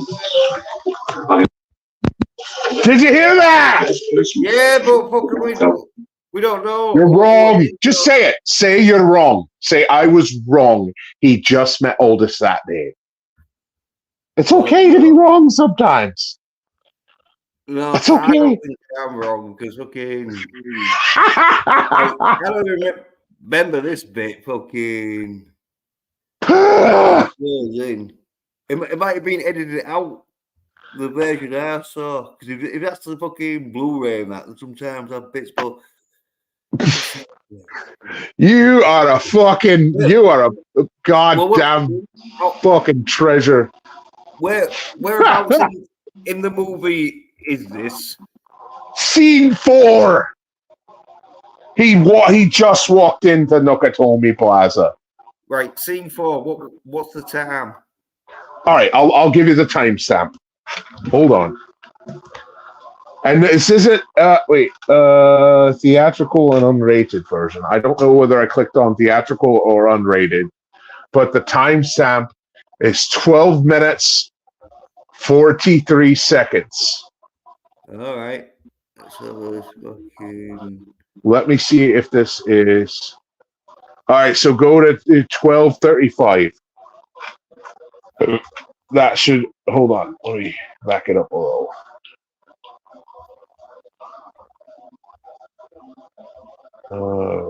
It's fucking the guy on slow-mo.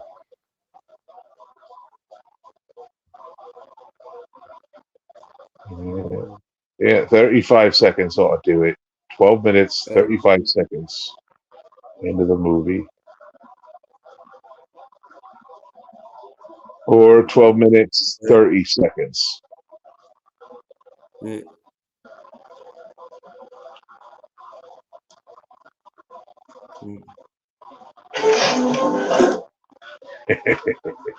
12 minutes, 33 seconds. Yeah.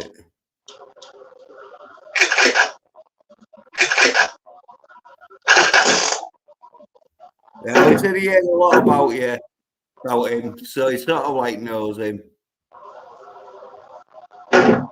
It's going to be scene 7. Scene. Yeah, just meeting for the first day. Scene 7, Takagi and Ellis. Well, it's not on Blu-ray, so I need a timestamp. I just told you. 12 minutes, 30 seconds. No, but yeah, have you seen that bit where fucking like mentioned said, oh yeah, just met, but because he's heard a lot about him, it's like if he knows him. That's what I'm saying to cover it. And I'm saying, when John McClane yells to fucking Hans Gruber, I am not friends with this guy. I just met him today. He's trying to save his fucking life. And you're saying, yeah, they are friends. They knew each other. That's the argument we're having. Yeah. Well, you're right, though. He is sort of like only met today, but... Yes. I'm sure he's heard about him, but he gets himself killed. That's the downfall of Ellis, is he gets himself killed acting like he's friends with McClane. And in the slight case that he might be friends with McClane, fucking Hans Gruber kills him just to spite McClane, just to be a dick, because he fucking hates McClane. Yeah, true. It is also, like, I thought he was more friends, but yeah. And it's also, even if he's not completely doing it, killing the man to spite McClane, he's also doing it just to show McClane, I'm not fucking about. I'll kill anybody who so much as talks to me out of turn and waste my time. It's a show of force too. He's letting him know, anybody who wants to act like they're above me or they're on my level, they need to know that I'm the fucking one with the gun. I'm the fucking one in charge. And if any of you fuckers even look at me in a way I don't like, I'll kill you. And Ellis did a lot more than that. he acted like he was a big fucking turd in the toilet, and he was just a little fucking guinea pig pellet. Yeah, true. I thought they did know each other a bit more. That's why I was thinking that's why he's telling him to shut up. But yeah, you're right. Though. Yep. Don't really know. Well, he sort of knows him, but they're not friends. Where he acts like they're friends. Where he sort of like knows him because he knows he's a cop and that shit because he's been talking to his wife. But yeah, you were right though. Yeah, and he thought he could get McClane to turn himself in when McClane can't do that because Gruber's gonna fucking kill him if he does that. He's not gonna show him any fucking mercy. He's gonna put a bullet between his eyes the second he walks in the fucking room. Yeah. Well, SOY NERD bitches thinking they can fucking talk their way out of fucking situations. Yup, that's what Ellis is. Ellis is a fucking little coked out soy nerd bitch who acted fucking too tough for his britches and walked into a room full of armed mercenaries thinking he was hot shit and got a fucking bullet between the eyes for it. Fucking brutal. I love it. I'll watch it every Christmas for the rest of my fucking life. Yeah. Well, I need to watch it again. Obviously, I'll fucking... Yeah, watch it again. It's always a good watch. I could watch it 2 or 3 times a year for the rest of my life. That's just a great fucking movie. Oh yeah, just pure action, and with a smart ass everyman. And there is a couple of funny parts here and there. You know, when he contacts the LAPD on the police frequency, and the lady says, "Well, sorry, sir, this is a police frequency. You need to call 911." And he said, "No fucking shit, lady. Do I sound like I'm ordering a pizza?" Yeah. I like to get to know where fucking the cop turns up and now what's happening. So he's going to report it in as like a false alarm. So fucking John McClane shoots a window and throws a body out so it lands on the car. Yeah. Like, oh, yeah. Welcome to the party, pal. Yeah, yeah. Fucking brutal, absolutely brutal, man. So yeah, there's comedy elements in it too. You know, he gets the girl, he kills the bad guy, he kills all the fucking bad guy. I think the nerd, the computer nerd from Walker Texas Ranger, he doesn't die, but he gets knocked the fuck out. You know, their plans get thwarted. And technically, the computer nerd from Walker, he didn't kill anyone. I mean, he was casual about the death of the doorman. You know, but he didn't really deserve to die. The rest of them definitely deserved to die. They were killing people left and right. Oh, yeah. Especially Hans Gruber. Oh, yeah. I mean, he killed Pataki and Ellis in cold blood. Didn't like what they had to say, so he fucking killed them right there, splattered their brains on the fucking wall. Yeah. You know, at least the other guy were killing armed police and armed security, you know, that they not... they were warriors killing warriors, but yeah, Hans Gruber was killing in cold blood. He was brutal. Yeah. Well, he wanted the fucking money though, didn't he? Or the fucking whatever they was fucking stealing. It was Barra bonds worth hundreds of millions of dollars. Yeah. It was barra bond things. Yeah. Absolutely. Yeah. Right then. Shall we get on to like number 2? Yeah, number 2. What's your number 2 then? Oh well, it's one everyone should have seen by now. It's Rambo. First Blood? No, Rambo. Second Blood. Okay, wait. So first, which is the first one? Which is the second one? Well, First Blood is like Rambo 1. Right. Rambo is First Blood Part 2. Got it. And then Rambo 3 is sort of like Rambo 2, First Blood Part 3. But they just called it fucking Rambo 3. So it's like First Blood is the first one that fucking he does, and he didn't draw First Blood. They drew First Blood.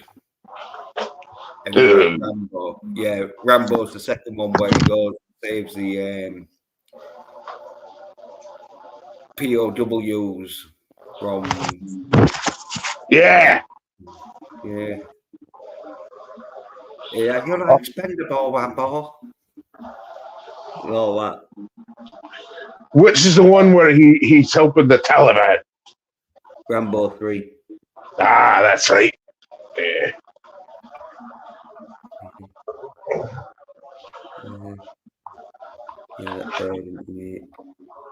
Which is the one where he says, yeah, if you want to fight a war, you got to become war.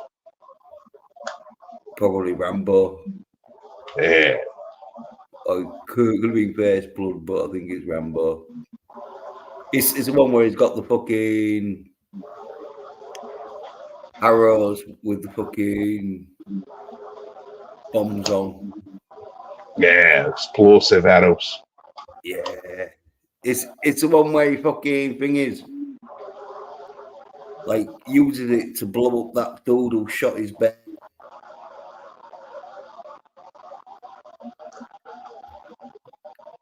Hell yeah.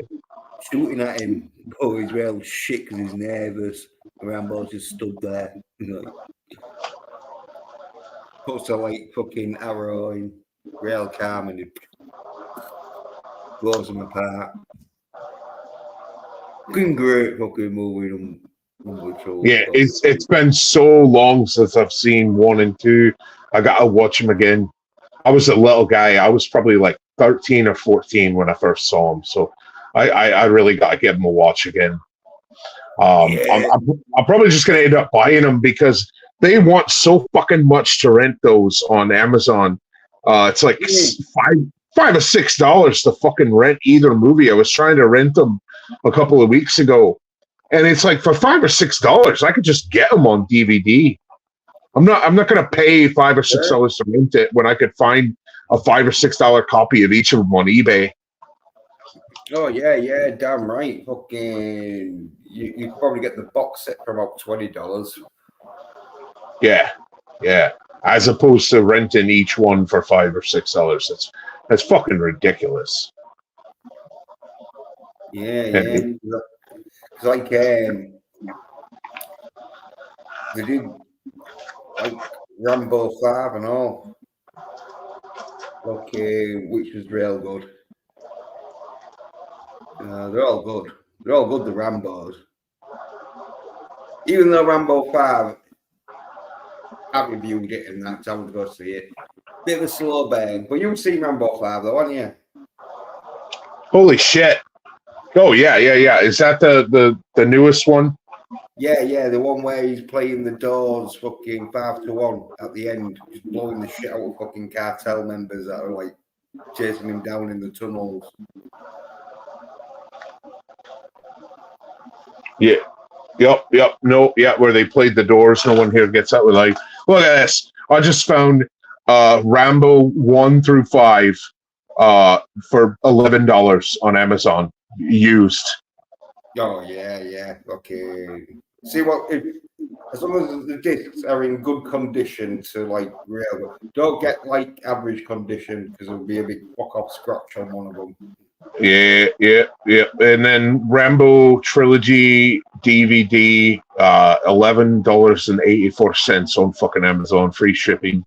Probably, yeah. It's just, it's fucking fine. I'll get one of these. It's just, there's no need to. Fuck. Here's a 4-film collection for $7.09. Yeah, I'm not gonna pay $5 to rent each movie. Fuck off. Yo, there's a figure like fucking £142.99. He's for a fucking 112 action figure of Rambo. Look good in that. I'd pay about 20 quid for it. But... What, an action figure? Yeah. Piece of plastic. I'd fucking make one if it costs more than 30 quid. Who makes it? Is it NECA or?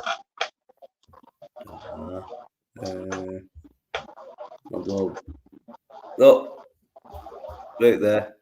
It said then. Hyra Toys at the bottom. Yeah, there's a lot of them. Oh my god, 192.97. Fuck that. Oh, I'm all right on that. No. There's an anime version that's a little bit cheaper. 117. Fuck off. Oh no. I think I've still got it and all. Fucking the like Rambo figure from the cartoon. But the figure just looked like Rambo, and so even though it's from the cartoon, you can't fucking tell because it's fucking looks like Rambo. Even the NECA one is like fucking $70. Fuck off. I'm not paying you that much. I'm used to NECA selling fucking like 32, 34 per figure. I'm not going to pay you 70 for it. Fuck your middleman markup. Yeah, a bit expensive. That you can get fucking like I don't know, fucking full. I'd expect it to be like nearly full size for that price. Like you can stick it in the doorway and that, and people think that fucking Sylvester Stallone's garden for your house. Yeah. What did you think of Gizmo parodying Rambo in fucking Gremlins 2? What? Oh, yeah. I know what you mean, yeah. Oh, fucking class. Well, he did the explosive arrow thing to take out the spider version of Stripe. Yeah. Well, it was more of like just a map. Wasn't it? Yeah. It was a little guy version of it, but yeah, it was cute. Oh, fucking class. Especially when after all that, he killed the spider and he's fucking, I forget the dude's name, but he's sort of like owner who fucking, he's like, oh, they just pushed him too far. Yep. He had to blow him the fuck up. Yep. Yeah. Hey, don't they say that about Rambo in First Blood? They pushed him too far. Oh, yeah. Don't push me. Yeah. Push me and then push them. He's shouting to his colonel. They started it. They wanted a war. I give them a war. Yep. The Rambo is a cautionary tale. First Blood, especially. Don't take a seasoned war vet and fuck with them too hard. They will fuck you up. It's good stuff. Well, And then cops what's didn't up? fucking, because them soy cops didn't fucking really know how trained he was. They just thought he was a fucking like Ryan Kennel, probably peeled potatoes in some rank. Banging away at a keyboard. You know, that's still more than fucking Az does. He just lives vicariously through the British military. He was never in it. Yeah. He just shit. Can pretend that one day he will be man enough to lift weights.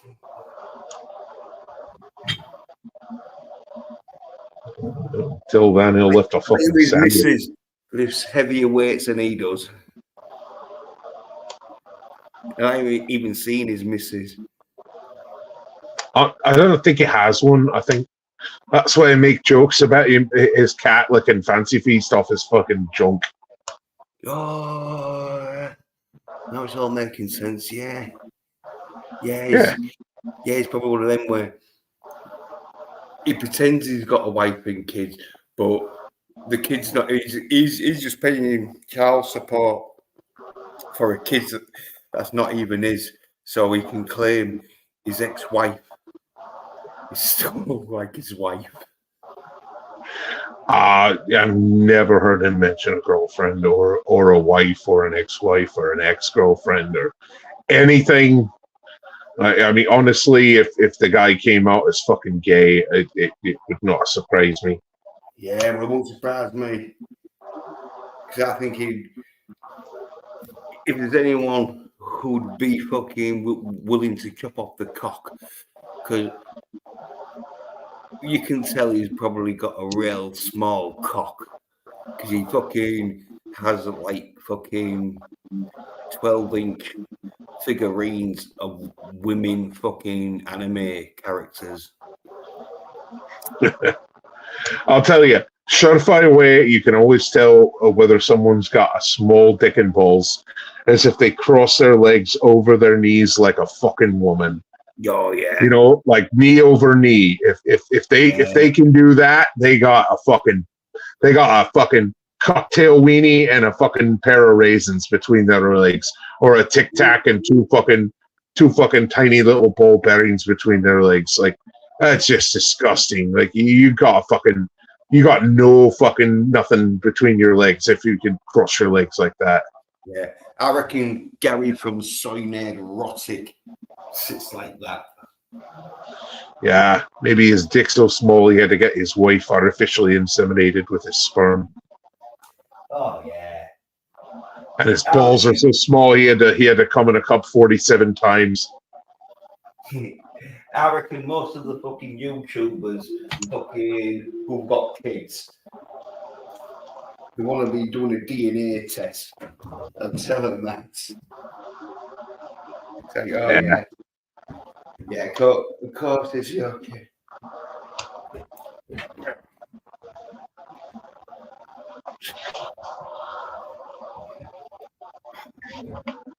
So your number 2 was Rambo? Yeah.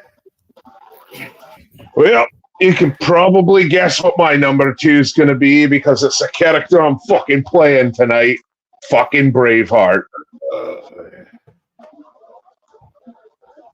Another film where they fucking... Well, he's not a hero because he went against the king.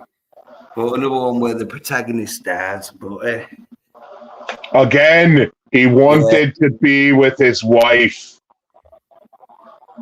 a bit too soon. Fucking Highlander. He wanted to be Highlander. He waited fucking like 150 years to be with his wife. And he's still not with his wife. He's still waiting. Some men are just romantics like that. They're not soy. They still are masculine. They'll still kill and die for what they believe in. But in the end, it's quality of the woman, not quantity.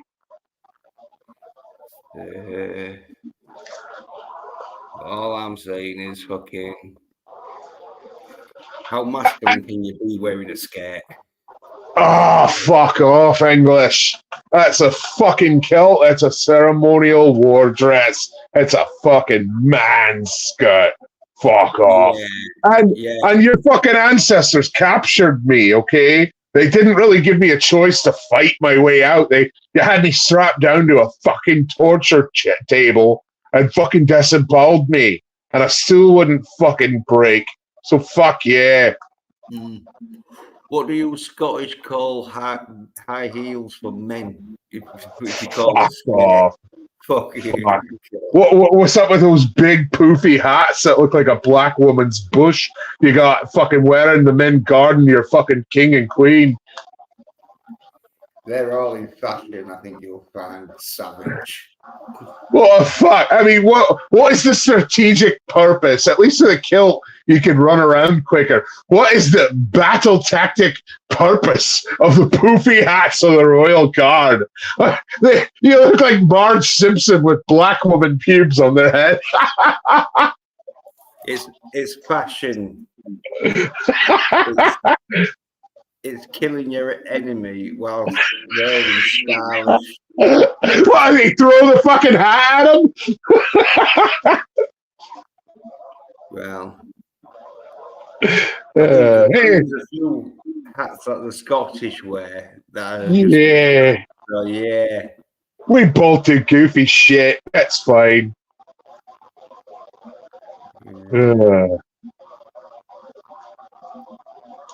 But yeah, it's just he kills so many fucking. He doesn't just kill you, English. He kills the fucking Scots that betrayed the other Scots to the English. I mean, he's just absolute, just fucking. It's not completely historically accurate, but it's close enough, you know. It's a great fucking action movie. A good movie to turn on while you're working out. Good fight scenes. Just huh? I've never seen the film, but I've seen the ending, and it's a great fucking ending. Oh, you haven't seen Braveheart all the way through? No, but I just watched the end, which is the best part. Oh, it's a good fucking movie. It's a little slow at first. What? Especially the ending. Oh, you just like watching me get tortured at the end and fucking refusing to kiss the fucking ring of the fucking whatever, the Archbishop of Canterbury, whoever the fuck that cunt is. Well, when you go against the fucking king. Fuck the king. Fuck your lizard fucking royal bloodline, the human lizard hybrid fucks, anointed by God my arse. Your fucking royal family's a quarter reptilian or some shite. Fucking Jesus, have mercy on y'all. Well, all I'm saying is, You don't go against the king and not get hung, strung and 3/4. Well, you know who did though? Fucking George Washington, hundreds of years later, and that worked out fine for him. So good for you, Americans, for picking it up where I left it off. Did Washington get his head blown off in the fucking... No, that was Abraham Lincoln in Ford's Theater 120 years later or such. No, Washington lived to a ripe old age to the end of his days with his wife and children and grandchildren. Yeah. And Well, he fought you won't his see them days no more. Especially when you see the SOY NERD bitches watching fucking Ahsoka. That's right. Don't watch Ahsoka. Watch fucking Braveheart. Watch fucking Accident Man. Watch fucking Transporter. Watch fucking basically anything Jackie Chan or Chuck Norris. Fucking don't fuck around with that fucking Ahsoka bullshit. Fuck Disney. Disney's got nothing to offer you.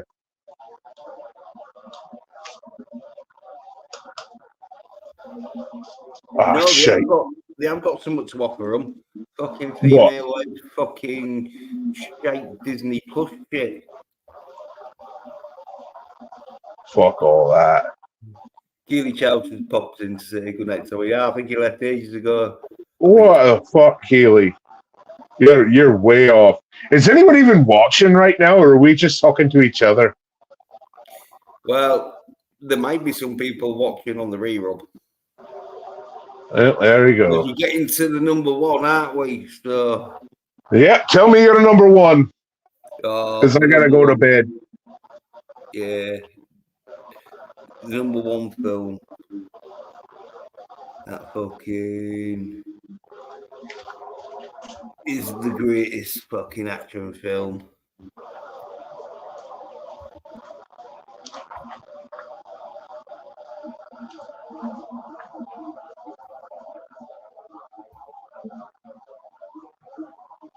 The Running Man. Oh. Now, some people might say it's a bit of a futuristic film, but it was back then, but not now. It's pretty much like a fucking spot-on documentary.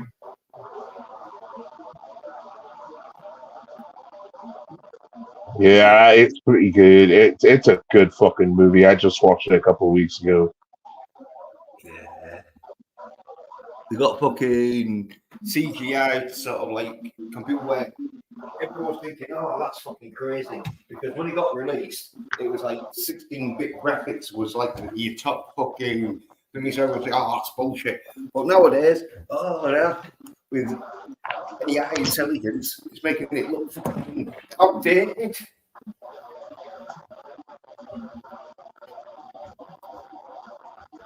No, it's fucking great. Just the best part of it was the old lady saying, "That boy's one mean motherfucker." Yeah. Who do you want to bet on? I bet on Ben Richards. No, you can't bet on Ben Richards. He's the runner, not a stalker. Fuck you. I'll bet on who the fuck I like. And I bet on Ben Richards. That boy sure a mean motherfucker. Yeah, it's perfect. Yeah. No, yeah. That woman, No. even though she looks old, even though that woman looks old, I think she was quite young. Well, not real young, but I think she was like in her 40s or something. But she looked like she was in her 70s. I was more focused on the hot Hispanic chick that Arnold was fucking wooing. Because, damn, she looked great in that fucking skin-tight outfit. God damn. Yeah. I forget her name, but yeah, she was in like a few other action films. It's like the hot Hispanic fucking bear.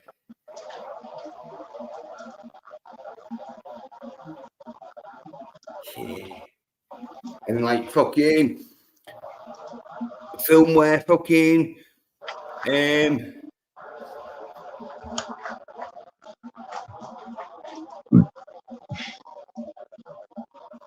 where Jesse the Body Ventura beats Arnie. Yeah, it fake within the film. They had to fake it because they were trying to demoralize everyone because he was kicking too much ass. Well, you say that, but Arnie's not a Marine. Well, I'm a Marine, so that's why I did that. Oh man, yeah, dude. They were, and then the actual guy who was Jesse Ventura's character refused to do it. Yeah, he refused to do it because why did he refuse it again? I can't remember. He sort of like pushed it because he knew, like, fucking Arnie had just killed most of his men or most of his mates, and so he was like, "I'm not coming out of retirement to kill." I think he called him somewhat like a fucking nobody, and that he said, I was killing guys like these. I thought about the time 20 years ago. I'm not doing it. And then Piggy's like, what? What do you mean you're not doing it? And that fucking, so they got, oh, right, well, fucking get out and that sort of thing. Well, so I got three impressions of it. One, he didn't want to fucking, fight him because he was a nobody. Two, they probably wouldn't pay him enough. And three, I think he was legit worried that Arnold's character would fucking kill him because he had killed everybody else, like you said. Yeah. And so, like, I reckon if it had been someone like fucking the soy drinker in his fucking wheelchair, like, Captain Freedom would have gone out there and snapped his neck. But because it was Arnie, and he knew, like, oh, yeah, there was a chance that fucking Arnie. Because the thing with the Running Man is they wasn't supposed to use ex-military dudes. They was only supposed to use, like, fucking normal fucking average Joes. Well, because the ratings are, like, dropping, Killian and that, he fucking decides, we'll use fucking the Butcher of Bakersfield, fucking Ben Richards, because people's gonna fucking tune in to see the Butcher of Bakersfield get killed and that. But like, no, he's ex-military and that. We don't use ex-military. But he's like, no, the ratings are shit. We're using him in that. And so that's why he's like killing everyone. Because he's like ex-military, where the others were just fucking nobodies or like fucking did whatever. Yeah, I get it. Yeah. Either way, it's a fun movie. You know, it's got a satisfying ending. Fucking, he kills the guy the spokesperson guy, the toast who was. It seemed like he wasn't just a host; he was like the CEO of the company too. Yeah. Well, he was sort of like the like manager of the fucking company, or like he owned it because he was sort of like their fucking best fucking Saturday night entertainment. He was like top of the bill. So he owned like the Running Man and everything sort of thing. So it was his sort of like company of the Running Man show, and that he was earning fucking billions or whatever to fucking, because it's like the only entertainment, I think. Well, in the sort of future, it sort of predicts, which is sort of like what we're living in now. Everything's shit, and so there's not much entertainment going on because everyone's fucking starving and that, and so there's only like one main show that the gambling on, because sports. And didn't it also imply that corporations and governments have kind of merged into one? Yeah, it could have been, yeah, and so like, yeah, this is the only like Saturday night viewing that people can watch. Yeah, it was pretty dystopian, man. It was pretty dark. Yeah, but it's fucking not as dark as what's fucking gonna be happening, I think. At least with the Running Man, there was people still fucking able to like fucking afford steroids.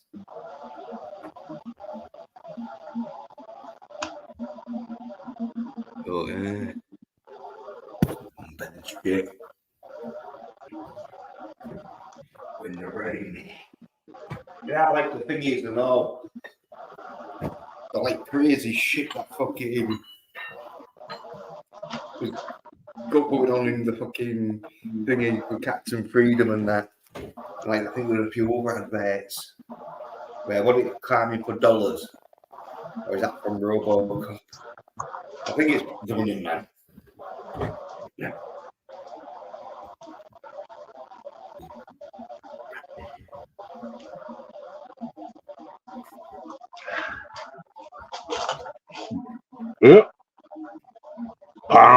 Come on. Do it. Yeah. Yeah. Pump up the damn. Pump it up.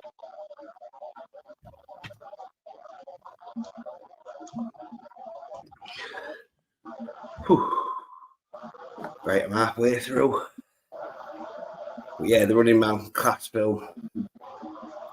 Fucking got loads of fucking back because Buzzsaw and all, where he fucking gets fucking snarled in half, even though like there's no show it, but it's fucking great fight scene that bit. Here's Sub-Zero. Now, regular Zero. Yeah. Good stuff. Yep, just watched that one about a month ago. Fucking great. Yeah, so I'm like fucking when it was released, because I fucking big into Arnie fucking films, so I was gonna watch it, whatever it was gonna be about, as long as Arnie was kicking ass in it. And there was some people going, oh yeah, it's stupid, it's such a stupid film. Oh. But now they can't say shit because it's like, oh yeah, well, like it predicted a fucking lot. It predicted like the internet. Well, I say predicted it used the internet sort of thing, even though it was a really shit fucking computer that probably couldn't even go on the internet because it didn't have no fucking LAN cable or out. So, but yeah, well, it would have been able to go on the internet, but it just looked like the fucking Commodore 64 that they just made to look like it was able to like order flight tickets. Because you remember when he's in the fucking like flat of that bed who he thinks is his brother, but his brother fucking moved out a few months ago or whatever. And then he has her on the fucking weight bench. And he's like, oh, I need to use your computer and that. And he orders some flight tickets. And he's like, oh, yeah, you're coming with me and that shit. And she's like, why should I help you in that? That famous bit where he's like, just grabs the fucking thing and like, yeah. and she's like, oh, why don't you stay? He intimidates the shit out of her. Yeah, just picks up the whole thing. It's fucking great. Classic fucking Arnold show of force right there, man. Yeah, and a fucking great cast and all.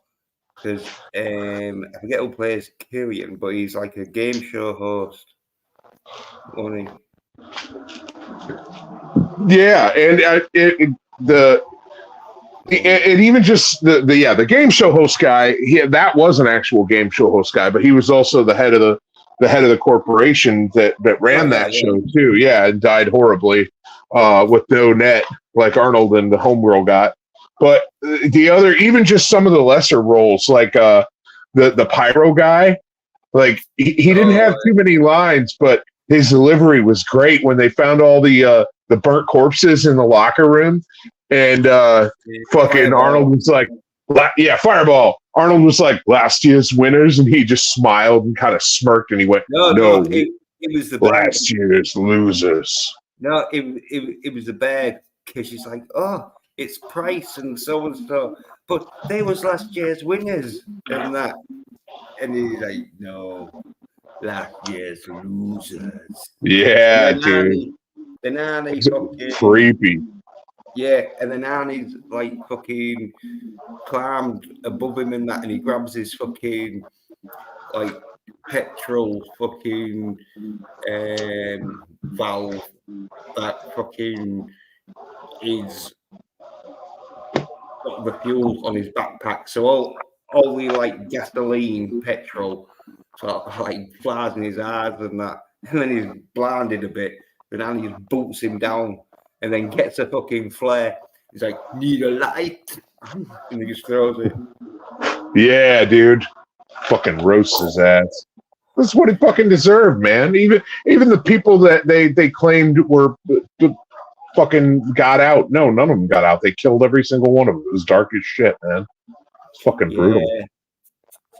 Yeah, they did sort of like make it into a like death chamber, but obviously they couldn't fucking tell everyone, or else no one would be entering if they thought, everyone dies.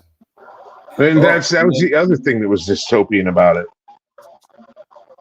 It was hopeless. They had to create their own hope. Yeah, and then Fleetwood Mac, he's in it. Mick Fleetwood? Yeah. Who was he?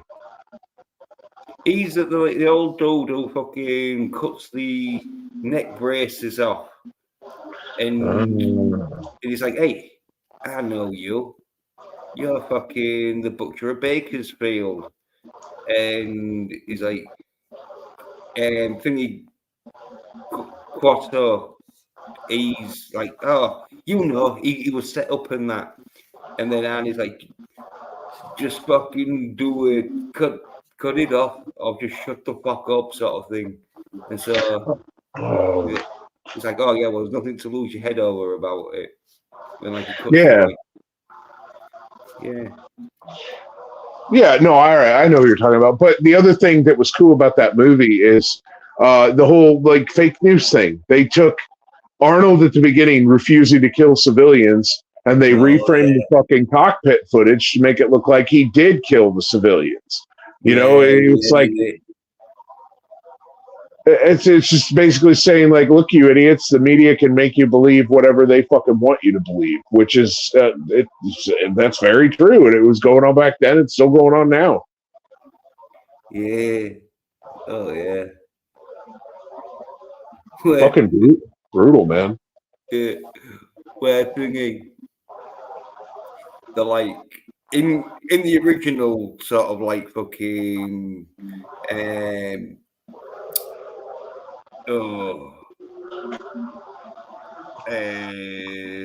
scenario that happens, they're like shoot the fucking people, just shoot the protesters.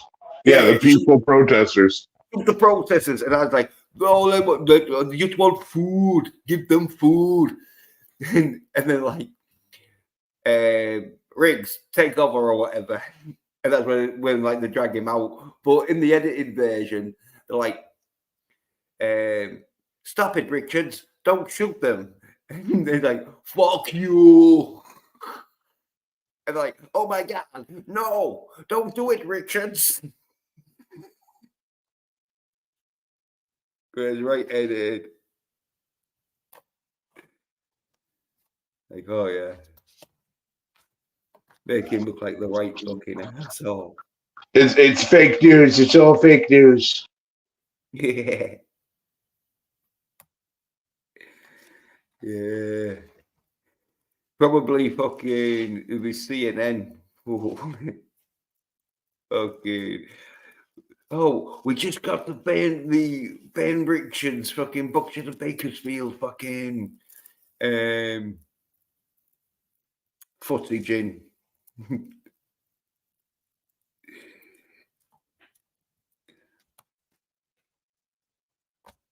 And then like what they do with all fucking like the footage in it, like fucking so fuck around with it, make it look like fucking something completely different by editing. Well, where has fucking Nelson gone? Maybe he knows his number one pick is not going to beat the running man. But he's left. Oh no, he's back. Yeah, you left then. I thought it was because you can't beat the running man. No, I had to fire a bunch of fucking fuck. Hold on. Shit, I know everything's all right there. It sounded like you was getting raided or something. But yeah. Hey, man. That's all.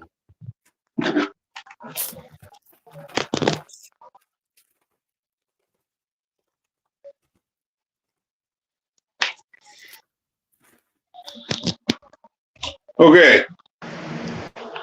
Yeah. Taking your phone into the bathroom with wires attached to it for headphones is a pain in the ass. I can see why a lot of guys just go, hey, vamp for a minute, I'm going to take a piss. Because it's, yeah. And then trying to wash your hands afterwards. And, God damn it. Fucking hell. Yeah. Said, oh, yeah.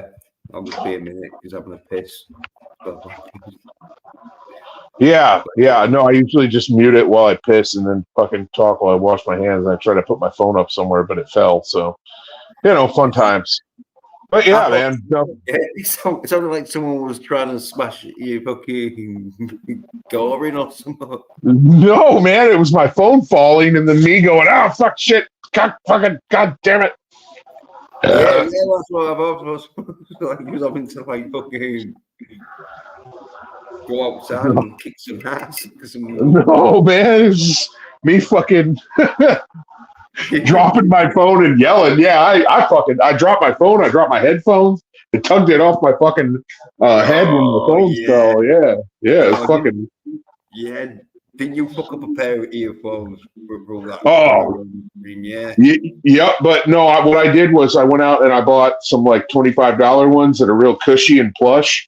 They make my ears kind of hot. They're kind of a bitch to use on hot days, but it's not that hot here anymore. It's like 60 degrees now.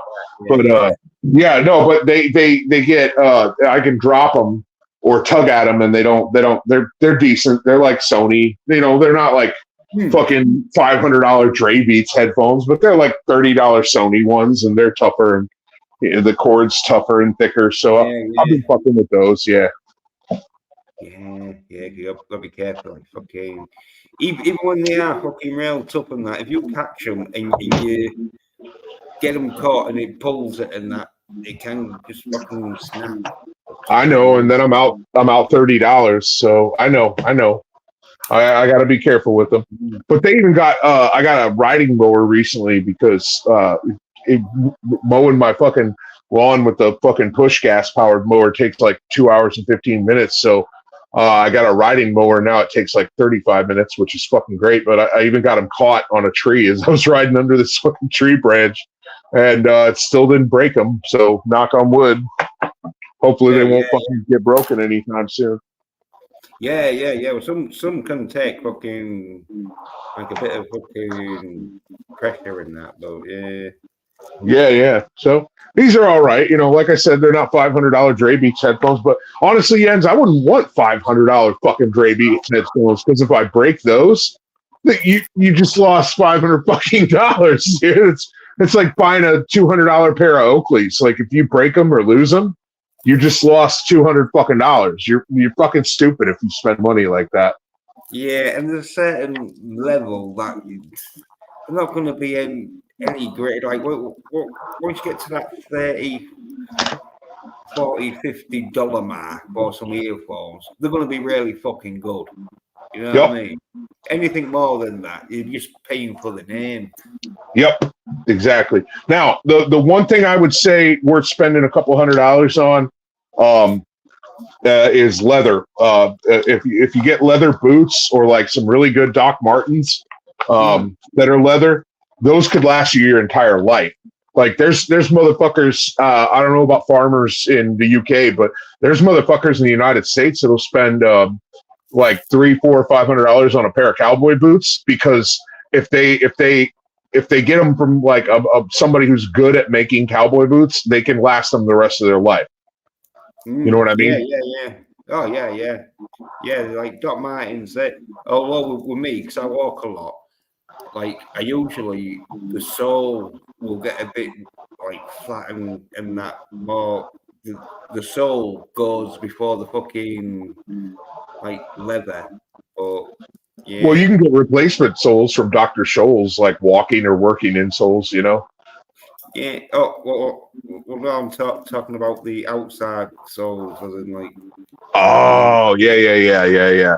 Yeah. Well, you can get them resold too. Like, I mean, you still got cobblers in the UK, right? Yeah, no, but like the Doc Marten soles are like rubbery sort of things where you probably can get them, but like usually fucking the thing is I fuck by then. But they do look, because I've got a pair now and that, and like I've been wearing them, but the sides are like split a little bit. But, yeah. The shoe's still good. And speaking of army boots, can I tell you my last pick? Yeah, because like fucking I was worried in case you didn't come back, and then we won't know your number one pick. My final pick, and this might not be one you'd expect from me, but this is for the vets, the British and the American vets, Saving Private Ryan. Oh. Just that opening scene, Jens, in fucking Normandy, man. Did you hear there were men who survived the Normandy invasion who had to turn the movie off because they said it was the most realistic depiction of the invasion of Normandy they've ever seen, and it brought back war flashbacks, and they had to finish watching the movie later, or they never could finish it just from that opening scene. Oh yeah. But like, as for a masculine action film, I would say it's a bit fucking more of a war film. I mean, it's still pretty fucking masculine, dude. Like they get that dude home. They all die just to get that dude home, and he's the only one who gets out. And he gets the girl. He starts a family. He lives to a ripe old age. You know, he visits their fucking grave when he's a grandpa. Yeah, like, so you gotta respect that, man. I know it's not typical masculine action like Running Man or John Wick, but like it's dudes handling business, fighting some of the most despicable villains history has ever fucking seen. Yeah, but you put in Tom Hanks as your number one pick as masculine hero. Ah, no, fuck Tom Hanks. He's a cunt. But he's good in that movie. He's good in that movie. Good movie, but I don't really view him as the hero of that movie. I view all of them, the entire unit, as the fucking heroes of that movie, man, because they all work to fucking save Private Ryan. Yeah. Remember, I'll put it more in the masculine, romantic, fucking war films with Tom Hanks.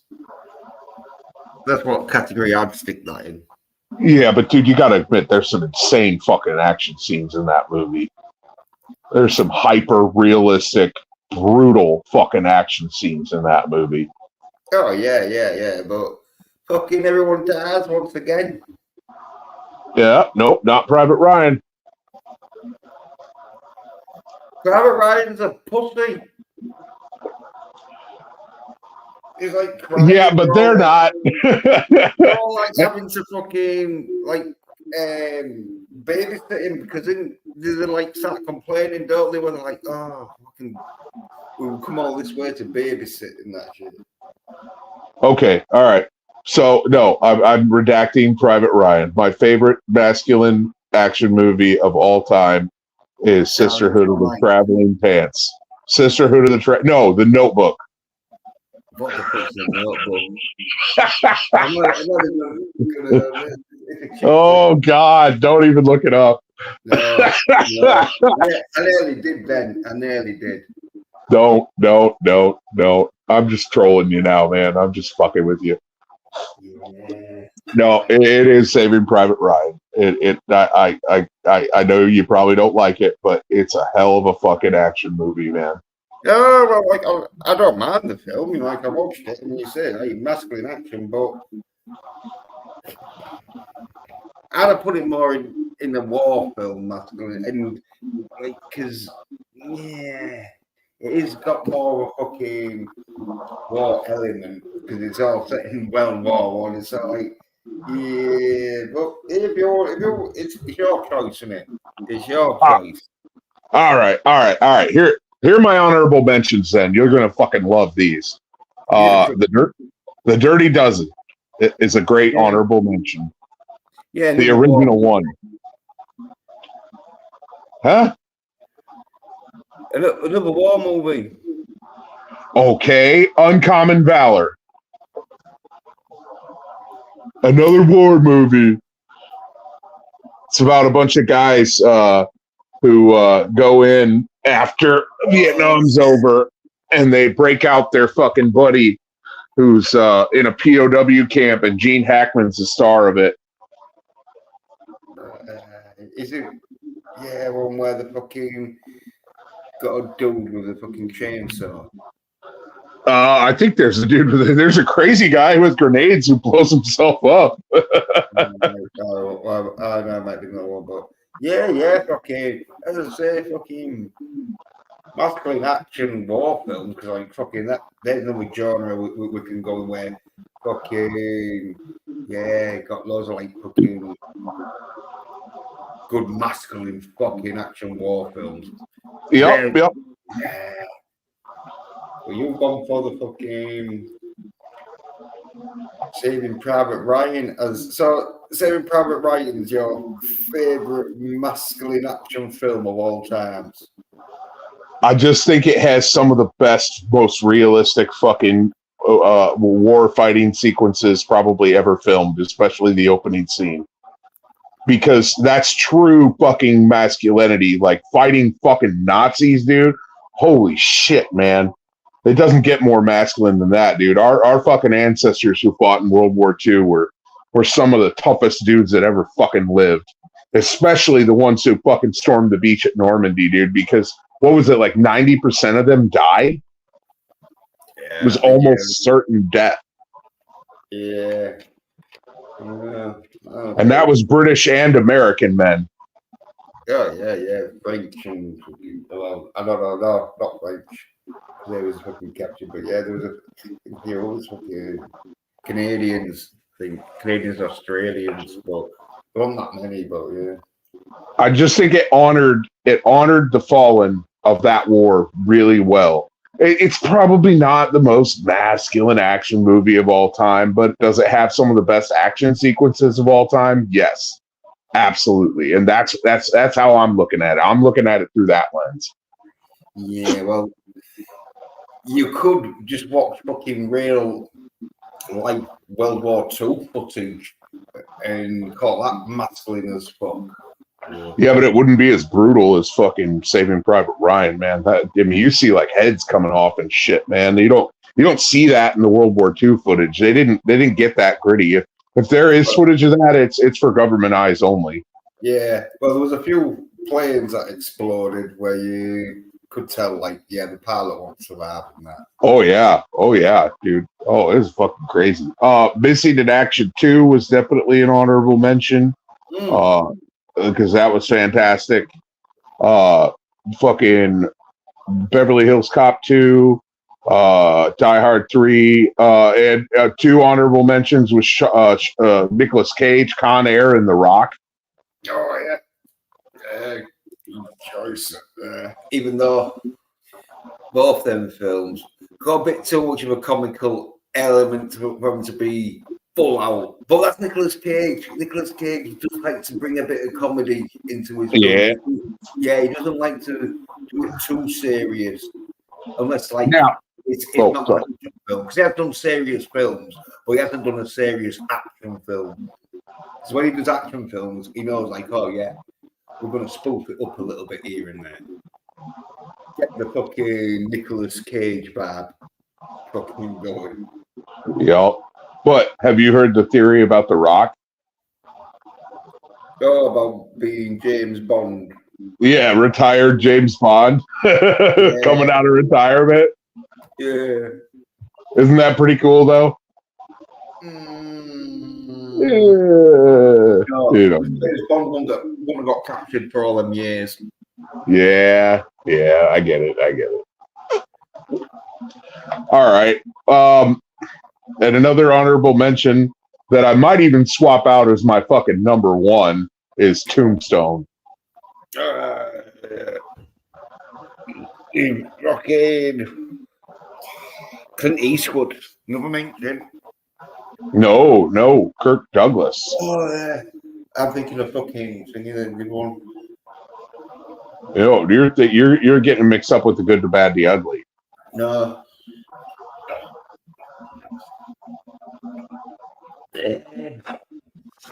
It's so fucking Unforgiven. That was what I was thinking of. Yeah. Clint Eastwood and Morgan Freeman. Yeah. You know what I saw? I saw in a $5 bin at Walmart earlier tonight. Unforgiven and Dirty Harry. I almost bought it. Yeah. I love fucking. Here's one of them where, like, yeah, there could have been fucking another box set, but the box set will be fucking really expensive. But yeah, there was 2 good fucking films there. No, it was Dirty Harry and Unforgiven for $5. Yeah, it was both of them. But you just thought, like, you Dirty Harry fucking box set might be cheap, then just get like Unforgiven. It was each movie, Unforgiven and Dirty Harry, for $5. It was a 2-piece. They put 2 DVDs in one case. Ah, right, yeah. But yeah, still, yeah, fucking great fucking bag. And I should have bought it. Oh yeah. Oh, I think all Clint Eastwood films are great. Yeah, because they're just both fantastic films. And I saw Unforgiven when I was like 11 or 12. So about the last time I saw fucking First Blood and Rambo. So I need to rewatch both of those. All 3 of those. Yeah. Oh, man. Well, I can remember fucking most of Dirty Harry because they used to fucking come on like British TV, like fucking nearly every year. Like, oh yeah, get the Dirty Harry fucking film out of it. Yeah. And so, like, I can remember, and my nana, she used to go mental over the Psycho dude because he played the part so good. She hated him. Yeah.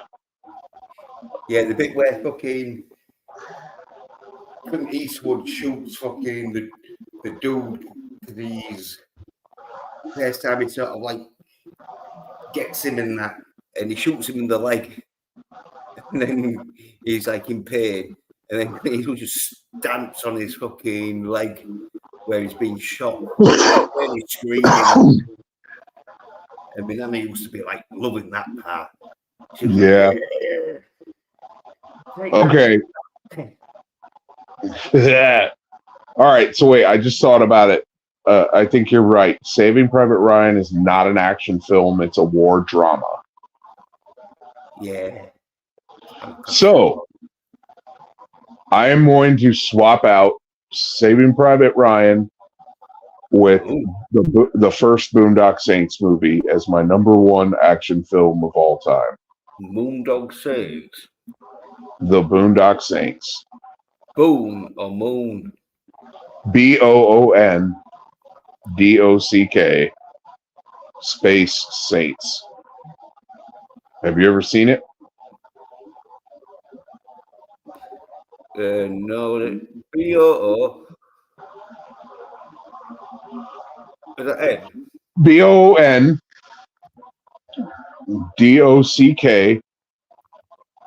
Saints SAINTS. There we go.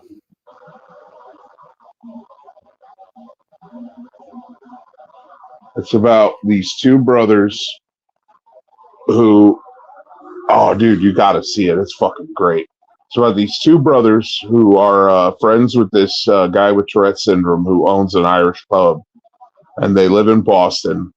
And they're celebrating St. Paddy's Day with a bunch of their Irish friends one night. And these fucking Russian assholes that are trying to buy the fucking bar off of the old man with Tourette's, the old Irish guy with Tourette's, come in and try and strong arm him and talk shit to him in front of him and all of his friends, all of his younger Irish buddies. And the guy behind the bar with Tourette's tells him to go fuck themselves. He's got like a stutter and he's got Tourette's. And the Irish guys politely ask the Russians to leave, and the Russians tell them, you know, eat shit, we'll fuck all of you up. And they get in a brawl with them. And the two brothers light one of the Russian dude's fucking ass on fire. With fucking 151 and fucking a book of matches, and they wrap him on the knuckles and set him packing. Right. Well, the next day, the Russian, they didn't realize these guys were Russian mob, or if they did, they were too drunk to care. And fucking the Russian mobsters, the three of them, track down the two brothers to their apartment and fucking straight up try to kill them. And oh, dude, it's absolutely brutal. Like the way the brothers fucking take out the Russian mobsters. So there's these three bodies in the alley below their apartment, like 10 stories down, and the cops are trying to figure out who did it. And the two brothers end up turning themselves in and saying, like, yeah, these guys broke into our apartment and fucking tried to kill us because we got in a fight with them the night before, and we defended ourselves. Well, then they realize they got a knack for taking out fucking mobsters that rape and murder, and start going through the town. And they fight the Russian mob, they fight the Italian mob, they fight a bunch of hitmen. They fucking just kill motherfuckers just without mercy. And they have this crazy prayer that they do that's like handed down by their family, that they say before they murk the last motherfucker in every situation. It's just a fun fucking movie. And they get drunk and they cuss too much, and they're just fucking crazy, and they speak like 5 languages. They work at a meat packing plant for fuck's sake. It's weird. But yeah, it's just a fun fucking action movie, man. If you haven't seen it, definitely check it out. No soy at all, man. No. I think I've heard of it before, and something, but like I'd never like fucking seen it or like known anyone who had seen it and that. Oh, never got like. But yeah, some people. I think it might be you and that. But yeah, some people. I've mentioned it once or twice that I've heard on streams and that, and fucking other places. Well, the weird thing about it is that in the bonus features, there's an interview with the guy who wrote it and directed it, an Irish guy named Troy Duffy. And in the bonus features, he's talking about how much he hates Harvey Weinstein because he's a fucking rapist and a piece of shit and fucking pressures women into sex and all this, that, and the other. He's just this greasy asshole running Hollywood, and he doesn't like him, and that's why he made this film independently, right? So Harvey Weinstein heard about that, and so this film got made in 1996 or 1997, and it took him 12 or 13 years to make the sequel because Harvey Weinstein blackballed him.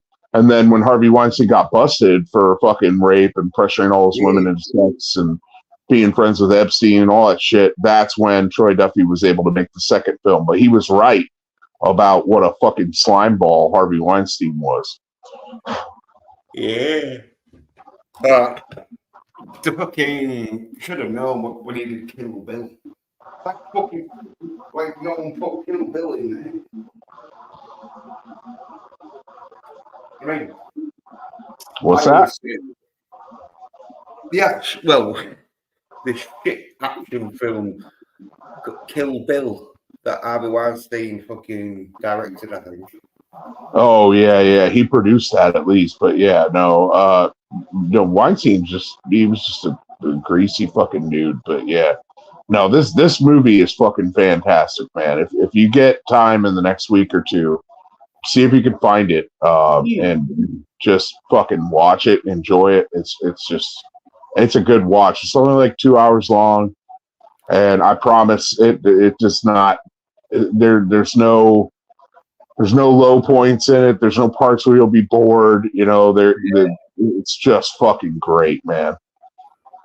Yeah, well, like fucking the screenshots I've seen, like fucking just look actiony because they're always fucking got guns out. Fucking. Oh yeah,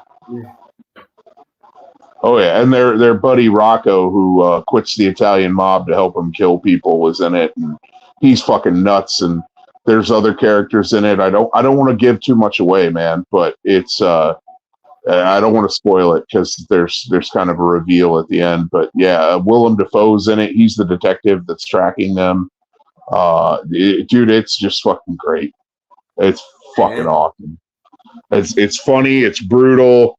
Even the brothers, like they beat the shit out of each other a couple of times. Like there's everybody in it's fucking nuts, man. Yeah. There's even part in it where they pounded a table so hard that a blank that was in a gun went off and killed a fucking cat, and they kept it because the gun was right by this fucking cat's head, and they pounded the table too hard, and then the gun went off, and the powder in the blank fucking killed the cat. Yeah. Blank's fucking dangerous at close range.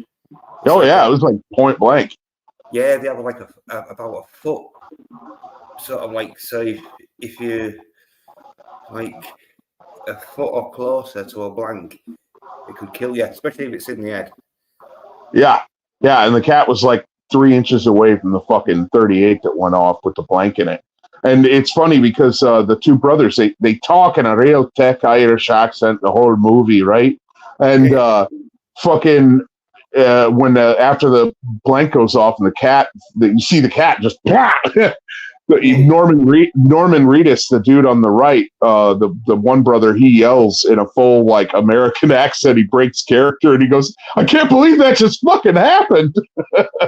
And they kept it in the movie because like they just thought it was fucking crazy that the cat died. Might as well, just keep it in the movie. So yeah, right, that for real.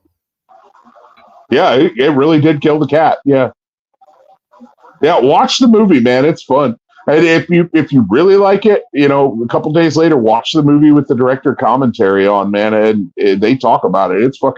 It's nuts, man. They had a hard time making this film because they didn't have a lot of money, but they had a lot of heart, and they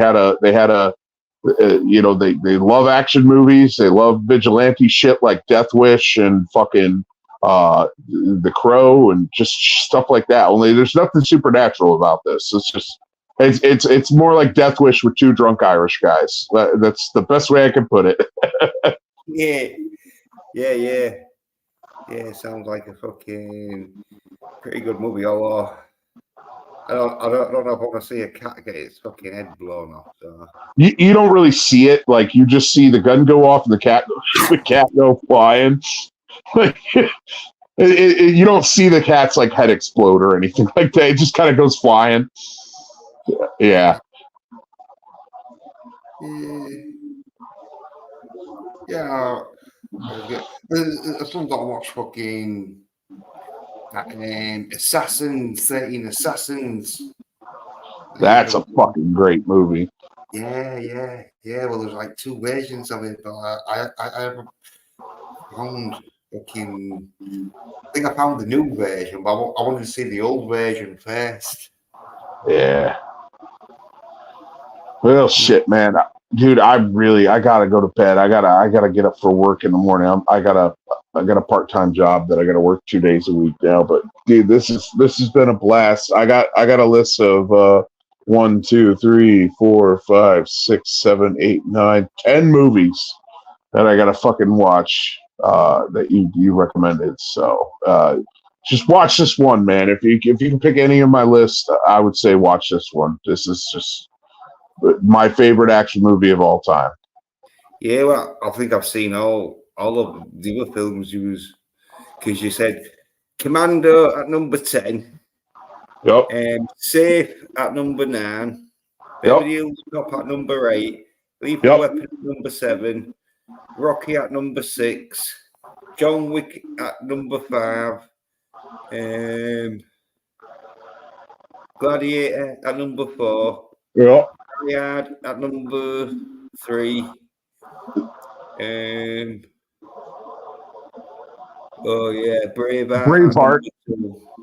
And then you said Saving Private Ryan, but you changed it to. But this is an action movie.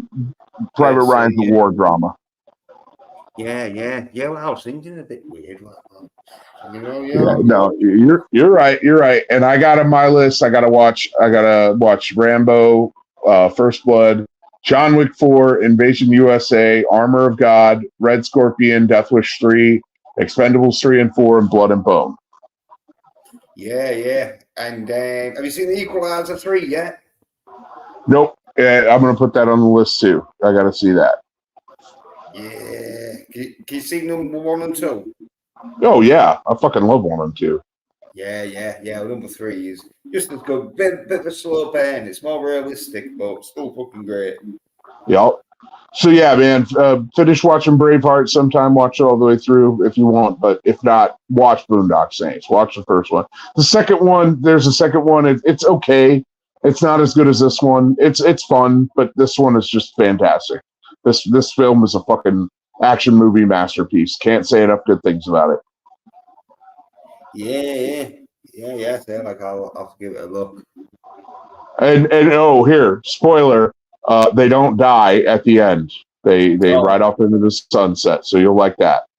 Well, yeah, because I fucking hate to watch films where fucking the protagonist dies at the end. It's like, ugh. Nope.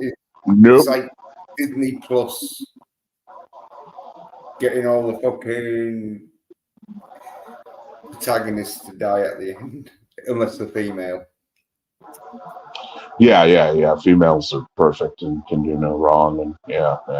Fuck Disney. All right, man. Well, you have a great night, dude. Thank you for having me on. I appreciate it, man. This was a blast talking about our top 10 action movies of all time. Yeah. Well, cheers for popping on, Nelson, and that. And is that what you want to promote before you go? Nah. I mean, I got a short with Pete Etep Wakuian. We hung out last week. I went and visited him in Michigan. So if you want to check out my channel, there's some shorts on there. I got Save Some Kitties with the girlfriend, and so there's a couple shorts on there if people want to watch them, and if not, whatever, keep watching Jens's show. And yeah, man, thank you. Cheers for having me on, man. Thank you. Yeah, probably on Nelson. It's time. Like, okay, we'll talk next week. Hopefully, that touch wood fucking gets. What did you want to do next week? Did you want to do 80s, 90s, 70s, or did you want to go into like sci-fi, fantasy, spy? Which one did you want to tackle next in the top 10 list? Yeah, we'll go for spies because like fucking Simmy Jew brought in Goldfinger. All right. We'll do spies. I'll write out a list for spy movies. Well, a lot of them are going to be Bond, though. A lot of them are going to be Bond. I'm already warning you there. Oh yeah, well yeah, probably about half of them was going to be Bond. I could have, yeah, I'm probably going to pick maybe like best favorite Bond, like fucking each actor, apart from Daniel Craig. But fuck you, Craig. So like I'll have like one of them in each. So there's about 5. There's 5 films. All right, man. Well, you have a good night. I need to hit the hay, man. So thank you very much again for having me on, man. Have a good night. Yeah. Do someone else on. All right, peace. Yeah. Thanks. Yeah, I'm nearly finished with these fucking weights and that.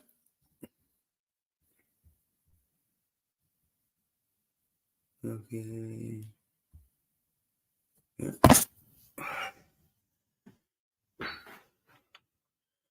Got 30 of these to do.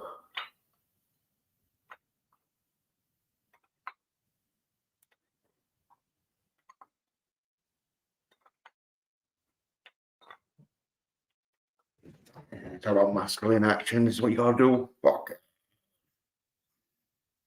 Puncher.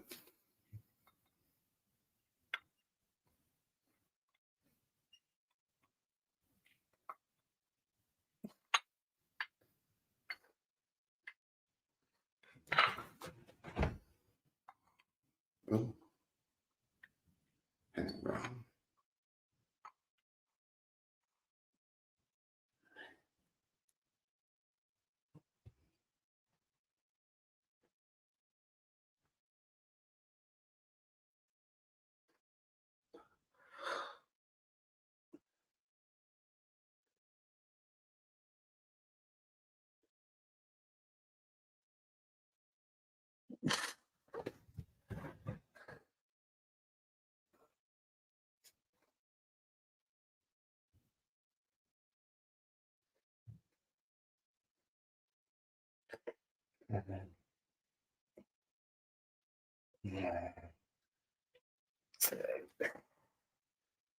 Yeah, I've got 10 more to do.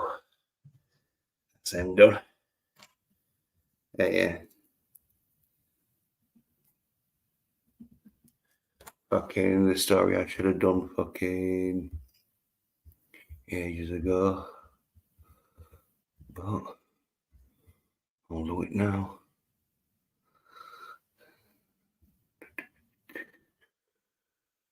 Here we go.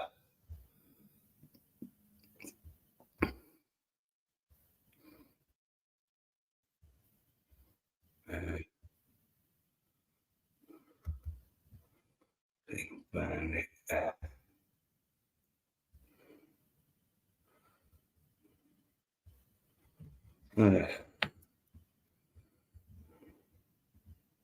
Where the fuck is it?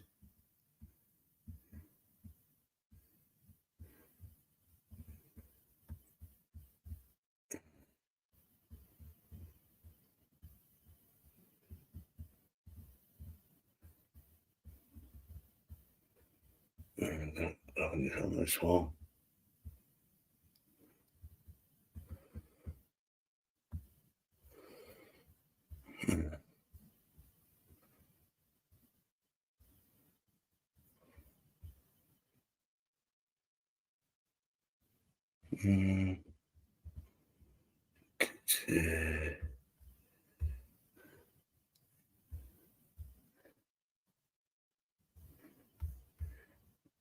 On this one.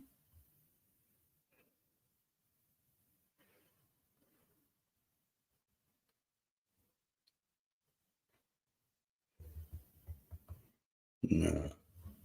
Fuck. I should fucking save these, shouldn't I?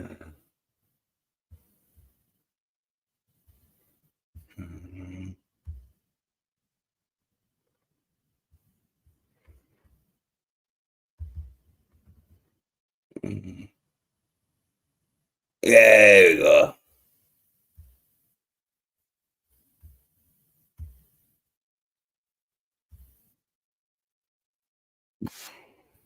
And come on, me, ma.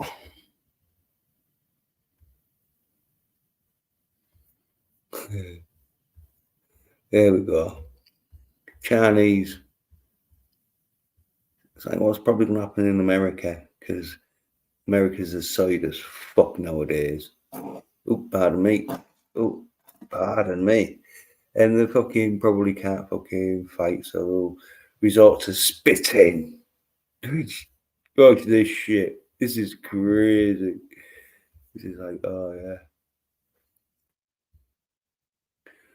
Okay, put the volume down. Because all the but yeah, okay, so yeah, spitting at each other. And that's that door to get these. Oh yeah, that one gets okay, spitting at each other. It's like their form of fighting. There we go. Yeah, okay, this one gets right up in his face. Yeah. We could tell who won that fight. Or spitting fight. He's jumping up, getting locked on it. Ah, yeah.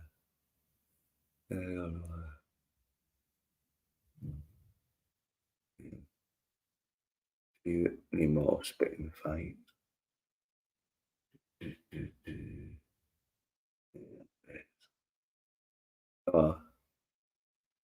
Oh yeah, that's just trying to claim fucking injuries. That's what he's saying.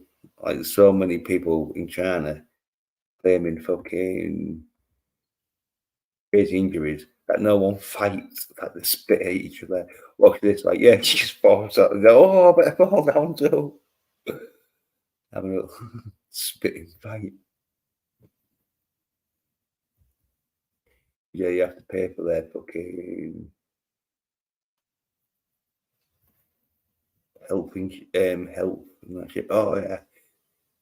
There's women going at it.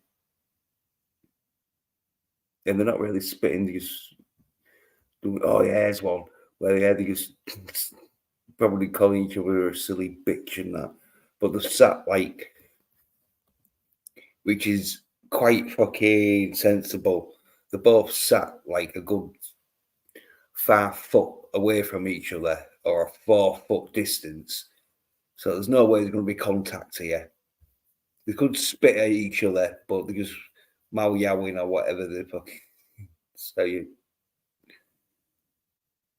But,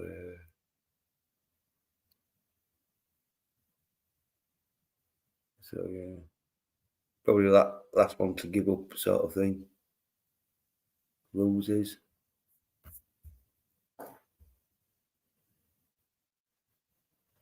Yeah.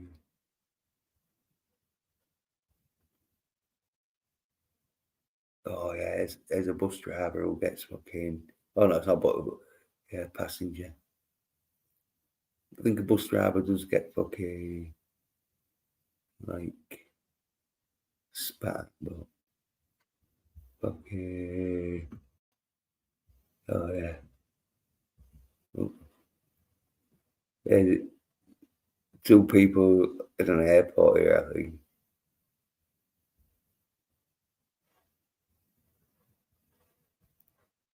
Oh no, there's the bus driver. Yeah, because he moved out of the way. Like, I think it's the driver or conductor.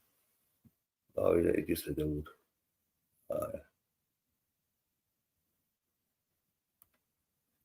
Yeah. Or it's like a fucking spitting like tries to like bite my fucking.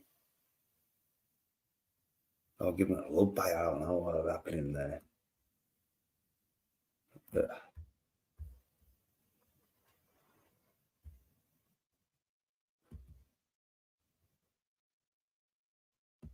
yeah, now it comes a bit though, because they don't fight. You have to spit. It's a weird but looking at each other. They got the chairs out. They're like, oh yeah, this is good. Gonna be more than fucking 2 or 3 hours. They get the chairs out. Oh, yeah, he's pointing and that. Their way of fighting. Just point and shout. Oh yeah.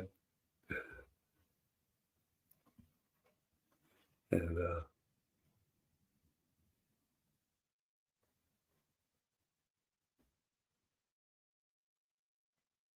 I think this one does like a kung fu, like what?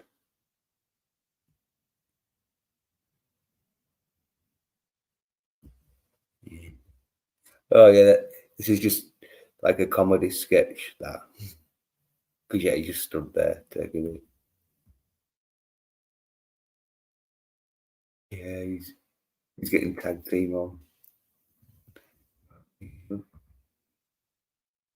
Yeah, jumping up and down. Yeah, that fucking crazy.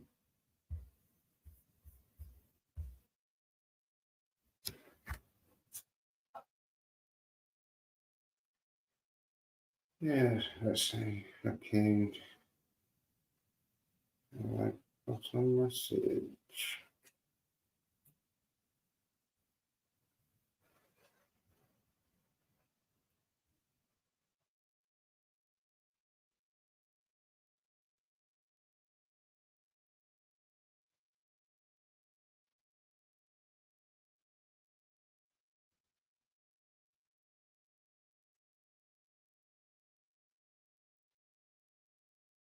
Yep, yeah.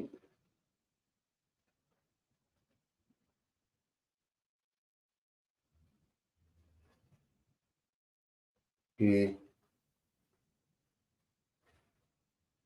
Sorry, but he's having to spit in that. Yeah. Oh yeah. And then I'll fucking finish off these fucking reps because I've got fucking 10 reps to do.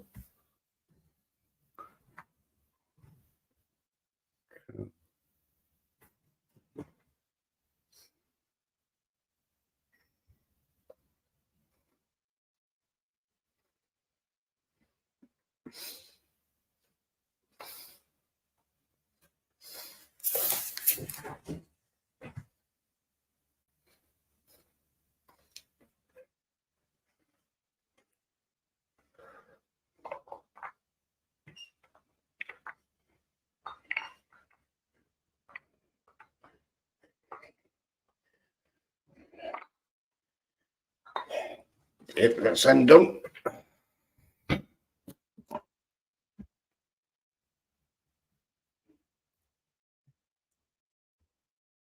Yeah, see, Dunkirk.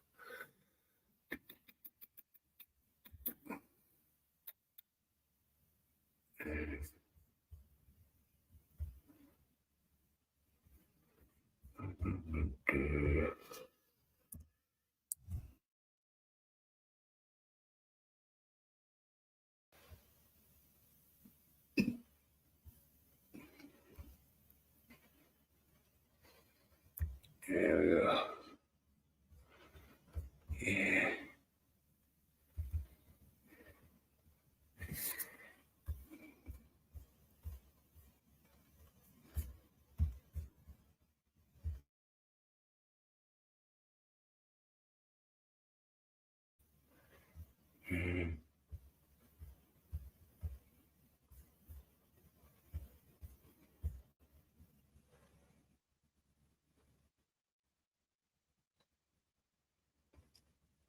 Yeah, it's this one here. is Filoni, is Filoni betraying Lucas Star Wars? One source says no, yet. I see ominous signs ahead. Yeah. Well, this one, fucking hell.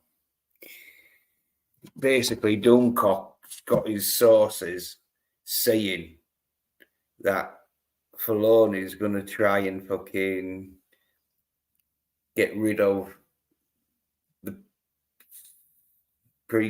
sequels. But with getting rid of the sequels, he's going to have to do it all female-led shit. And so they're admitting they're going to be doing female-led fucking shite. And it's like, yeah. Because the SOY NERD bitches are watching Ahsoka. So they'll definitely watch some fucking other female-led shite. So, yeah. No really news, because I fucking told you the Forces have gone female. So, yeah. But to other people who don't know this, then yeah, the Force is female. Oh, it's SOY NERD bitches. It's like not only they're watching female-led action, they're watching female shit-led action now, even though female-led action is 99.9% of the time is going to be shit. But this, they fucking know it's going to be shit because it's done by Disney. Yeah, Dumbcock says like, yeah, there was all like female fucking like women in like a scene where it's like, oh, you SOY NERD bitches. They fucked it up. They didn't like the Mandalorian. It was too masculine for them. So now they've got this side shit. And you know they're going to watch it. Because what else have they got to watch? Nothing else, have they? Got no masculine action. Can't watch any masculine action, so yeah. It's going to be that side shit. So as I say, there's no question that Star Wars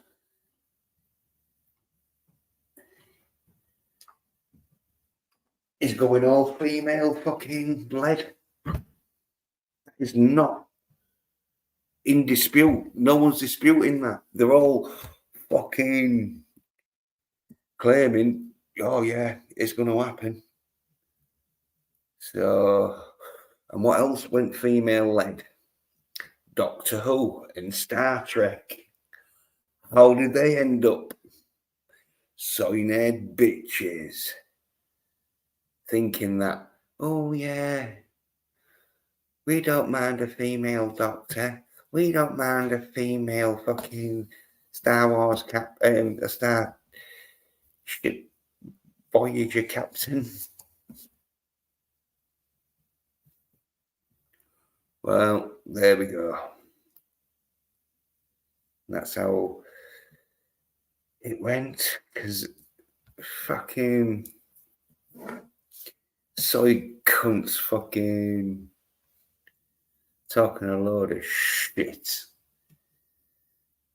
And they don't know masculine action, so they'll watch soy shit. And now they're stuck with the soy shit. And they don't want anyone else being masculine. Because it's like, well, they can't be masculine because they're watching soy fucking shit. It's like a vicious circle, but hey, I'm just going to be fucking, make sure I'm masculine.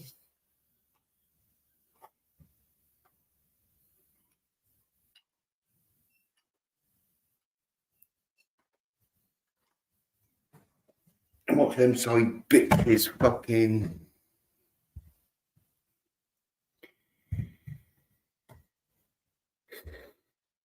drown themselves in female-led shite action. That's side cunts for you. That's side cunts. As I say, Dummcock's fucking like spies, informants, and that. I'm not fucking disputing that it's going female led. All the disputing is whether it's going to be fucking changing the prequels or fucking like getting rid of the prequels canon or just making the prequels canon more stronger. But either way, they're going to be doing it with lots of females. It's going to be like watching your mother fucking trying to do an action film. Soy nerd bitches. Oh. Well, they're going to be like Doctor Who fans. I've noticed Doctor Who fans don't really talk about Doctor Who no more. I ain't heard them talking about it much. Apart from how shit it is fucking gone. That's probably the only thing they're going to be saying. It's like, well, I watch it.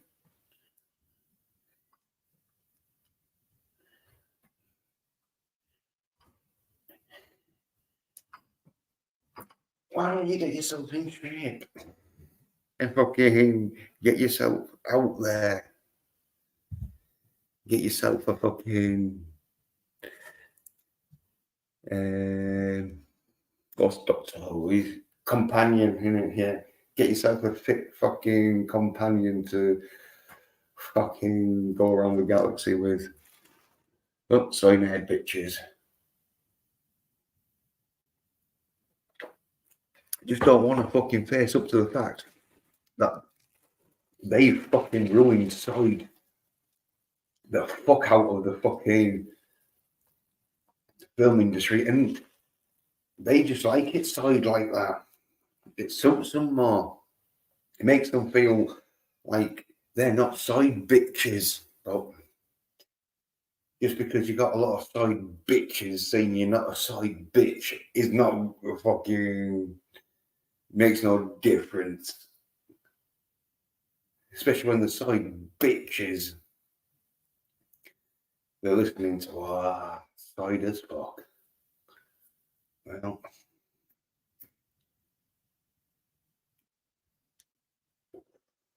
I'm just keeping the fuck away from them.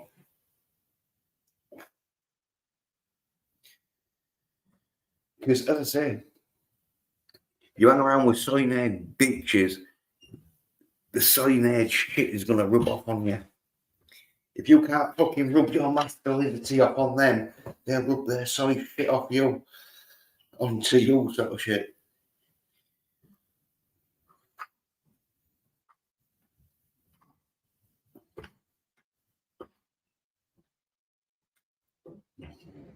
So yeah, you gotta be masculine. Gotta make sure that you're fucking doing shit that they're like, oh no, I don't want to see that. It's like, oh, why don't you want to see it? Because it's so fucking masculine. That's why you don't want to see it. Well, I'm afraid you're going to have to see it. Fucking buckle up. Fucking buttercup. Oh, soy nerd bitches. What can you say?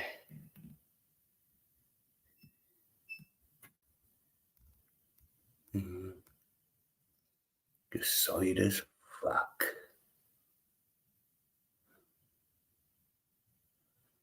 Anyway. Here we go. Last set. Please, anyway.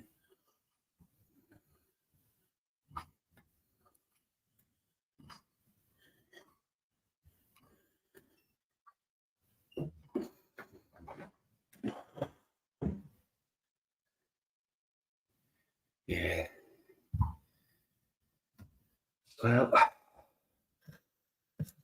people think I talk shit, but it's like, oh, wait till you find these soy nerd bitches, because what it is you're as strong as your weakest link, and if your weakest link is soy nerd bitches, then they're gonna fucking bring your fucking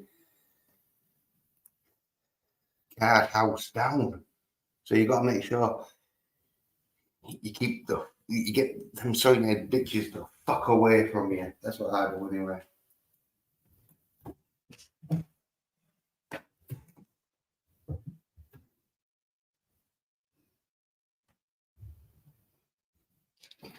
Because I hate to see masculinity and that shit.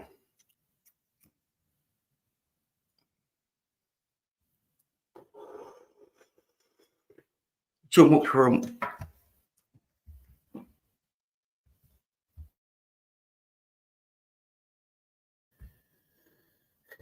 it's like a terrible nightmare that they don't want to fucking be reminded of. Oh, when you get masculine, you can't watch masculine fucking action if you're a fucking little soy bitch. So, got to do some weights and that. And now it's these fuckers, but before then, though.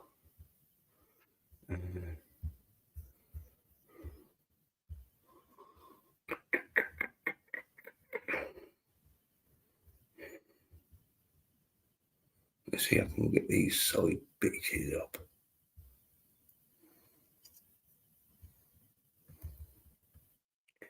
Boom, boom, boom, boom.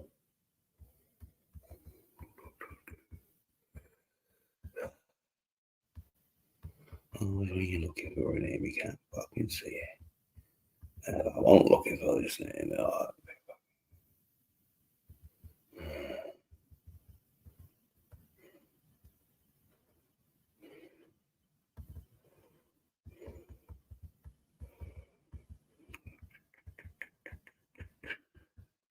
don't know why it is in alphabetical order.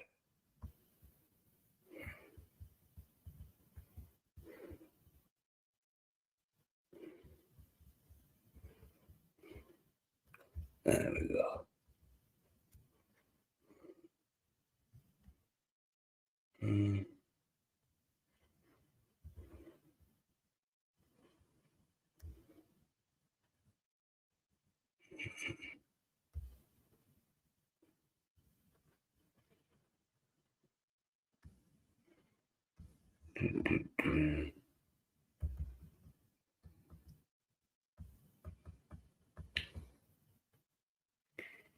it's being taken down.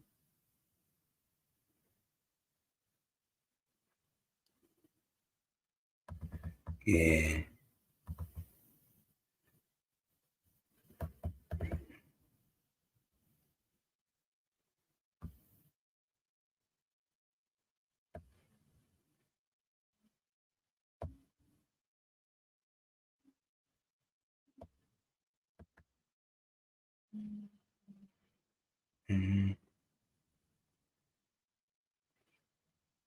Oh no. I think it's this one.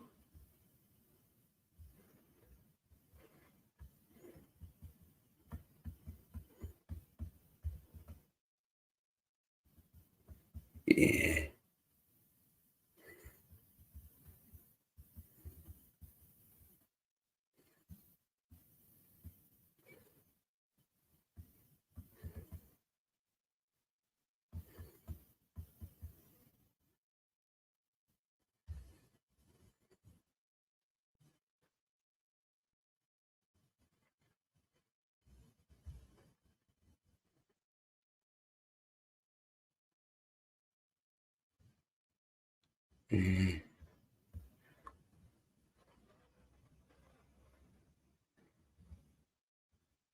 I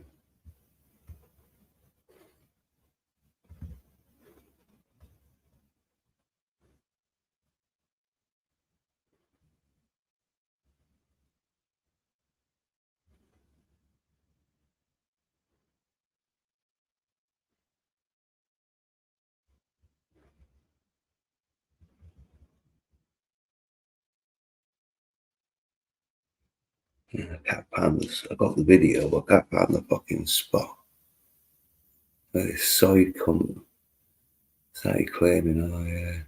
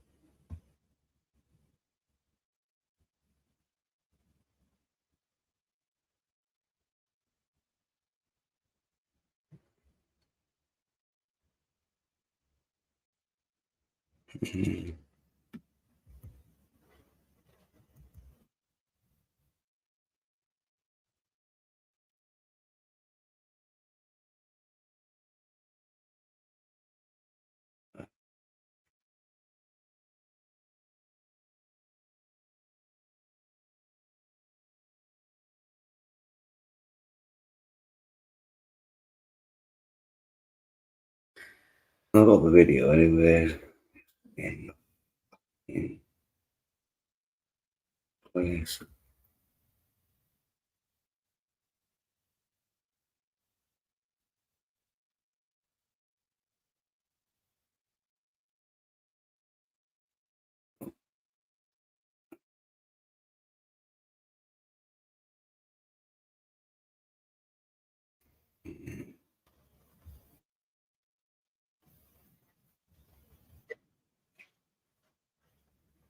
Was it this one?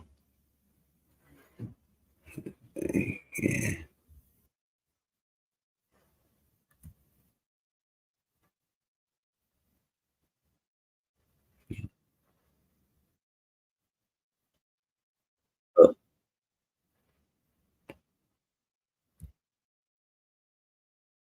Oh, in this one.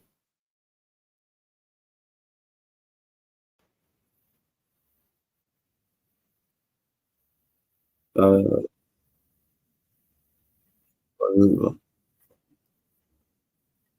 yeah, like someone got pulled over.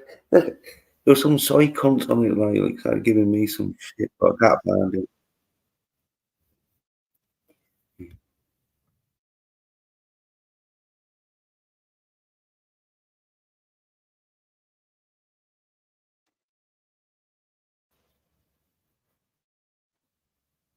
Yeah. No, it was some soy cunt that was like, oh yeah, I fucking, because I was saying like, oh yeah, Americans haven't got any fucking masculine heroes. I was like, I'm American masculine hero. I was like, no, you're not, because you haven't got the camera on. But I couldn't find the fucking, because I was on for an hour and I couldn't fucking find it.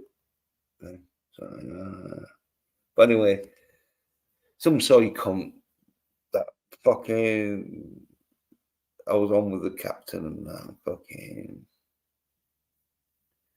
soy cunt came on and that. Well, I think no, they was on before me. Like, yeah, I just fucking I was talking about being masculine and all this. Pissed them off because I was like saying fucking the critical soy drink is a fucking cripple. Because someone said like, oh, but the critical soy drinker would beat up Jens and that. It's like, no, unless I laid down and he fucking ran over my head with his fucking wheelchair. I don't think so. And that sort of like, I think pissed him off. And then he started claiming like he was fucking masculine. Like, get your camera on, show you're masculine. But obviously he didn't. Unlike me, where this is what you gotta fucking do.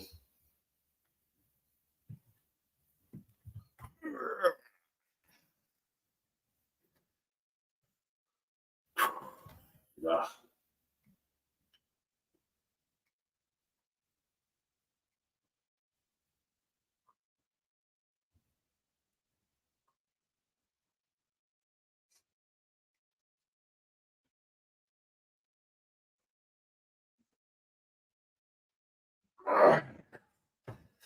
That's one second.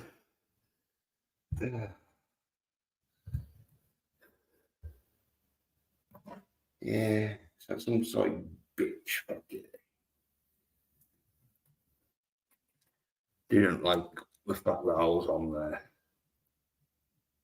being masculine.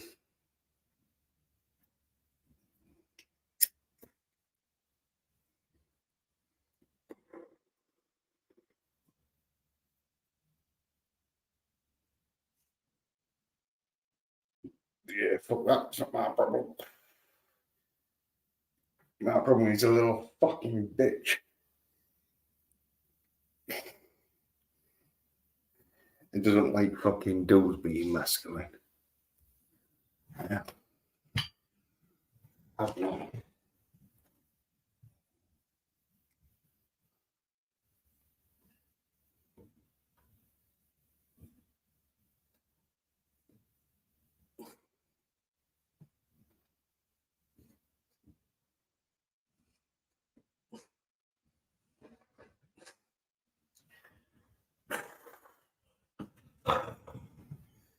Yeah. Little side. Because, yeah, he started fucking saying, oh, go on camera then. And I was like on my phone at the time. So, because I said how masculine I was. Oh, go on camera. Get on camera and see how masculine I was. Like, don't need to, you silly cunts. Fucking watch my streams. I said, like, for fucking nearly 2 months now, I've been fucking doing weights on streams. If you want to see how masculine I am, fucking check out one of my streams. I think he probably did. And he realised how masculine I was, and he was like, ugh.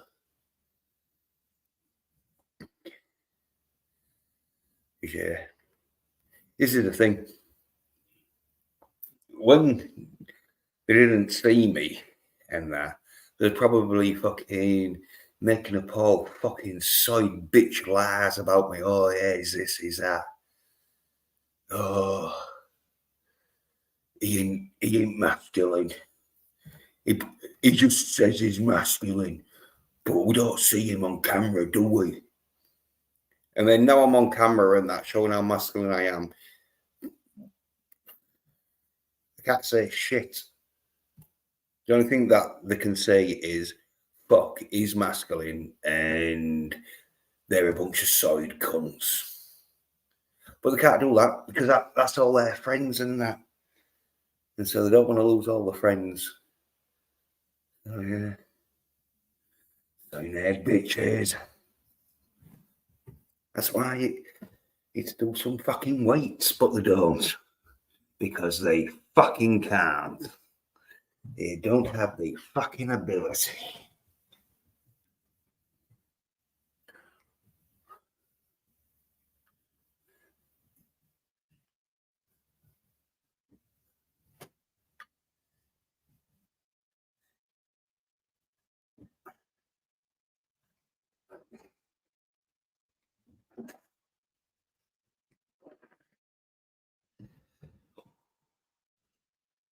Yeah. And I'm showing them how it's done. That's probably why they don't want to fucking acknowledge this shit. So they're little side bitches. They don't want to see me training because then they won't have an excuse. Like, oh, well, I don't know how to train. It's like, well, watch someone who fucking does then. But SOY NERD bitches. They can't handle masculinity. Which is why dudes like us are masculine.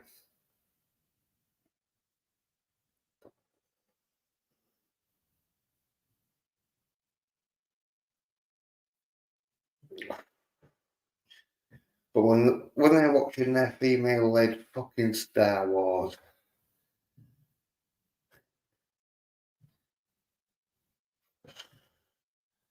what's people gonna say?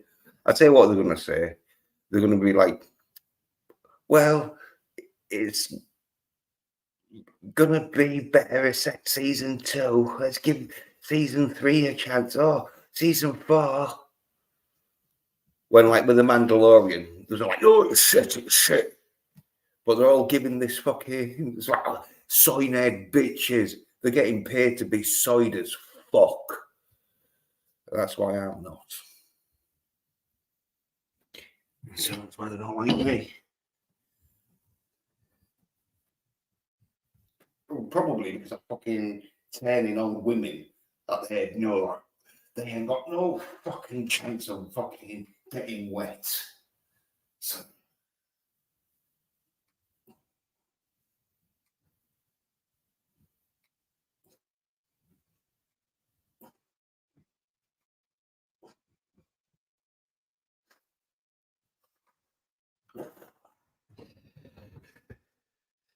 So, you know,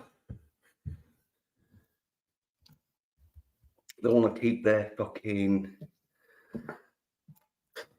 little fucking love bubble fucking not bursted. They need to fucking lie to themselves that one day a woman will find them attractive. No, that's not happening. They're gonna find, at best, you are a fucking cash cow. And you know you're a cash cow because if you don't fucking give them money, you ain't getting sex. Means you're a fucking cash cow. Up SOY NERD bitches.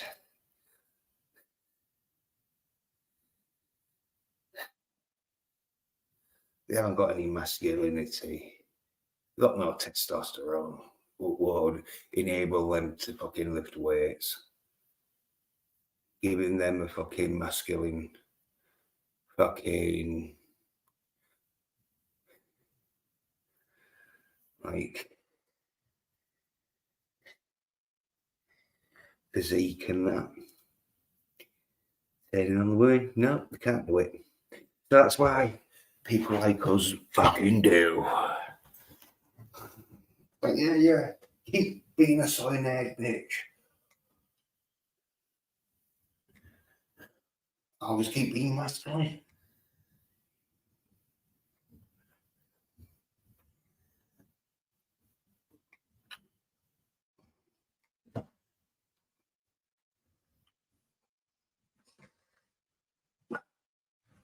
There we go. That's it done. Yeah. Okay. You know.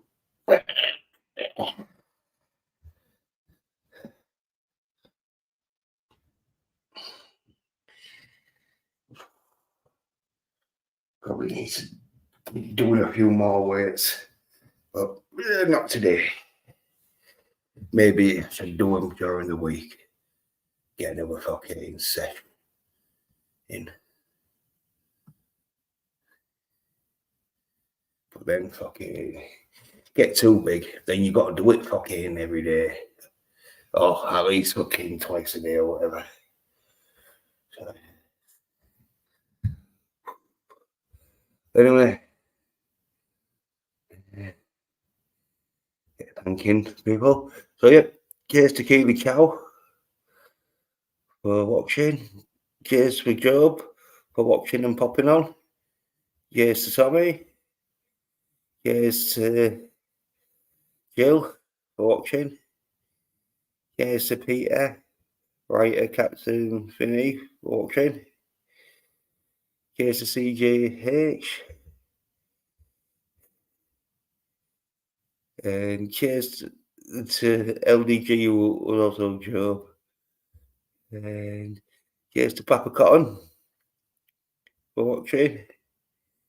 And cheers to Nelson, Psychopath, for popping on that. Doing a fucking top 10 fucking action films. Yeah, I think I was everyone. So yeah, probably doing a fucking live stream next week and that, hopefully, touch wood, because fucking Nelson's gonna be coming up with some more fucking films, doing spy films this time. So yeah, best spy action films and that. Right, so yeah, thanks for watching. Cheers, bye.